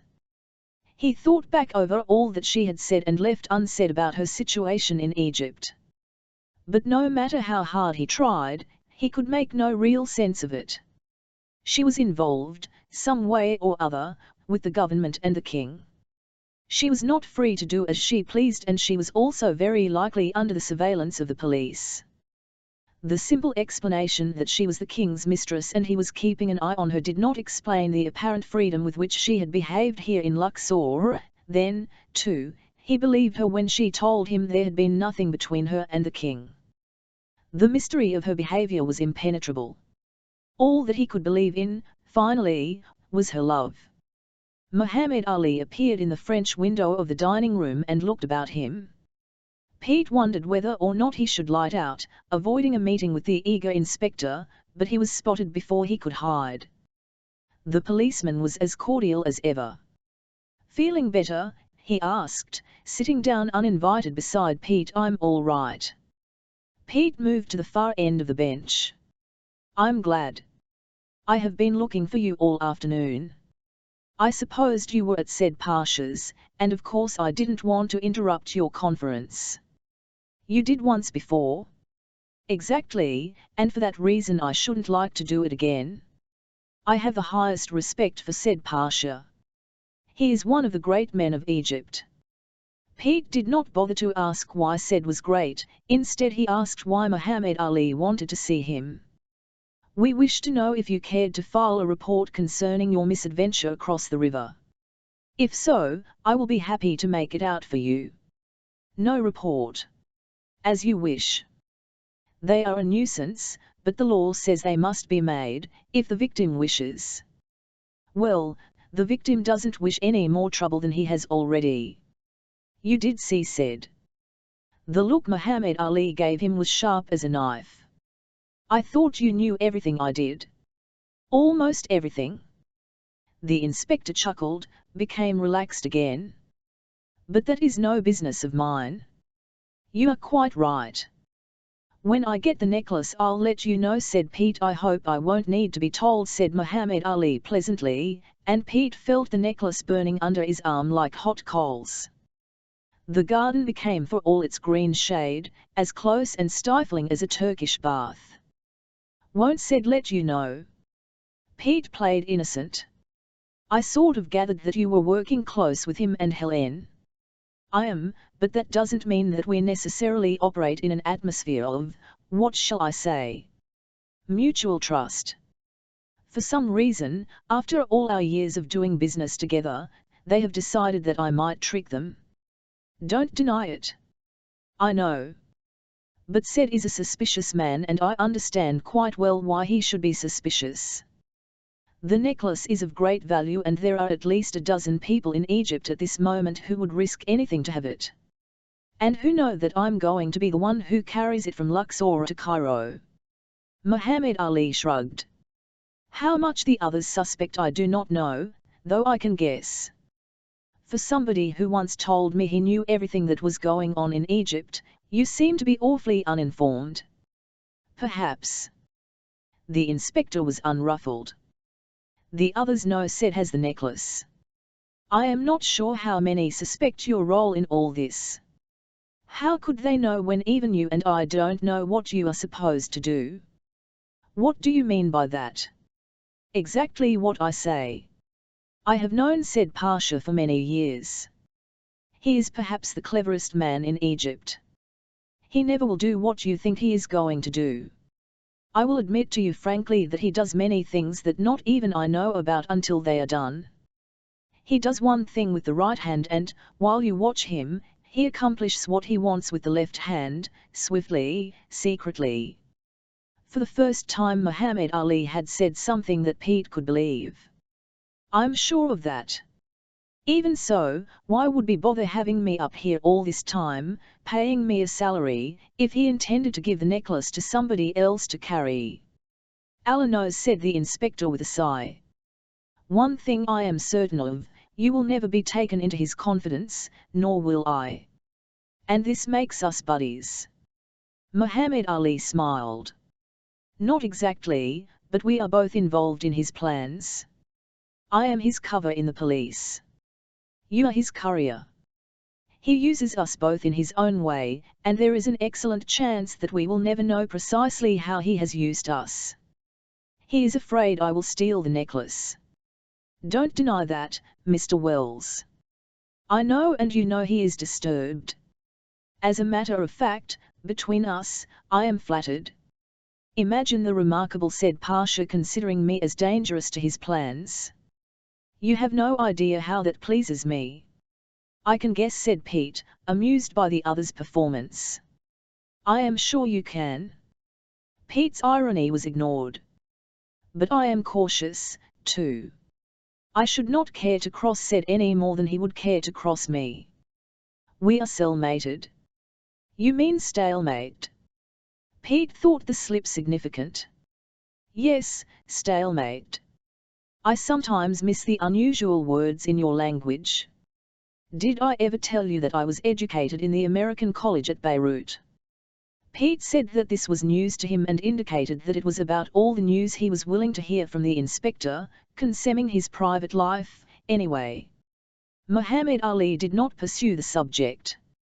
There are times when I feel you dislike me, he said, almost petulantly. I don't dislike you. I just don't trust you as far as I can see you. And I have tried to be candid with you. It is very discouraging. Candid about what? About our situation, yours and mine. We are both being used by, said Pasha. You must admit that that is a bond. I wish to repeat only what I requested on the occasion of our first meeting in Luxor, in your room. Let me know when Said gives you the necklace. Pete laughed. So that you can take it away from me? I would hardly do that. In the first place, I am sure that you will be an intelligent and tough custodian, and in the second place, Said is already suspicious of me and I should not like to make an enemy of him. Is he that powerful? He is more powerful than you will ever know, my friend. Then what's to keep you from turning me over to the police when you know that I have the jewels? Muhammad Ali smiled. If I did that, Said would have my head. I anticipate a long and easy life. To cross Said in Egypt would mean the end of ease and probably of life. Pete was about to remark that the policeman, if he stole the necklace, could probably get out of Egypt altogether and live contentedly on the loot, endangered perhaps by the international organization to which Said claimed to belong, but relatively safe if he was clever. Pete pretended, however, to accept this particular line. It was a considerable advantage to have Muhammad Ali believe he was a fool and not on guard. I see your point, said Pete slowly. I don't suppose it will do any harm if you know. I haven't been instructed one way or the other about you. As far as I know, I'm to get the necklace tomorrow and leave for Cairo on the evening train. Then I report to the Countess. Beyond that, I know nothing. It worked. The inspector was noticeably relieved. Good. That is what I thought. Meanwhile, beware of the others. What others? Don't you really know?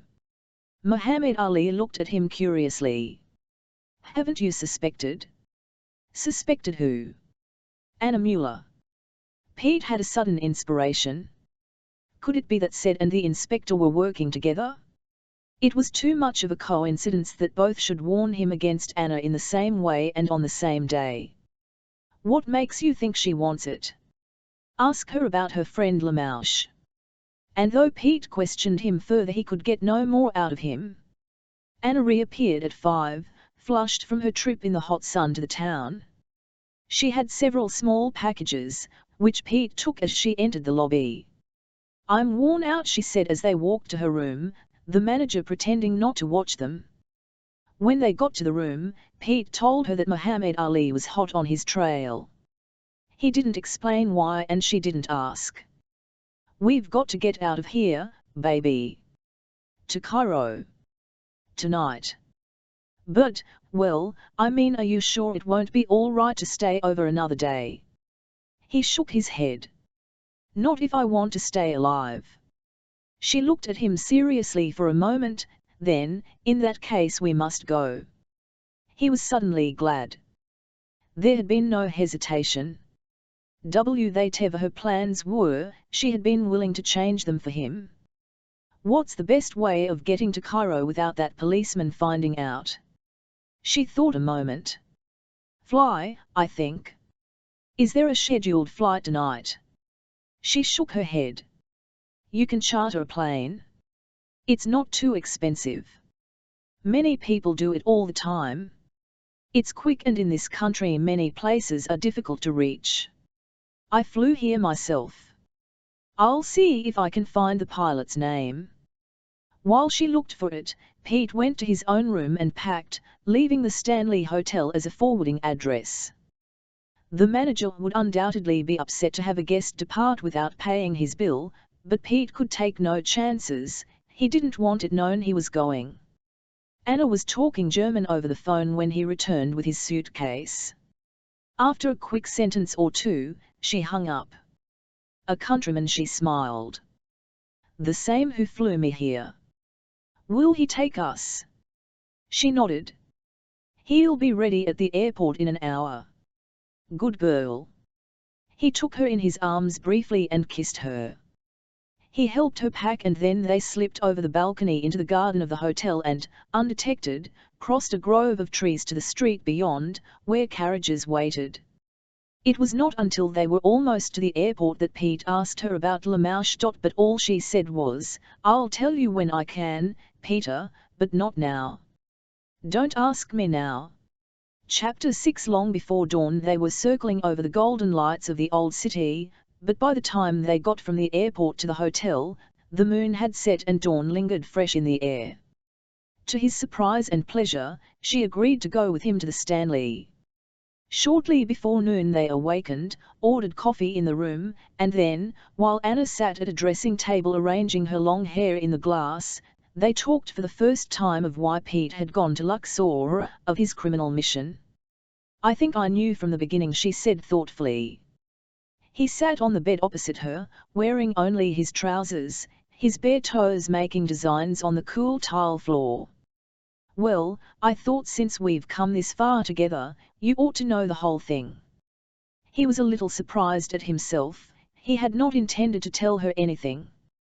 He had been waylaid and, as a cautious man, he should have told her no more than he had to. It was to her credit that she had never asked him, even when it had been more than obvious that he was involved in some elaborate game. "You have it now, this necklace." He nodded, but he did not tell her where it was. "Then turn it over to that woman, Peter." She spoke urgently, looking at his reflection in the mirror. "What do you mean?" "Get rid of it. Tell her you won't go through with this insane business. Tell her that." She turned and faced him, her face serious. "Peter, you will be killed for that necklace. I know it. I feel it. They are clever and cold, cold as death. They won't give you a chance in the world to live, if only because you know too much about them all. Say you will refuse to go on with this, please, for my sake." There was no mistaking the sincerity of her appeal. He was glad he had told her at last. "But I can't, baby. As you say, I already know too much, and on top of that, having gone through so much already for the damned thing, I don't want to lose out on the final sale." "You will lose out anyway, Peter," she said emptily. It may be too late already. Well, if it is, then there's nothing to be done anyway. She shook her head fiercely. No, don't say that. We must try to survive. Sometimes it looks hopeless, like a terrible web, but if we are strong enough we can get loose. I am so tired of being helpless, Peter. I am so tired of being pushed this way and that by the killers. And that's what they are, the whole vicious lot of them. And she began to sob. He took her in his arms and they sat side by side for several minutes while she recovered. When at last she was herself again, she smiled wanly, brushing the tears from her face.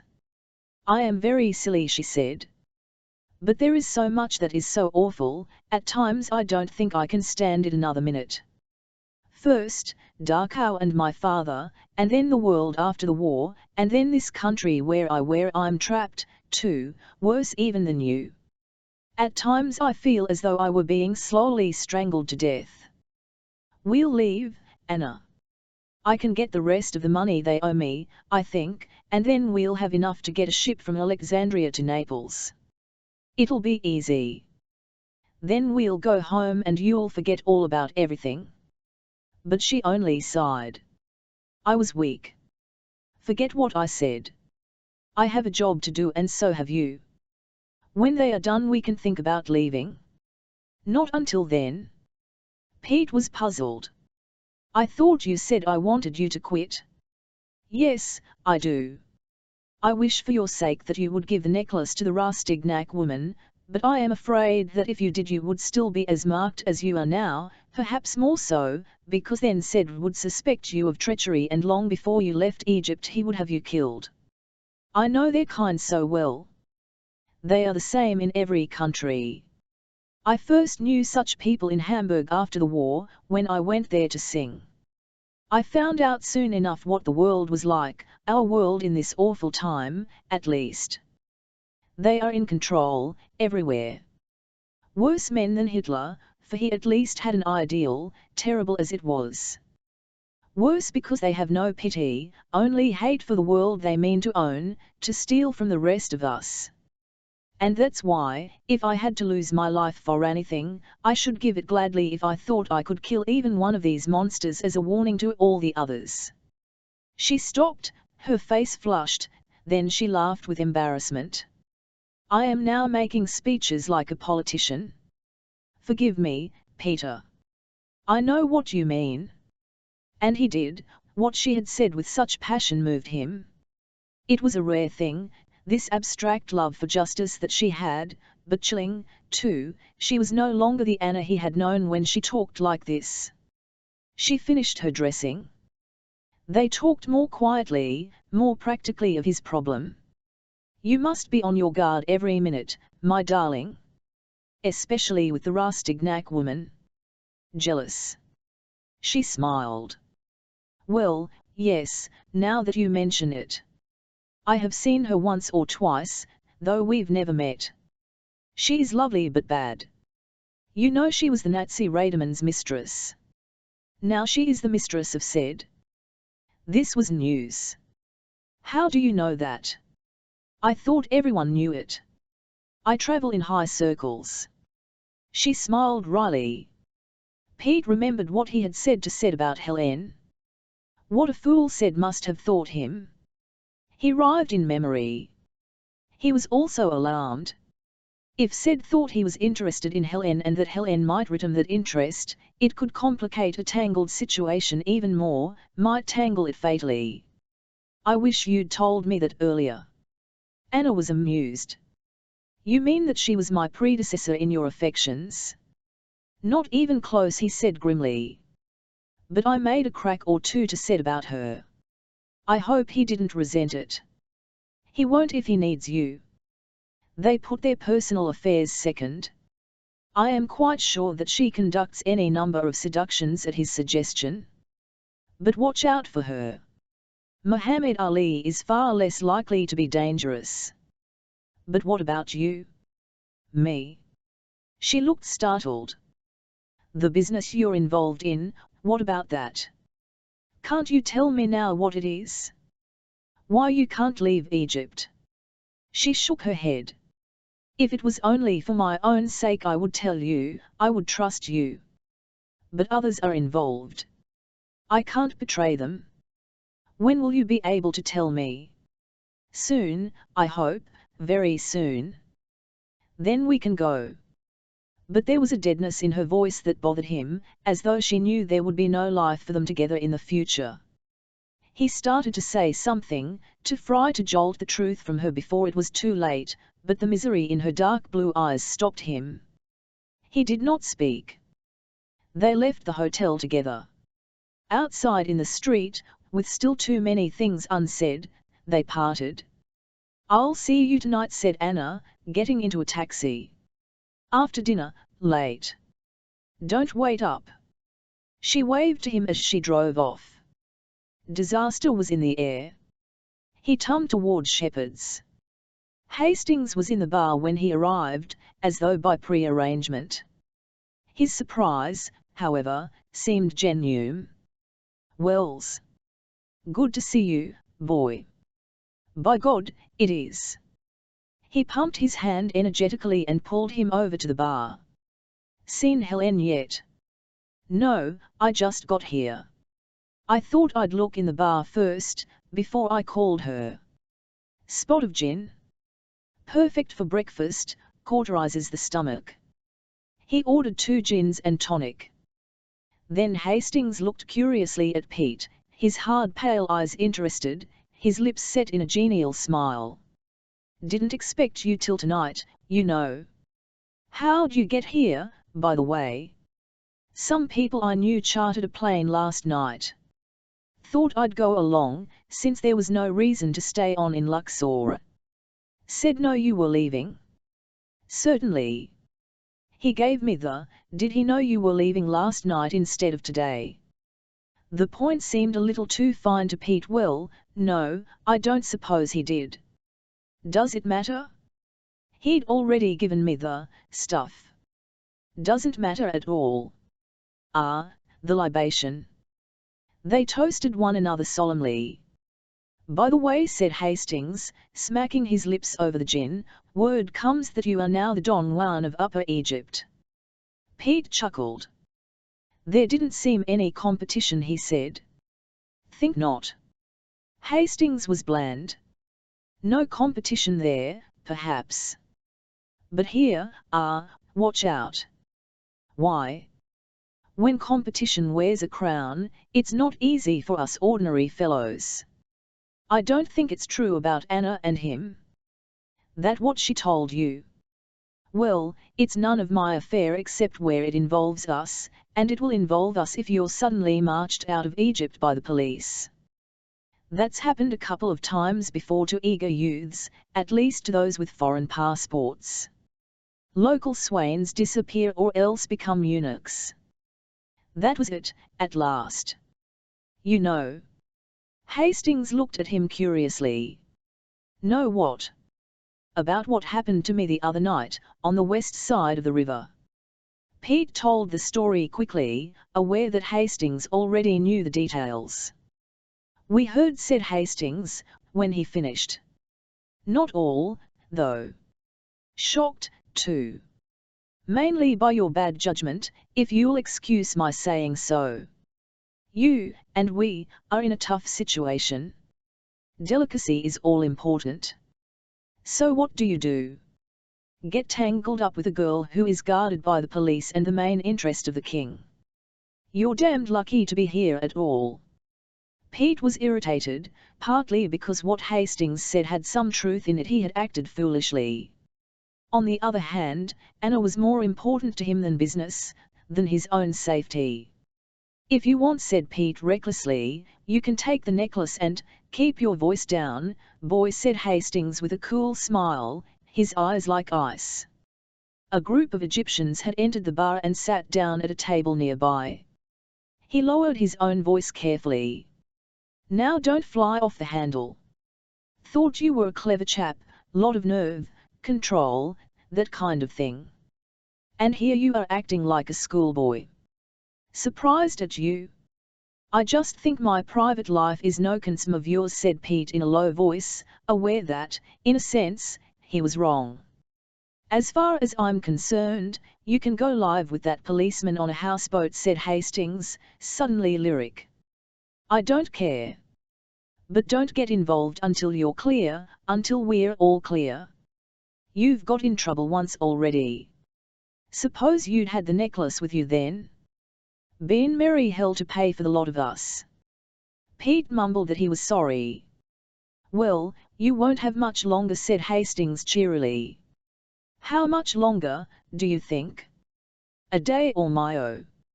And then I leave the country with the necklace. Can't tell just yet. Helen's making those plans now. Depends a lot on the situation.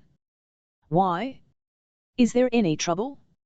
The police? Never worry about the police in an Arab country. They don't cost much, and when they are bought they usually stay bought, though of course that's no sure sign Muhammad Ali may not be ambitious. No, the police won't bother us. Others will. Another syndicate is after the necklace. Even so, you're fairly safe, if all goes well, and by that I mean politics. Pete was puzzled. Politics, repeated Hastings, and his voice descended almost to a whisper. There are rumors of a plot against the king. Trouble, real trouble. Nobody knows what might happen.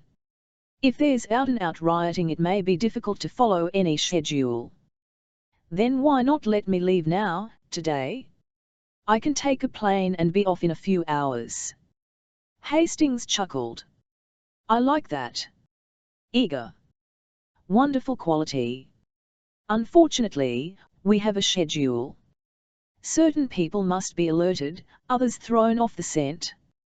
Your coming here unexpectedly probably shook some of them loose. They'll be a while getting onto you again. You mean others, people I don't know about, are following me around, trying to get the stuff? Certainly, my boy. Not nervous, are you? Pete swallowed part of his gin the wrong way. He coughed for several moments while Hastings pounded his back. Didn't mean to upset you. Hastings chuckled. Well, come along. Let's find Helen. She was free for lunch. Hastings called her on the house phone, and a few minutes later, dazzling in a batik dress, she joined them out on the terrace in back of the hotel, where, under an awning overlooking the garden, lunch was served. We did not expect you so soon. She smiled warmly and put her hand on his sleeve as though seeing him at last made up for everything, even the unexpectedness of his arrival.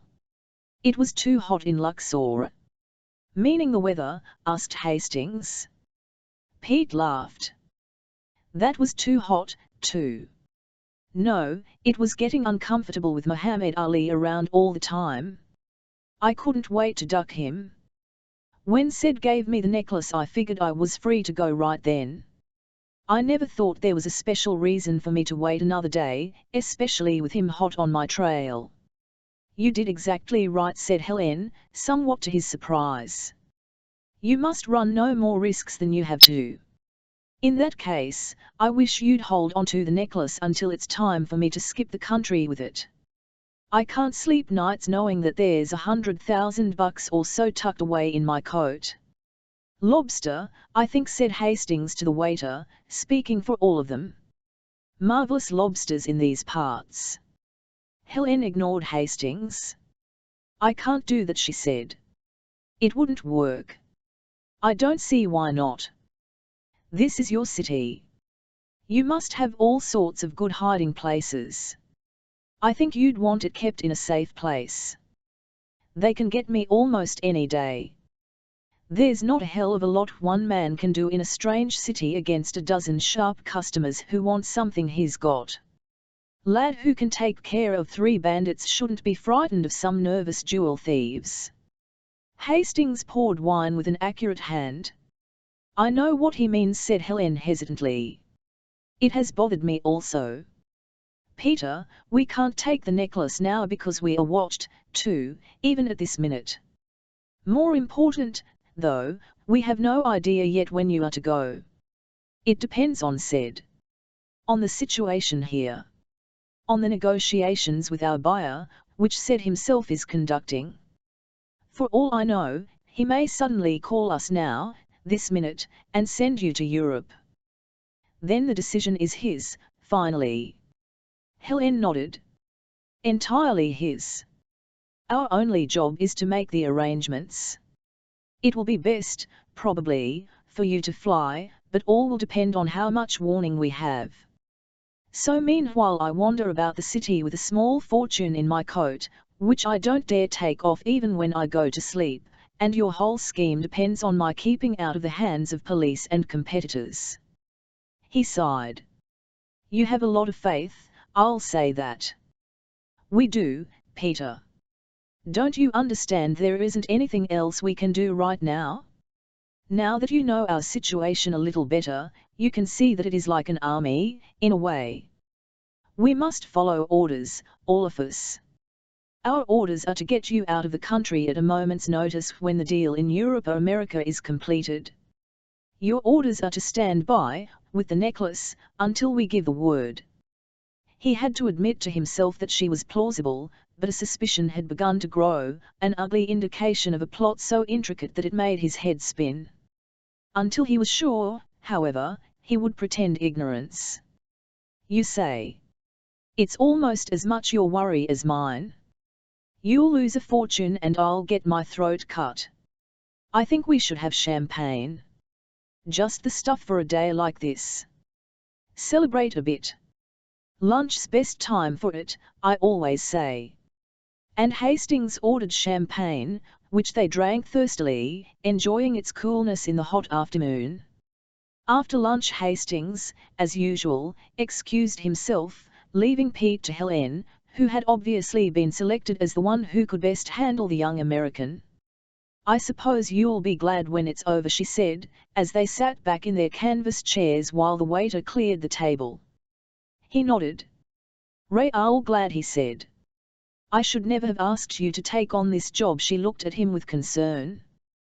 The danger is greater than the reward, though it is certainly not to my interest to tell you this.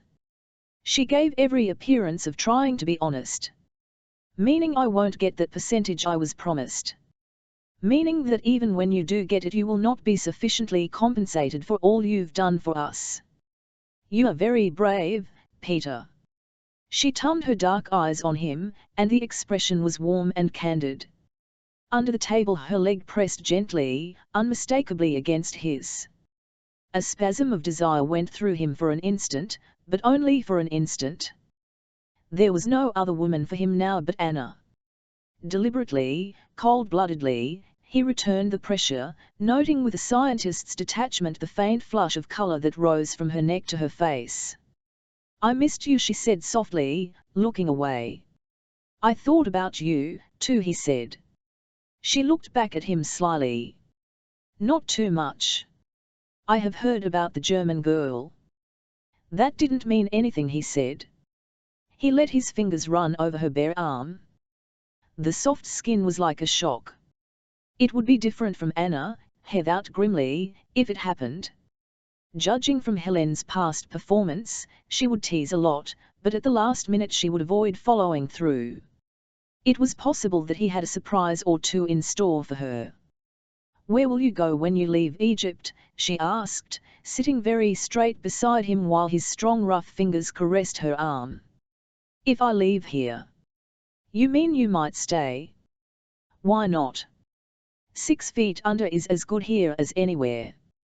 Maybe better. The sand keeps the body in good shape. She shuddered.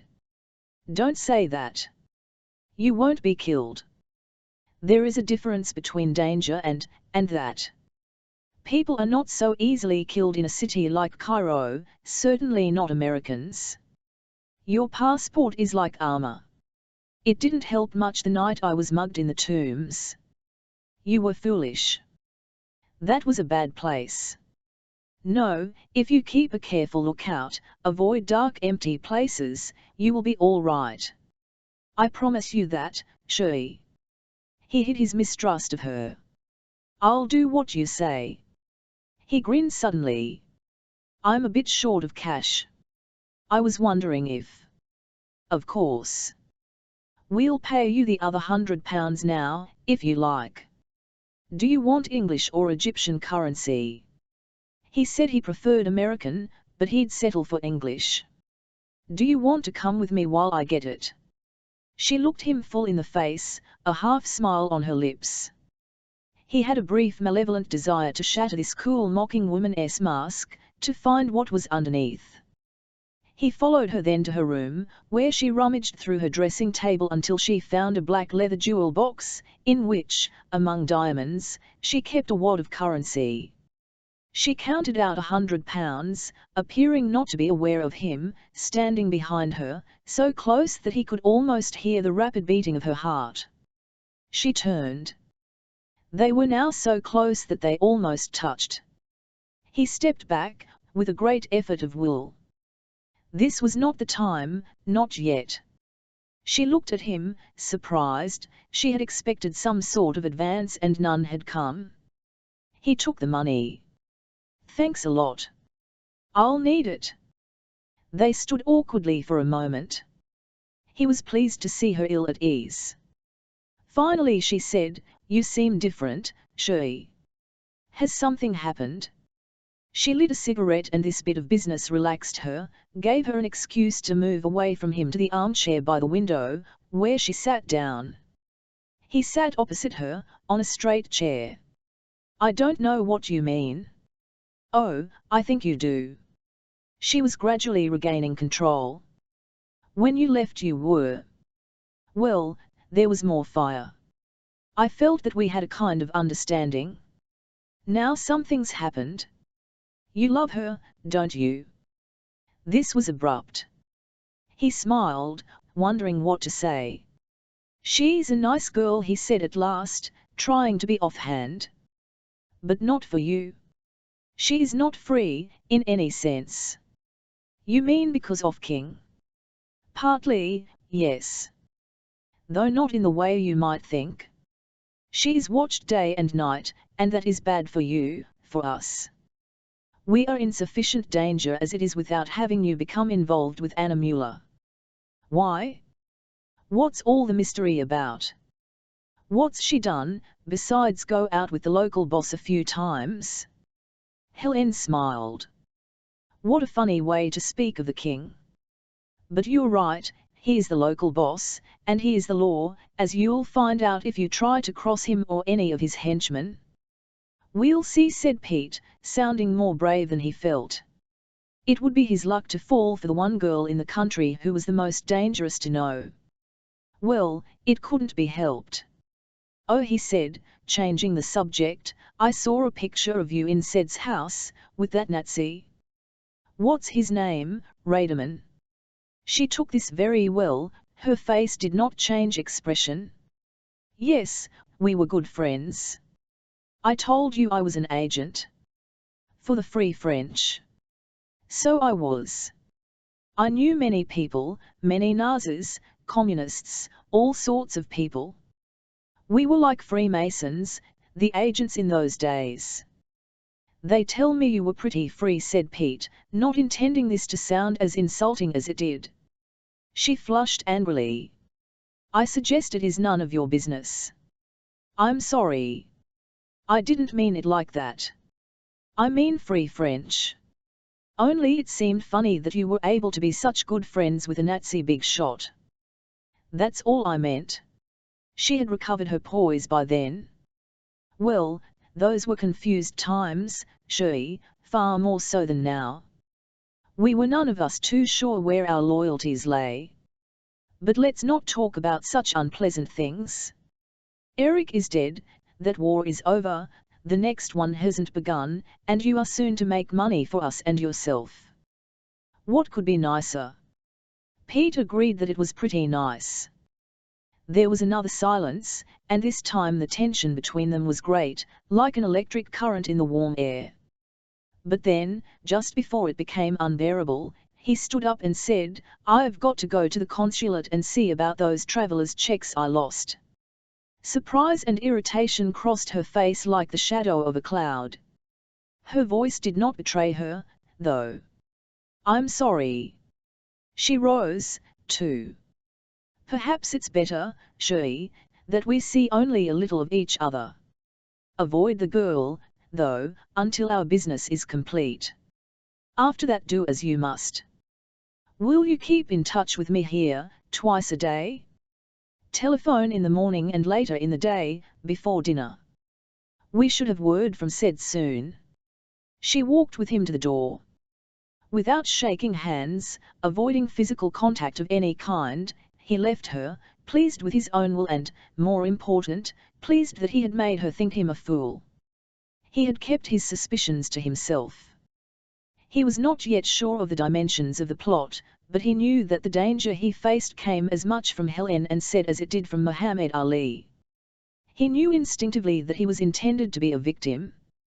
He also knew that, if he was, they would suffer, too. He set his jaw coldly.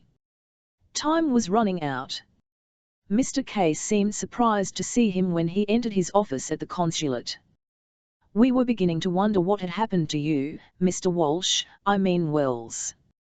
Sit down. He sounded almost cordial. There've been a number of inquiries about you. That right? Who from? I'm afraid I'm not at liberty to say. Only this morning, though, the Consul General asked me about you. This fact seemed to impress Mr. Case. I hope to hell he did. I'd still like to know what happened to my traveller's checks. Mr. Case frowned. Ah, those. I'm afraid you'll have to write them off. We found one in Alexandria that had been cashed by a moneylender. That means they are in the hands of a thief who knows what he is doing. I expect they have all been cashed by now. We wrote New Orleans, but so far no answer. You were in Luxor, weren't you? That's right, seeing the sights you must be in business, then. Mr. Case smiled politely. I was under the impression you had no money the other day or when you were in here. Well, I'll tell you. A good fairy came and put it under my pillow. I was merely inquiring, said Mr. Case, growing red. I must tell you, though, that it would be a very good idea for you to leave the country, if you can. Leave? I just got here. I have no idea, Mr. Wells, what you are up to, but there is every indication that a first-class incident is in the making, and the consulate feels that you, as an American citizen, should avoid making any trouble for yourself or for our government. I don't follow you. Then I won't lead you, snapped Mr. Case. The Consul General told me to tell you this if you came in here. We can only advise. You're welcome to take it or leave it. What kind of incident? Political. This country is about to blow up. All Americans have been asked to leave or else move out into the suburbs. Since you, in particular, have seen fit to get mixed up with the local businessmen, I think you would be doing both yourself and us a favor if you left Egypt by the next plane. I assume you have enough money. If not, it is just possible that that's sure white of you. When I needed help you wouldn't give me a cent, now that I look like a possible embarrassment, nothing's too good for me. Pete was a little bitter, the trick was so obvious. He wondered what it was the consul had heard. I'm sorry you take it that way, Mr. Wells. But our first interest is the United States, not you. That's fair. Pete rose. I suppose you'll tell me now to keep out of sight, to watch out. As a matter of fact, I was going to suggest exactly that. We've given the same advice to all Americans.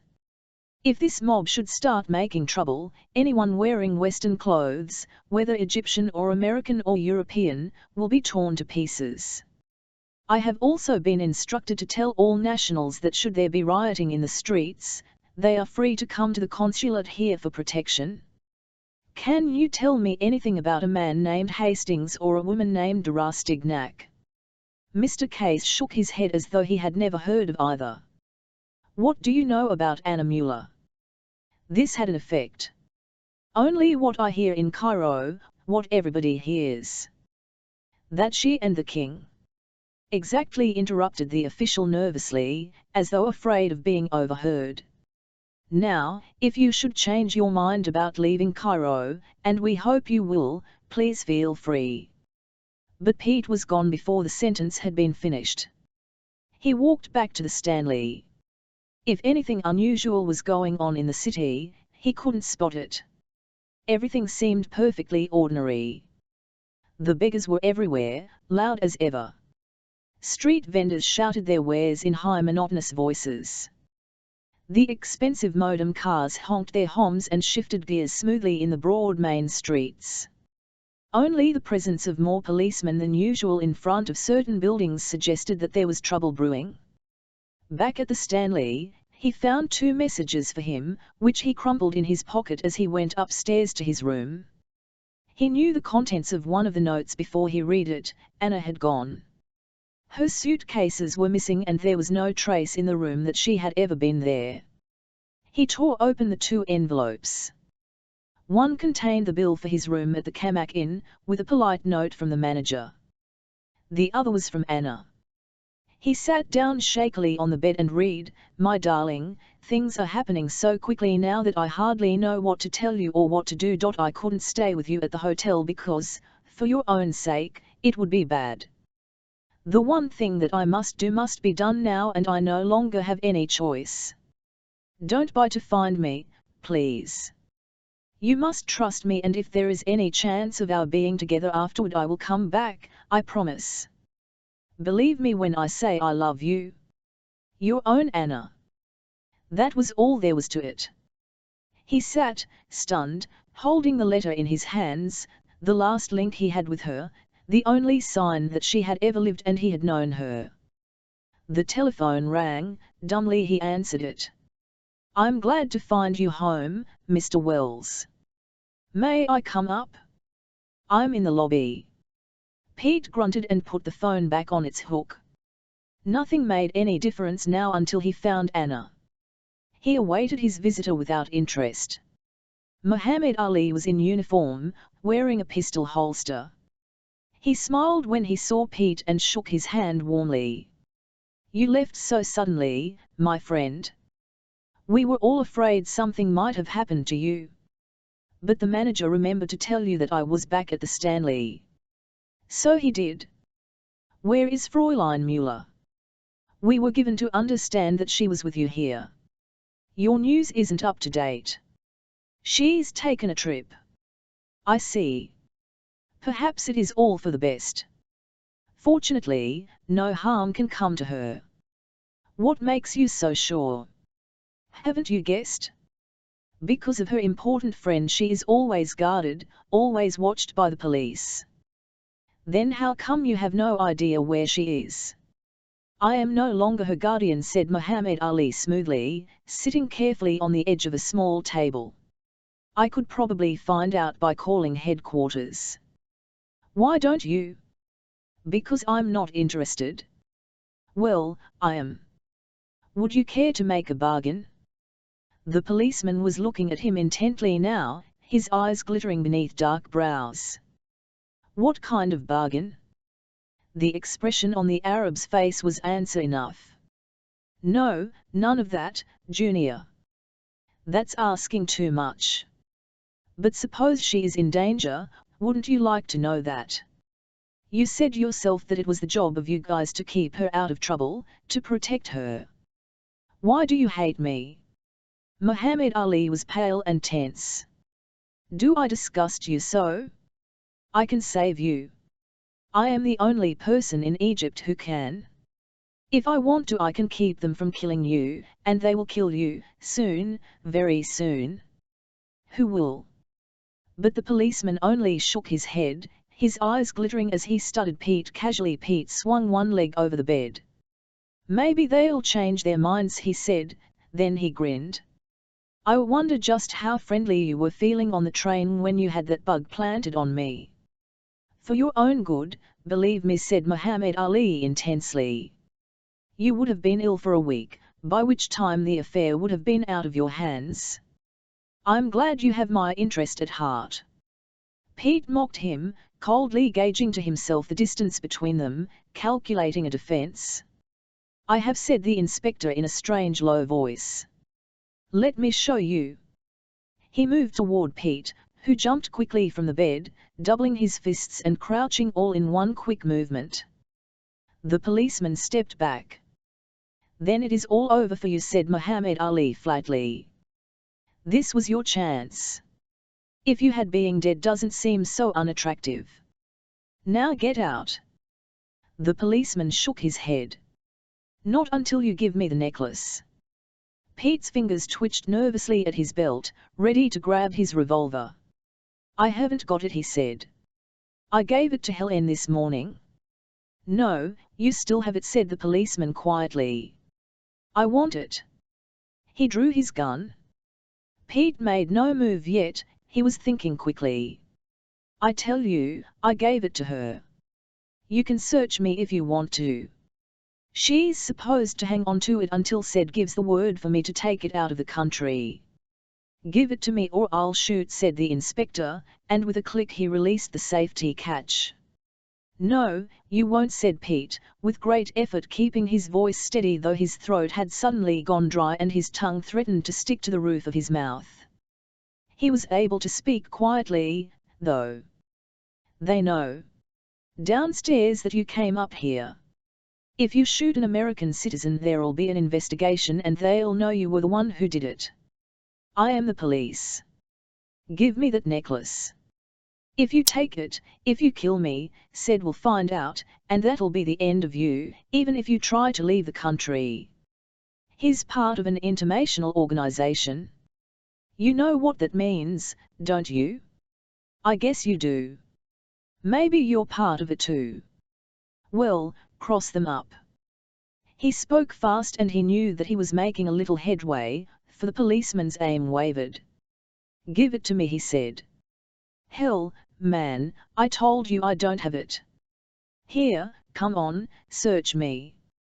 I swear I don't have it. You don't have to kill me to find out. Pete put his arms high up over his head. Muhammad Ali approached, pressing the muzzle of the revolver into Pete's belly. With his other hand he undid the coat and slipped his hand inside, both searching and caressing. Pete flushed. I'm ticklish, he said, but the inspector continued his search. Then, just as his hand moved upward on the right side, near the armpit, near the necklace, Pete brought both hands down with a crash on the back of the Arab's neck.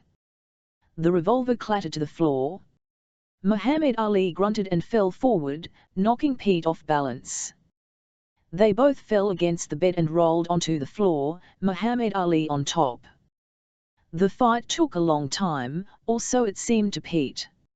On his feet he could have taken care of the larger man in a few seconds, but at close quarters, wrestling, he was handicapped by the other's weight and brute strength. They fought silently, only an occasional gasp when one hurt the other. Neither wanted the fight interrupted by strangers. They rolled across the floor, Pete trying to get to his feet, the other holding him back deliberately, aware of the American's powerful fists. Pete saw his tactics in a flash and he fought with even greater ferocity. The Arab was trying to choke him. Each chance he got, the huge hard hands would go to Pete's throat and begin to squeeze, each time Pete got away, kicking, elbowing, shoving. There were no rules now. Two animals were fighting for survival. Pete tasted blood on his lip, his own blood. His mouth had been cut by his own teeth. The larger man's face was purple and the veins were corded in it like dark ropes, throbbing with strain. Not until they got beneath the window in their agonizing struggle across the floor did Pete get his first opening. The Arab was growing tired. He relaxed his pressure imperceptibly on Pete's throat, and that was all he needed. With a huge effort he broke away, kicking the Arab in the chest. Muhammad staggered against the wall, choking. Pete moved in for the kill. It took only 2 blows, the strong right and the quick left follow-up. The inspector crumpled, unconscious. Pete stood in the center of the room, head bowed, arms at his sides, struggling for breath. Blood roared in his ears. Half blind with sweat and fatigue, he plunged his head into the wash basin and turned on the cold water full blast. It took several minutes for him to recover. When he did, he dried his face and neck and looked in the mirror. His mouth was not badly cut, but the upper lip was beginning to swell. The cold water had stopped the bleeding. His shirt was torn, but his suit, though shapeless, was not damaged. Quickly, keeping his eye on Muhammad Ali, he changed his shirt, combed his hair, arranged his jacket as well as he could, and then, after first dropping the policeman's revolver behind the pillows on his bed, he left the room, locking the door behind him. He half expected to see more policemen in the corridor, but there were none about. As casually as possible he walked down the stairs, through the lobby, and out into the street. He was about to catch a cab when a hand was placed on his shoulder. He gave a start and whirled about, expecting the worst.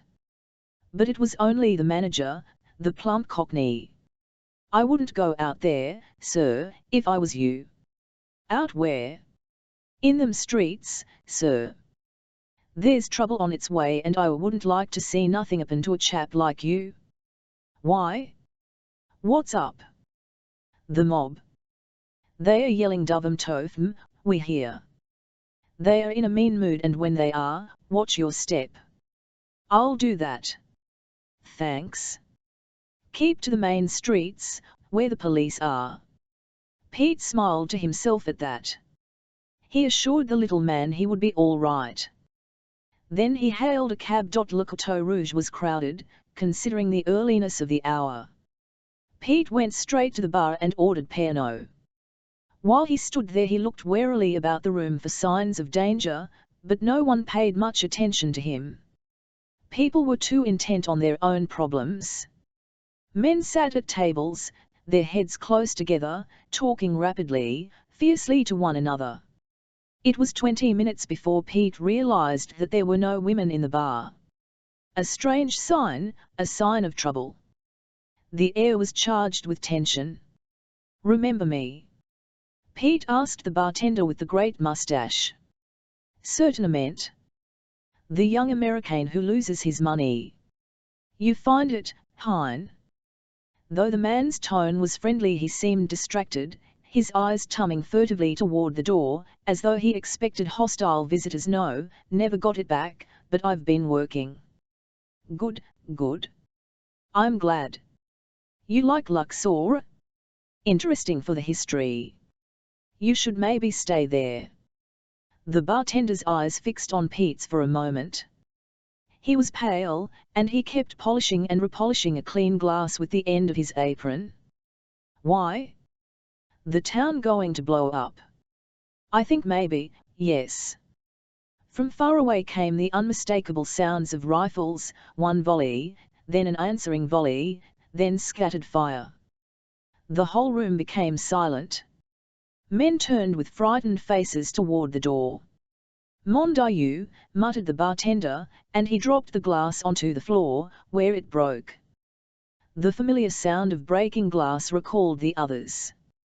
They began to talk again, a low buzzing like a hive of bees. The firing had stopped. Pete swallowed his Pernod. The liquor burned his upper lip. "Where's Lamouche?" he asked. "La base." The bartender motioned with his head toward the back room. "But no one can see him."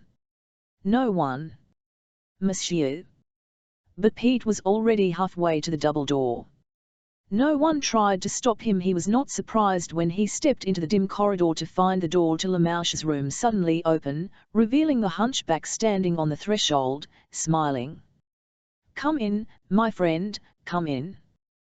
These are difficult times for honest men." He chuckled loudly as Pete followed him into the room. It was much the same as before, except that the teapot was no longer boiling, and where the hot plate had been on the table there was now a telephone. Lamouche sat down in his armchair and motioned Pete to sit beside him. "We have had many experiences," haven't we?" said Lamouche with a gentle smile, turning his fine dark eyes on Pete. Pete was not quite sure what he meant. There was too little time, though, to find out, to engage in subtleties. "Where is Anna?" The hunchback sighed. "I knew you would ask me that. When I saw you come in the bar just now I knew that that was why you were here." "Do you know?" Lamouche nodded. "I know, but I will not tell you. That is her wish and it is also my desire, so please, for the sake of good feeling, don't ask me." "Good feeling?" Pete exploded. "There isn't such a thing in this whole damn city. The girl I want, the only person I care about, is gone, and I don't know what she's doing or where she is and you tell me I'm not to ask." Lamouche touched his arm gently, affectionately. "It is not so entirely bad, my son." He laughed softly. "I am old enough to be your father, you know." He paused for a moment, frowning, as though he had thought of something from the past, some dark memory. Then he said more lightly, "Tomorrow you will be able to see her, if nothing goes wrong. She loves you, you know. There's no doubt of that." "She's got a fine way of showing it," said Pete bitterly, and he began to shake, a delayed reaction from the fight. Too much adrenaline," he stammered, aware that the hunchback was watching him. Lamouche pressed a button beside his chair and the bartender appeared and was told to bring brandy. When Pete drank it he felt better, but weak. All the strength had gone out of him, used up in the fight. It was several minutes before he felt like himself again. "It will be all right," said Lamouche quietly. "It will be all right." His voice was low, hypnotic, as he repeated soothing words. Then, when he saw that Pete had recovered, he said, "Try to understand that Anna is not free to do what she wants to do. She has obligations to others, to many others, to people living and even," he paused, "to people dead. Then she has fulfilled them, she will be free again, perhaps for the first time. She may be dead by then. It's possible." Lamouche looked away. "I hope not. I can tell you nothing more. But I just can't sit and wait." Pete exploded. "Why can't I help her?" Why the ringing of the telephone stopped his tirade. Lamouche spoke Arabic rapidly into the receiver. He was thoughtful as he replaced it. "It is beginning," he said finally, his fingers drumming on the table. "What's beginning?" "Revolution, my friend." "Solemn word, dangerous word. Are you mixed up in it?" "Everyone is mixed up in it," said Lamouche evasively. "Now we must ride out the storm." "That was a friend of mine with word that rioting has started in El Minza suburb, a working-class district. That means it will spread very soon to the center of the city." "What's going on?" "According to the newspapers, the wicked Jews are trying to overthrow the government because of the situation in Israel. The government always blames it on the Jews. Actually, the troubles are almost always spontaneous. Even Muslims will oppose tyrants. The hatred of the king has been building a long time. When it reaches the army, then PFI, no more king. Has it reached the army yet? We shall know soon enough. And you and Anna are mixed up in all this." "I never said that." "But it's what you mean, isn't it? Tomorrow you'll know. If we're still alive. If not," and Lamouche smiled, "we'll know more important things. Accept the situation. There is never any use in struggling against events when they have got out of one's personal control, and today, tonight, tomorrow belong to the mob, not to us." Pete groaned with frustration. "What do you think I ought to do, then?" "I would advise going immediately to the American consulate and staying there until the business is over. Then come back here and join Anna. She will be here, in this room, tomorrow. If. From far away they could hear the muffled sound of gunfire. They listened for some minutes until it stopped and the buzz of talk from the adjoining bar began again. "Now," said Lamouche, as though nothing had happened, "tell me about your adventures in Luxor."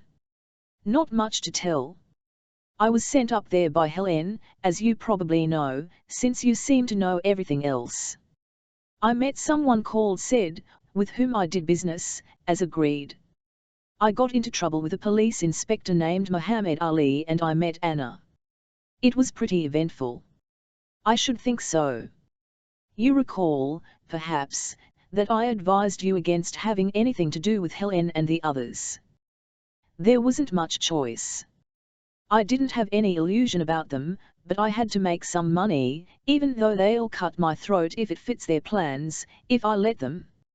"No, that was not their plan exactly. Muhammad Ali is supposed to do the throat cutting." Pete was startled. He wondered if he had heard correctly. "You mean? Give me that necklace, Pete." Lamouche's voice was stern. "Oh, no. No, you don't." Pete jumped to his feet, pulling his gun at the same time and aiming at Lamouche. "I should have figured you weren't on the level. It was too damned much to expect in this hellhole." "You..." The two men who had come in behind him disarmed him quickly and, before he could even regain his balance, pushed him back into the chair. Lamouche smiled sadly. "It looks as though the whole world is against you, I know," he said as Pete struggled helplessly. The two Arabs were enormous men, dressed in the flowing robes of the desert. They held him to the chair with apparently little effort. Lamouche took his gun and then expertly ripped the lining of his jacket and extracted the necklace. "Now, if I promise not to move, I'll order them away." "What the hell good's a promise?" Pete was breathing helplessly, heavily. He almost wished they would finish the job and let him die. "All I ask is that you listen to me," said Lamouche reasonably. He motioned with his hand and the two Arabs withdrew, closing the door softly behind them. "They are my guards," explained Lamouche, almost apologetically, his hand on the butt of Pete's revolver, aware that the young American was prepared to make a break for it. "I've already had one fight today for that thing," said Pete. "I thought that would be par for the course." "You won't have to fight for it again," said Lamouche. Then, to Pete's amazement, he took the necklace and broke it. Beads scattered over the room. The ruby, broken from its pendant, fell to the floor, and Lamouche ground it with his heel until it broke. "My God, man!" Pete jumped to his feet excitedly. "That's a fortune. You've just lost us all more money than..." He stopped abruptly, conscious that Lamouche was laughing at him. "What's the big idea?" "The idea is not so very big, young man," said the hunchback, pushing Pete's revolver across the table to him. "I'm sorry I had to take it away from you like that, but I knew you'd never give it up, no matter what I said." Pete took the gun and shoved it back in his belt. This, he decided, was the end. He slumped in his chair wearily, prepared for anything. "Don't look so tragic." Lamouche chuckled. "I've just saved you from a great deal of annoyance. Not to mention money. Don't be bitter. It was only worth about $20. You're out of your mind. That necklace was worth over 100 grand. The ruby alone was worth, the original, yes. But you've been guarding with your life an imitation, a copy, a fake." It took a moment for this to sink in. Pete tried to speak but there were no words ready on his tongue. Lamouche explained, "In a way, much of what happened to you is my fault and I can apologize only by getting you out of it all now, my fault not so much for what I did as for what I didn't do. I could have stopped you that afternoon when you came here, before you went to Luxor. I liked you. I didn't want you to come to harm, but unfortunately, for reasons that you may one day understand, I wasn't free to do more than I did, to warn you not to trust Helen and Hastings.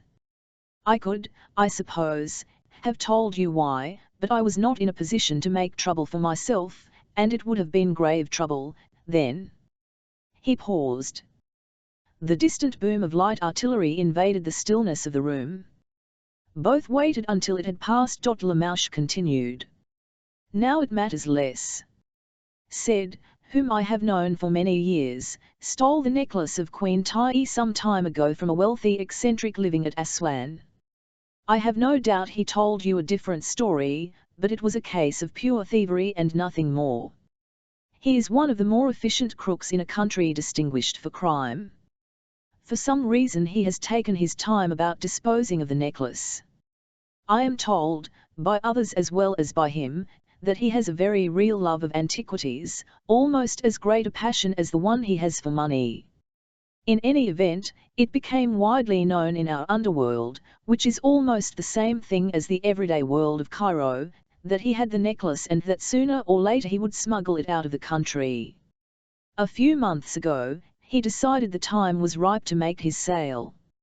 He instructed his partners, Helen and Hastings, to send it by usual consignment to Europe. What's usual consignment? By sea. Their trade is the usual narcotics, and on a grand scale. They operate 3 small ships, and their connections are worldwide. But, unfortunately for Said, his police contact, the greedy Muhammad Ali, discovered that the necklace was to make its long-anticipated voyage to parts unknown, and he hinted, broadly, I gather that for his cooperation a hefty slice of the proceeds would be in order. That, my friend, is where the innocent young American enters the picture. It was decided that you be used as a decoy. Helen would send you to Luxor for conferences with Said, which Muhammad Ali undoubtedly would hear of, and then, when he had risen to the bait, you would be given a copy of the necklace and sent back to Cairo, where Muhammad Ali would probably relieve you of the necklace. By returning early, however, you threw the timetable off and doubtless saved your life. You see, Helen and Said could not feel safe until they were fairly certain that Muhammad Ali had got the imitation from you. Wouldn't he have been able to tell pretty quickly that it was phony? Of course. That's why so much depended on timing. They calculated that they would have a few hours grace from the time he'd taken care of you until he discovered the fraud, hours in which they would be able to fly, without intervention, to Europe. They knew all too well that if he did not think he had the necklace himself, they wouldn't be permitted, any of them, to get through customs. They were all watched and they knew it. Their main chance, for now at least, was to throw him off the track long enough to make a getaway. And I was to be the one who ended up full of holes. That's about it. They assumed he would kill you or at least lock you up under some pretext or other until he had himself disposed of the jewels. It was perfectly sound reasoning. Muhammad Ali was taken in. You were taken in. It would have worked, too, if you hadn't come back a day early, shaking the inspector in the process.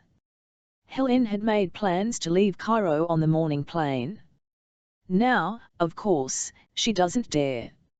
Muhammad Ali would have her searched, will have anyone searched who might possibly be in league with her, and believe me, stupid as he is in many ways, he is perhaps the best informed man in Egypt on smuggling. He has to be. He has made his fortune in commissions from smugglers. He knows every agent Said is apt to use, and more. Then Helen has got the real necklace. She was to leave the country as soon as she knew that you were in the hands of Muhammad Ali. Pete whistled. He had not trusted her, but he'd never suspected her of a double cross quite so dirty. It was an unpleasant feeling, to be expendable. Has she gone yet? Lamouche shook his head. All this has made a difference, he said. Not only your escape from the inspector, but now the uprising. The airports are shut down. No one can leave the city, even by car. The roads are barricaded and there is nothing left for any of us to do, except wait. It is out of our hands. Allah has willed it. Chapter 7. But it was soon obvious to Pete that Allah was not the only one who had willed the disturbances. From bulletins that Lamouche received by telephone every 5 or 10 minutes, They learned that the fighting had been temporarily contained in the working-class suburbs of the city. With each message, Pete became increasingly aware that Lamouche, in some strange way, was one of the organizers of this rebellion, one of its generals. Yet no one came to the room. Only the telephone was continually busy, and it was not an ordinary telephone, Pete had discovered, but a radiophone. He grew restless after a time. The noise of far-off gunfire excited him. It was the first he'd heard since France in the war. Finally he said, "I want to go out and look around. I ought to get my things at the hotel." "I wouldn't advise that," said Lamouche.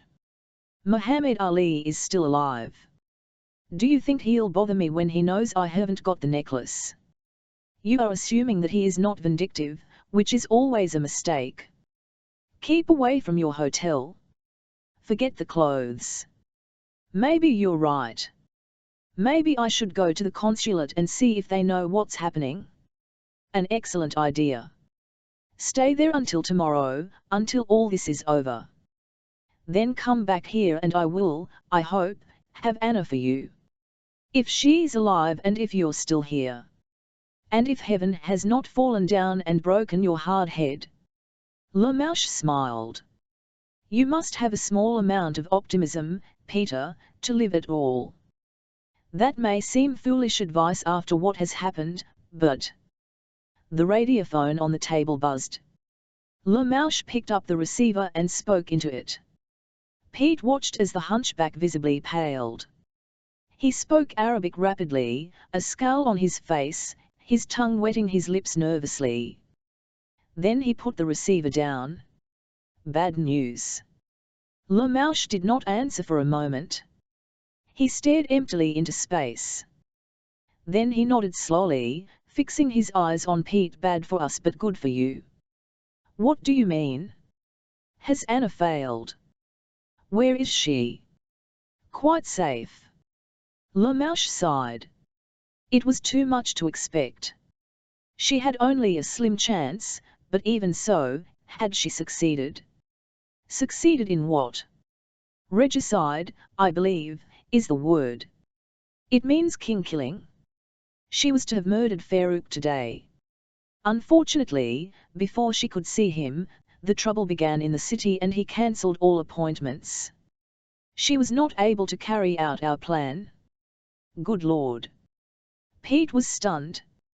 All this had been planned some months ago, shortly after I met her, quite by chance at the house of a mutual friend. You must have been crazy. There wasn't a chance in the world of her getting away with it.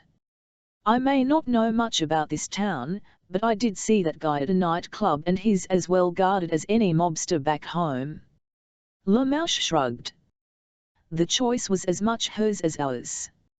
She's as much involved as the rest of us, more so, in a strange way. Lamouche paused, then, "I don't know how much you know about her past, but I expect she told you about her childhood among the Nazis, about her father and Dachau and all that." "Well, these early experiences had a profound effect upon her.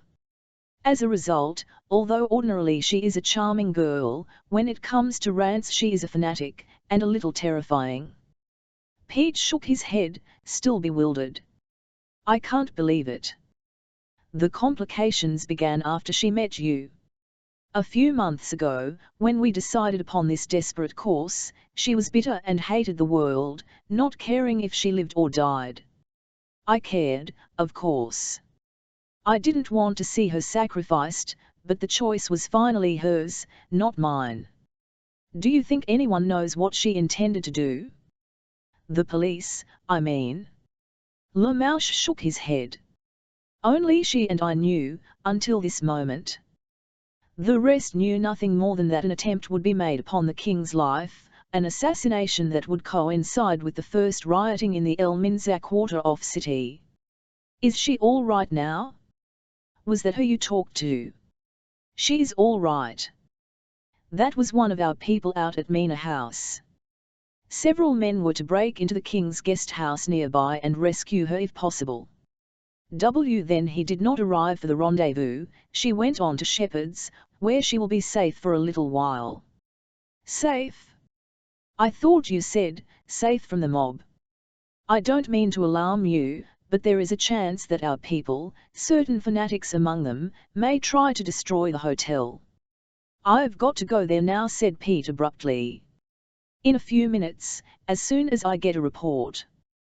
He gestured toward the phone. I should learn in a few minutes what is happening in that section of the city. Pete sat back in his chair. Waiting was intolerable. He was tempted to leave anyway, on his own. But Lamouche, as if guessing what he was thinking, shook his head. You must wait. I insist on that. What's the best way to get her out of the city? I think she will be able to answer that.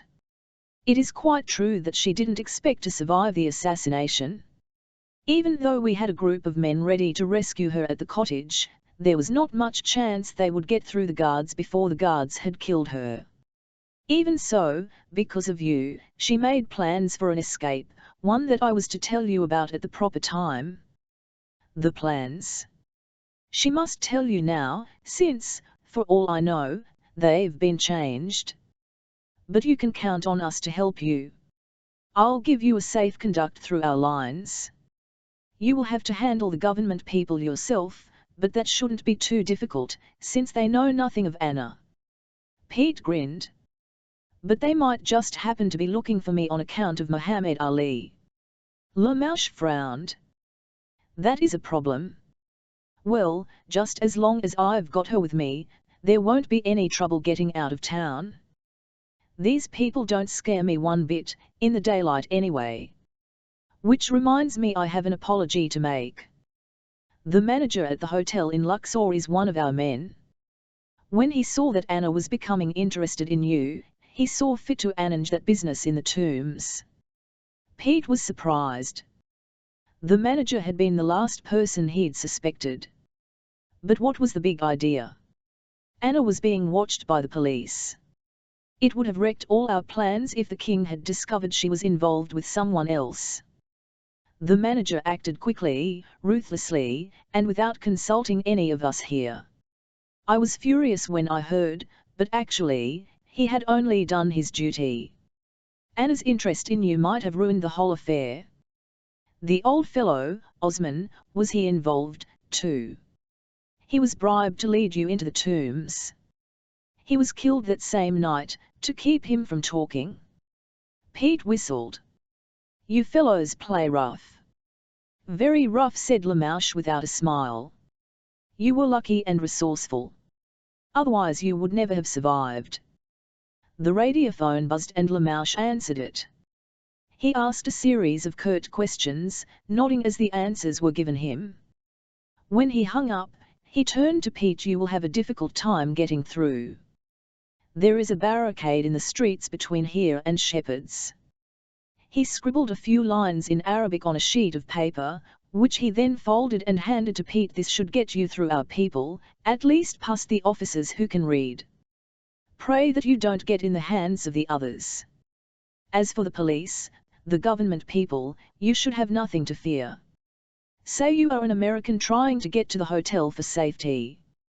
And Anna's there right now? Waiting for me. She's there now. You have your gun? Good. Keep to the back streets. I hope your sense of direction is good, for they are like a maze. Go quickly. The hotel is in danger. Both men rose. Tell me, said Pete, what's your connection with all this? Are you the boss of the show? Some kind of politician or something? The hunchback laughed. Do I look like a boss? Or even a politician? Not likely. You might say that I am an adventurer corrupted by idealism. Now, my son, goodbye. Allah be with you. We are not likely to meet again. They shook hands warmly, without further words.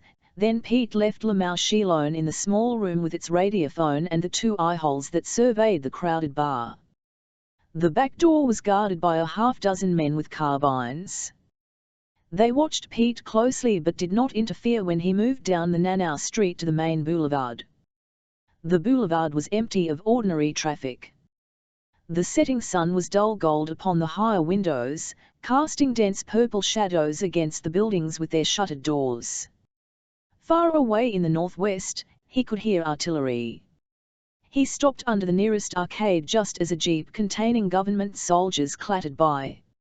In the next few minutes several more trucks and jeeps moved rapidly down the boulevard, all going toward Shepherd S, away from the northwest and the firing. Keeping close to the walls of buildings, he managed to walk the length of the block unnoticed. At the intersection he paused. Here trouble began. A building several blocks away to the left was on fire, but no one attempted to put out the flames.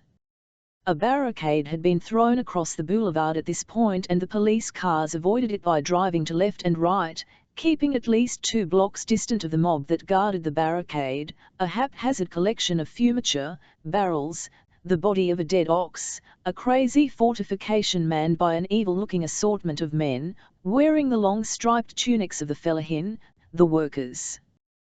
They were dangerously quiet, moving behind their cover, each carrying a rifle. What to do next was a problem. The mob was in an ugly mood and Pete had already been warned that they would shoot on sight any man wearing European clothes, no matter what his nationality. Yet he had to get past that barricade, past at least 100 trigger-happy Egyptians. At first he thought of trying to explain to one of them that he was friendly, that he had a safe conduct from Lamouche. But the risk involved was too great. They were apt to shoot on sight. The language barrier was also great. He retreated deeper into the arcade. There was now no sign of life anywhere. No police, no citizens, even the million cats of Cairo had fled. The emptiness was reassuring. An alleyway opening off the arcade provided him with a plan. He knew that the wide handsome avenues of Cairo had been arbitrarily cut through an ancient city of Nanau crooked streets, a rabbit warren that still existed behind the great thoroughfares, a kind of Kasbah where the secret Arab life went on. There were many entrances to this world, alleyways like the one before which he now stood. The only danger was that in the maze of crooked streets a stranger was easily lost, easily robbed, and as easily murdered. He would have to take that chance. Gun in hand, he walked down the narrow alley. Knowing his position in relation to Le Coteau Rouge, he was able to guess at direction. His only danger was overshooting his mark, bypassing Shepherd S without knowing it. The alley soon became a street just wide enough for 3 men to walk abreast. The pavement buckled crazily and there was a deep channel in the middle where, during the rains, the accumulated filth was carried off. The odors were overpowering and he found it difficult to breathe. The evening was warm and all currents of fresh air were blocked by the several-story zigzag houses, whose wooden balconies touched overhead, hiding the every few yards more streets branched off the one he was on, offering a bewildering number of alternatives, but he kept on course by checking the stars, which had begun to appear in the violet sky. The people were abroad in these narrow streets. They obviously felt safe in their own territory. Yellow lamplight flickered in the windows. Occasionally he would pass an open door of a tea house, where he could see the natives sitting about on the floor drinking tea and talking in low guttural voices. Those he met in the streets seemed more afraid of him than he was of them, stepping back against the walls to let him pass. None appeared to be armed. They gave the impression of people waiting for some great event. They were very quiet, there was none of the usual shouting and laughter that ordinarily characterized their section. They were all listening to the gunfire, watching the red haze in the narrow strip of sky visible from the street. Their watchfulness made Pete nervous. They were like caged animals awaiting some signal, a sudden freedom. He walked more quickly, gun in hand. He was taking no chances. As he walked he kept a sharp lookout for possible attackers. But no one followed him or threatened him from the dark doorways. For once they were all too concerned with the common danger to prey upon strangers. There was no trouble until he came to a small square. The square was an irregular area 20 yards across with a dozen streets like black holes in the shabby house fronts. As he stood watching, from several of these streets men came running in close pursuit of 4 soldiers that they had flushed out of a building. Several of the attackers carried torches. They were dangerously quiet as they circled the soldiers in the center of the square. Pete edged back into the shadows and watched, horrified, as the soldiers threw down their rifles and began to plead with the mob, which now had swollen to nearly 100 swarthy silent men. Then the ringleader, a small man with eyes that glowed fiercely black in the torchlight, approached one of the soldiers stealthily, like a boxer coming out of his cummer. Light gleamed on the knife in his hand. The soldiers sank to their knees whimpering. Pete looked away, hearing the first terrible scream in his head a good minute before it actually broke upon the tense still air. It was like a signal. The mob began to shout and curse, releasing its pent-up fury in a chaos of sound. Pete pressed into a doorway, thankful for its depth. Men came running down the street past him. Fortunately, none saw him. There were 3 more hoarse screams clearly audible above the mob's roar, then the sound of many feet running and the light of torches grew dim as the mob moved on to another part of the quarter. He waited until there was neither light nor sound, then he looked out into the square. It was deserted except for 4 huddled shapes. He tried not to look at them as he walked quickly across the courtyard, but one brief glimpse showed they had been beheaded. He plunged once more into the maze of streets, all deserted now. Not even lamplight shone in the narrow windows. The wooden balconies were empty. The passage of the mob had frightened even its own kind, and the people hid behind shutters in darkened rooms. Then, just as he was positive that he was hopelessly lost, a turn of a crooked street, so narrow that at points he could touch opposing walls, brought him onto a modern thoroughfare. He had arrived at last. Shepherds had a dozen soldiers in front, guarding this headquarters of European and American interests. He was let through without any delay by a sergeant who satisfied himself with one hard look that he belonged there. The lobby was crowded with worried-looking men and women. Many of them had suitcases piled about them, belongings that they had brought from other, less safe, hotels and from their homes. These were residents of the city, come here for safety. Pete crossed the front lobby looking for Anna. He had got as far as the bar when he bumped into Hastings. God's sake! There you are. Looking all over Cairo for you.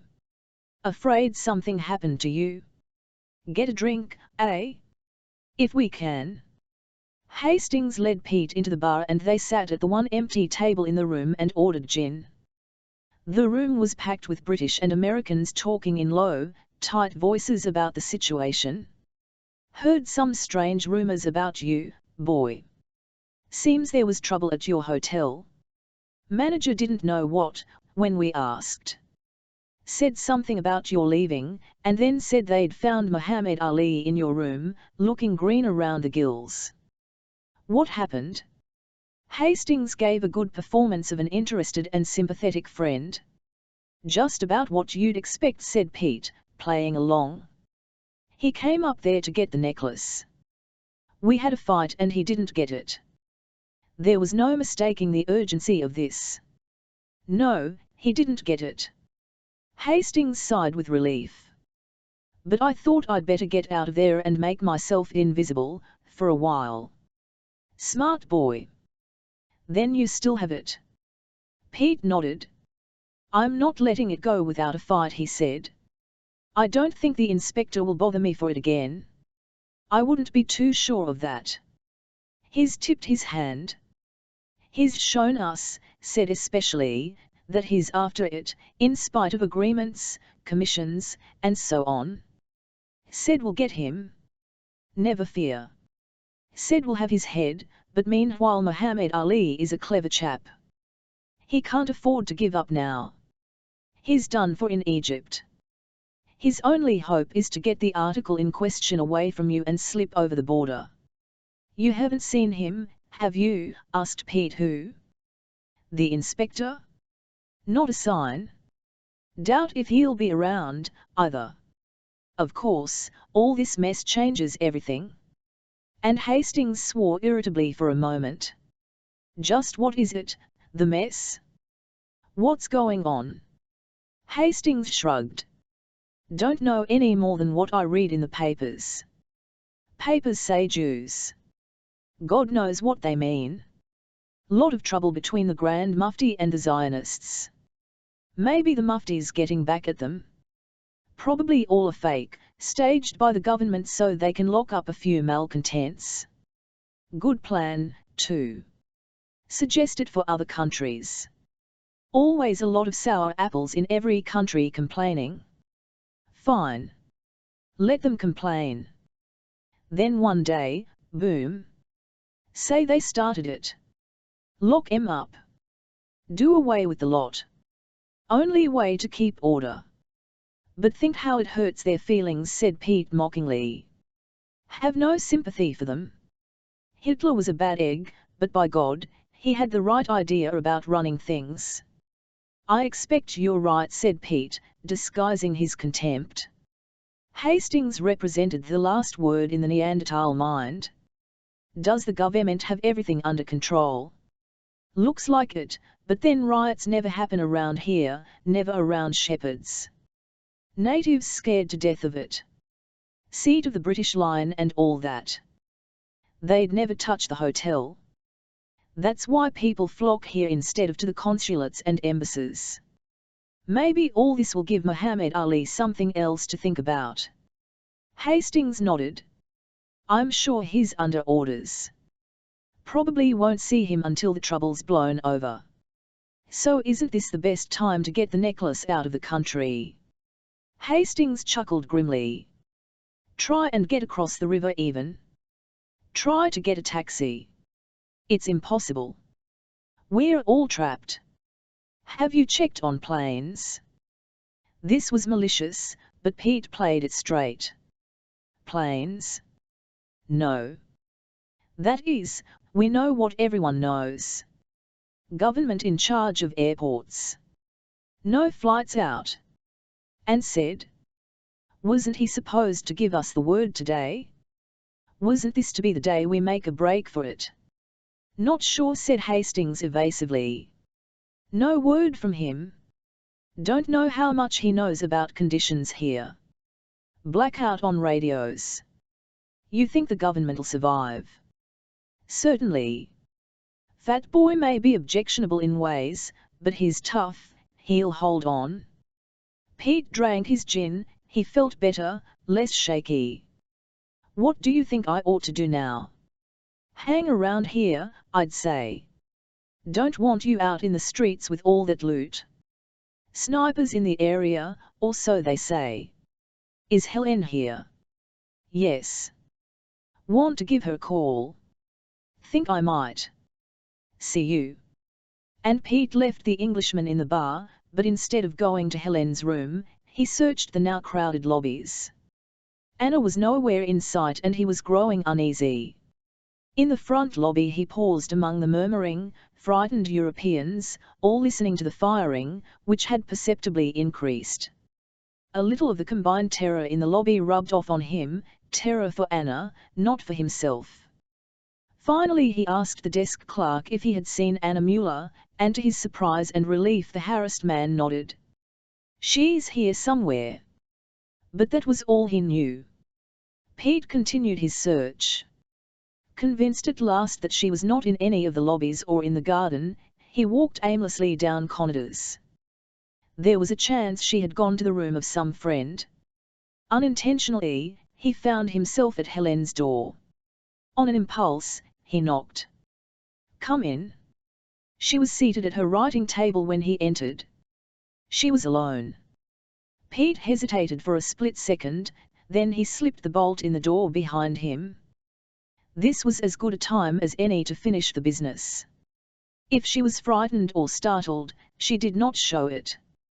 Smiling, she rose. I have been waiting all day to hear from you. Come, sit down. They sat opposite one another. I was terribly worried, Peter. Especially after the rioting started in the city. I had a little visit from Muhammad Ali. So we heard. It must have been terrible. She lit a cigarette with a steady hand. He admired her coolness. You must stay here until the emergency, as they are calling it, is over. I plan to. What happened with Muhammad Ali? He wanted the necklace, like everybody else. He didn't get it, but we had a good fight. Thank God. Her performance, he noted, was faultless. We were insane to let you go back to the Stanley. He would never have dared do anything like that here. How did you know what happened at the Stanley? Hastings told me. He found out. We didn't know whether or not Muhammad Ali had got the necklace, though. We were told only about the fight. What would you have done if he had got it? She shuddered. Don't even suggest it. I wouldn't. Not for the world, he mocked. She could not ignore his tone this time. What is wrong, Chose 2? Has anything happened? He chuckled. Only a fight with the law and a revolution. Nothing snus. Soon it will all be like a bad dream, she said soothingly. It's not easy for any of us, but then you were warned that there'd be trouble, that you were taking a risk. I didn't realize what kind of risk it was until today. She pretended not to understand. In a day or two you'll be able to leave Egypt, for good, if you like, with the necklace. Sid has great faith in you. He told me fine things about you. I'm sure he did. After all, I was exactly what he was looking for. We needed a stranger, unknown in Egypt, and unafraid of people like Muhammad Ali. You were just right. Even better, maybe. There was a loud crash of artillery. A window-pane shattered. The guns were coming closer. Above the garden, Pete saw planes in the evening sky. I hate all that, said Helen, looking out the window at the planes. It was like this when Rummel was outside the city. And you and Eric Radenan were inside. That is no concern of yours, she said sharply, turning back to him. I guess not. But we were talking about me, about how good I was for this job. She smiled. You are very vain. Yes, you've been good, better than even I had hoped, and remember, it was I who chose you. I won't forget. The grimness was unmistakable now, she could no longer pretend not to understand. What are you trying to say? Only that there isn't too much time and we ought to get things straight. But everything is straight. You must wait here until we can get a plane for you. Sid will be able to fix something. I'm sure of that. So I'll hang around here until Muhammad Ali shows up and does a real job on me, which will then be your cue to float off into the wild blue yonder. She looked puzzled. One don't understand you. I threw it away.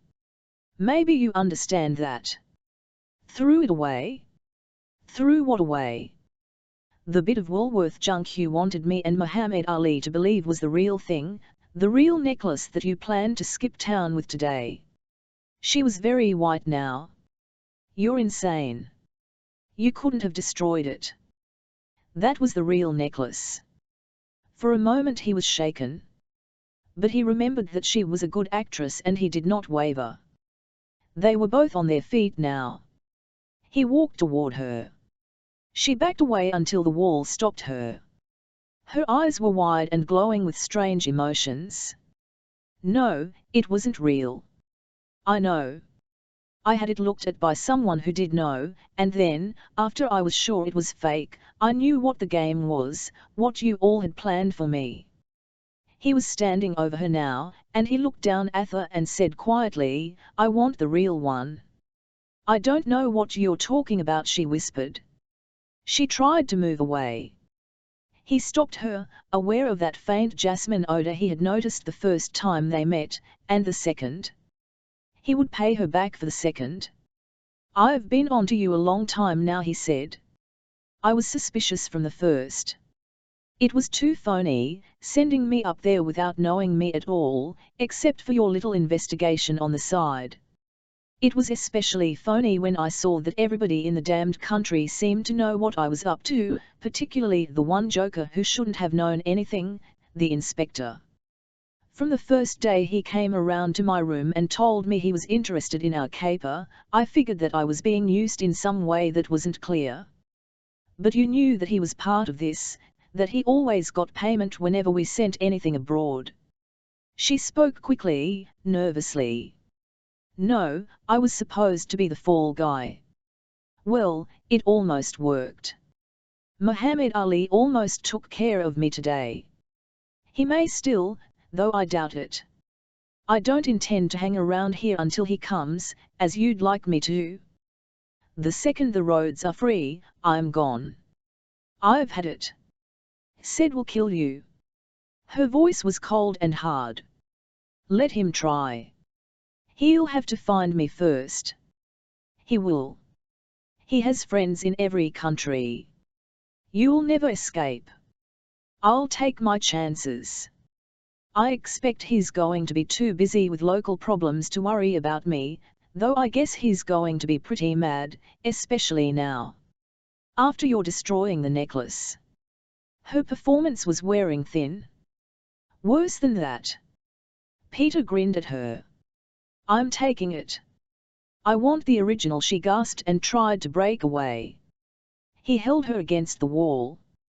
"You're out of your mind. There is no other. I want it. Give it to me." She started to scream, but he was too quick for her. He clapped his hand over her mouth. "You've got it. I know you have.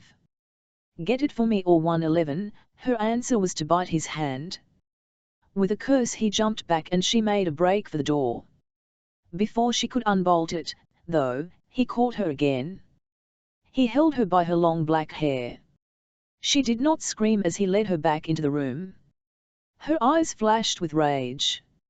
"I haven't got much time," he said, looking down into her face. "I expect our friend Hastings will be along any minute to find out what's happened to us.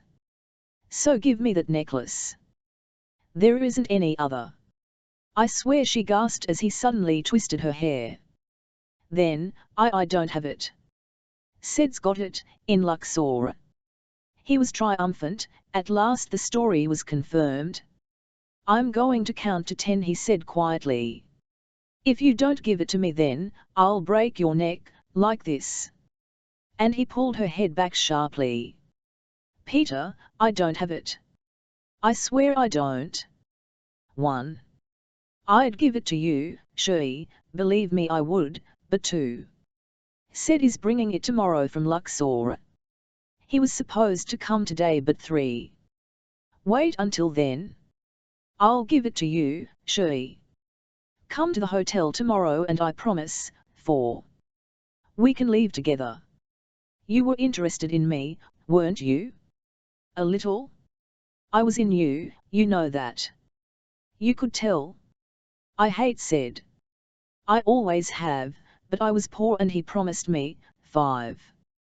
He forced me to love him, to work for him. To send you to Luxor. I know I was weak. I didn't want anything to happen to you, believe me, but those were his orders, his and Hastings. I couldn't. 6. I'd planned to tell you, to let you know before it was too late. I hoped all along that Muhammad Ali wouldn't attack. I thought it was enough that he suspected you had it. That was all. And that he'd only try to. 7. She was speaking rapidly now, her breath coming in quick gasps and her face as pale as ice. Peter, it still isn't too late. We can leave Egypt together. I'll work for you. I have friends in Europe, in Paris. They'll take care of us. You'll be rich. We can live together. 8. We'll take the necklace from Said. We'll sell it in Paris. We can live almost a lifetime there on the money from it. 9. Peter Shui, please listen to me. The scarlet mouth drew closer to his own. The warm body pressed against his. Waves of desire threatened to engulf him. He faltered. And she, conscious that he was aroused, spoke more slowly, more lovingly, caressing him with her hands, her voice, as the scarlet mouth moved closer to his own. With a tremendous effort of will, like the snapping of chains, he shook his head and almost shouted, 10. The next moment was one of confusion. She brought her knee up sharply between his legs. He let go of her, doubling up with pain. She broke away, got to her dressing table, and drew out a revolver. By the time he had recovered, she was in charge of the situation. She stood in the center of the room, the pistol aimed at his chest, the old mocking smile on her lips. Her hair, loosened by his grip, flowed like a dark waterfall about her shoulders. What a fool you are, Peter. But not foolish enough, perhaps, for now you must be killed. Go ahead. Pete had got his wind back, he was able to straighten up, the sharp pain succeeded by an ache. But at least it would have been better to die ignorant at Muhammad Ali's hands. She laughed. Now it will be worse. Especially since you think you're in love with that German tramp. Oh, I've heard. Not that it prevented you from feeling just a little excited with me. She laughed contemptuously. He saw her through a darkening rage that made even the lights of the room grow dim. All he could see was that mocking vivid mouth. But he controlled himself and spoke quietly. I guess nothing worked out right, he said. Even us. No, not even us. She smiled. I had always looked forward to it, Shui. One of those things that I thought might be enjoyable. Maybe it's not too late for that. She looked at him curiously. You could still, after all this? And after her? He nodded. You saw a minute ago, you could tell. She shook her head. I'm not so easily tricked. You've got the gun. What are you afraid of? No one can make love with a gun, she said, but she moved closer to him. It is a pity such a handsome animal must die, she murmured. It happened easily. One swift blow of his left fist aimed at the mouth and she fell to the floor without a sound. He kicked the gun from her nerveless fingers. Then the lights went out and the hotel rocked, as a thunderous noise sounded outside in the street. A bomb had gone off and all the windows were shattered. The sudden darkness was pierced by screams and shouts. He lit his cigarette lighter and made a feverish search of the room. There was no necklace. He wondered if she had been telling the truth, if Sid still had it. He kept an eye on her, but she was unconscious, her face covered by her heavy silken hair. In the dressing table he found the jewel box from which she had taken the money to pay him. This would do, he thought grimly, and he stuck it in his pocket. Then he left the room and walked quickly down the hall. The lobby was a nightmare of screaming women and shouting men. In the street outside a sharp crack of rifles told him that the mob had got through at last. Shepherd's was being attacked. He had to find Anna. Seizing a torch from a frightened servant, he pushed his way through the milling crowd. The refugees had moved from the front lobby to the center one and to the bar at the back of the hotel, away from the street and the guns. Hands clutched at him, as though for support. Men shoved him as they tried to get from the main lobby to the comparative safety of the bar. Bullets raked the front of the hotel. A woman crumpled to the floor beside him, whether dead or only fainted he had no time to find out. He found Anna standing in an alcove near the bar. The light of his torch illuminated her face suddenly, briefly. He fought his way through a tangle of people to the alcove where she stood. Peter. She fell into his arms and for a brief moment they stood there in the center of a panic, aware only of one another, but the crash of a grenade outside in the street brought him back to reality, to a frightening reality. Where were you? I looked all over. They stepped into the alcove as a group of sweating, wild-eyed soldiers fell back into the central lobby and took up a tentative position, their rifles pointed at the main door. Telephoning. The German boy, the flyer who brought us from Luxor. He's waiting for us, Peter. Right now, at Giza. He's going to fly us to Naples, yes. But we have only 2 hours to get there, to get outside Cairo. Come on, then. Hugging the wall, they moved toward the bar, where Pete remembered a door led into the garden. There was just a chance that the garden was not surrounded. If so, they could climb the iron fence and slip into a side street. Before they had got to the door, however, an explosion that shook the building to its foundations threw them sprawling onto the floor. There was a sudden ghastly silence, then moans and cries of pain as a sheet of flame swirled up the walls of the front lobby, casting a lurid glow over everything, like a scene in hell. The hotel was on fire. "Are you all right?" Anna nodded, getting to her feet dizzily, holding her head. "Yes, I think come on. Before this place blows up." Others now had the same idea he had had. They were swarming into the garden, climbing the tall iron fence, their figures curiously distorted by the flaring light of now flaming hotel. Halfway across the garden, they encountered Hastings. He looked as cool, as hard as ever, in spite of the revolver he held in his hand. "Hand it over, Wells." For a second they faced one another in the ruddy light. "Hand what over?" There was a perceptible click, a small sound but ominous, audible beneath the shouts and noise of firing in the street. Hastings aimed carefully at Pete's heart. Anna, who had been standing nearest Hastings, threw herself upon him like a lioness, pushing his arm up. The pistol went off into the air. Hastings reeled under the attack. Before he could take aim again, Pete was upon him. With the hilt of his own revolver, he clubbed the Englishman into unconsciousness. Then he seized Anna by the arm and together they ran toward the garden's gate and into the street. They ran several blocks without stopping, then, suddenly, both exhausted, they stopped and leaned against the shuttered window of a shop until they had got their breath. Pete looked about them at the darkened street.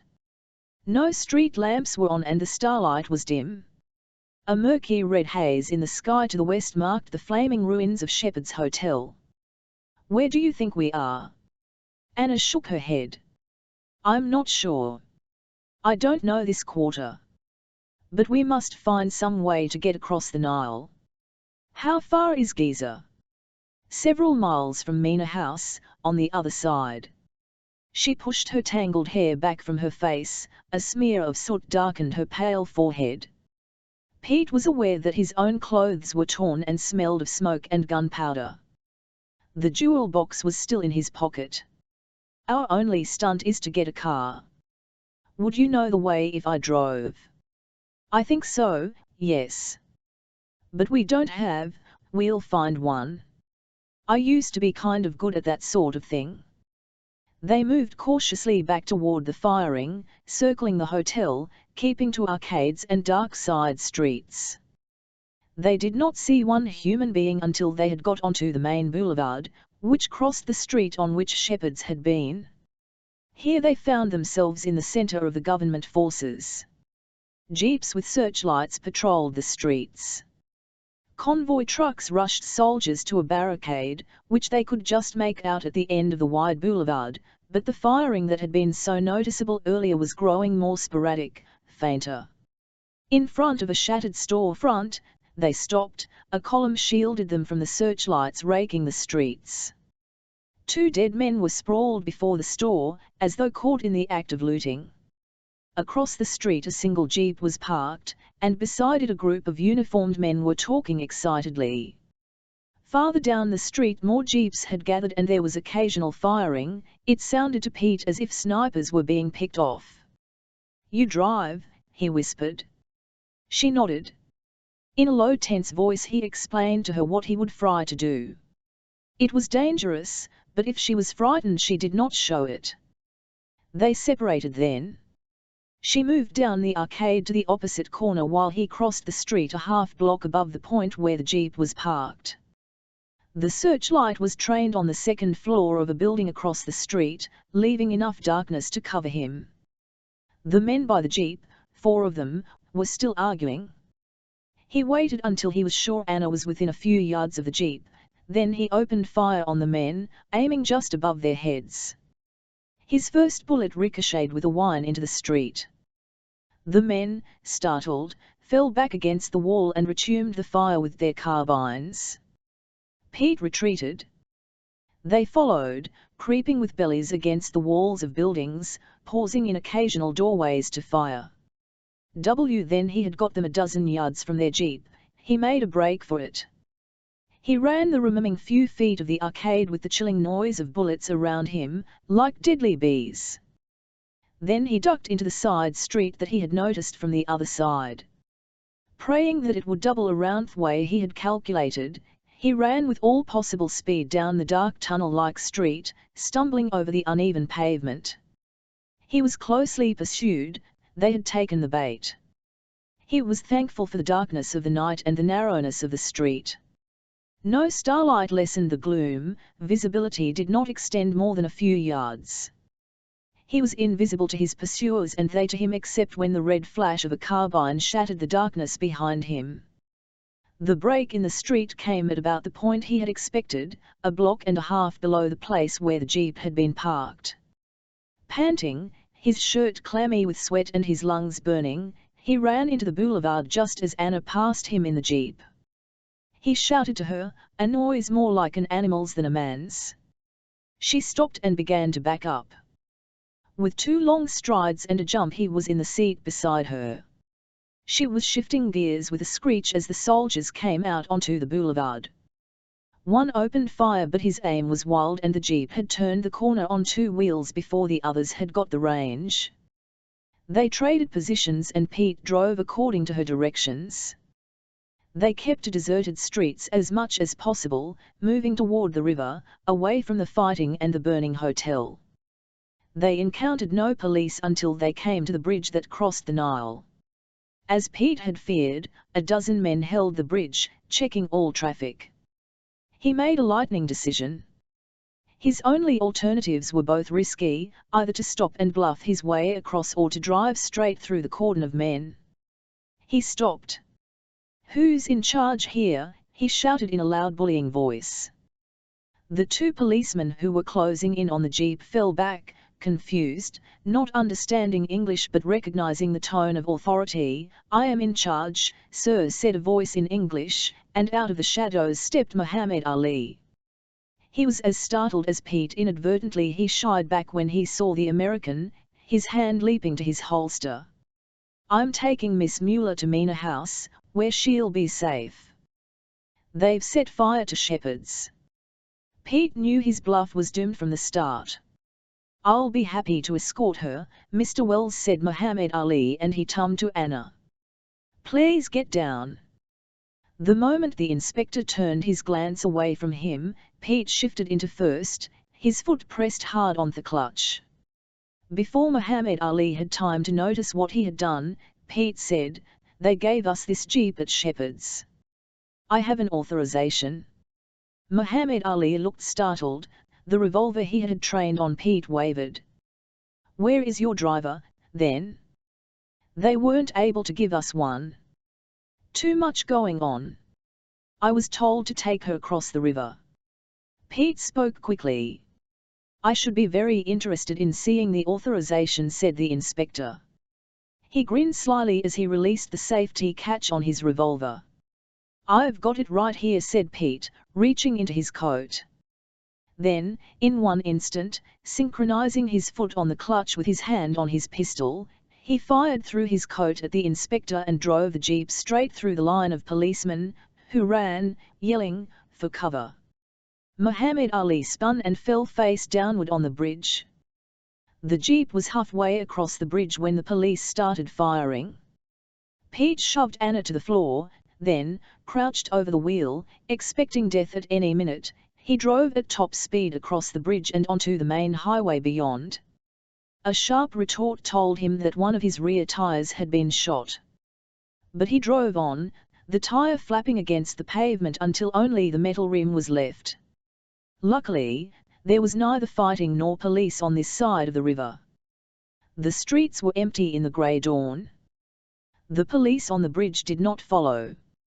They drove on into the desert toward Giza. A few miles beyond the last suburb, they saw the plane parked on the side of the road. "Thank God, he's still there," murmured Anna. The pilot was relieved too. "I thought it was bad news," he said as he helped Anna out of the jeep. "We start now, before daylight." While he revved up the engines, Pete and Anna got into the plane. Anna immediately took up the earphones and switched on the radio while Pete pulled out the jewel box and pried it open with his pocket knife. There, among the diamonds and sapphires of Hélène de Rastignac, was the necklace of Queen Tyee, intricate and magnificent, its single ruby gleaming like firelight. Anna saw it, too, her attention diverted from the radio, her eyes wide with wonder. "What is this?" she asked. Pete told her how much it was worth and what it would mean to them. She touched it curiously. "And the rest of these things?" "A present to me from Hélène." "You stole them?" "No, I took them in exchange for services rendered. I expect I got them as honestly as she did." And, as well as he could above the plane's roar, he told her about the conspiracy to get the necklace out of Egypt with himself as decoy and fall guy. But before he had finished, she had pushed the earphones back over her ears. He could tell by her face that the news was not good. "Do you think they'll catch Lamouche?" he asked when she had switched off the radio. She shook her head. "No, he will disappear into the old quarter of the city, until the next time." "You think there'll be a next time?" "Oh, yes. The Farouks never last long, even in countries like Egypt. A place we'll never see again." She smiled at last. "Is it so wonderful, really, your country?" "You'll see." The plane had now taxied into the wind and was taking off. The last stars of the night were bumming out in the grey sky. "I'm so tired," she murmured, and he took her in his arms. "It's all over," he said soothingly, "it's all over." She fell asleep then, her head against his chest, unaware that a new white sun had risen, striking silver on the land before them. The end.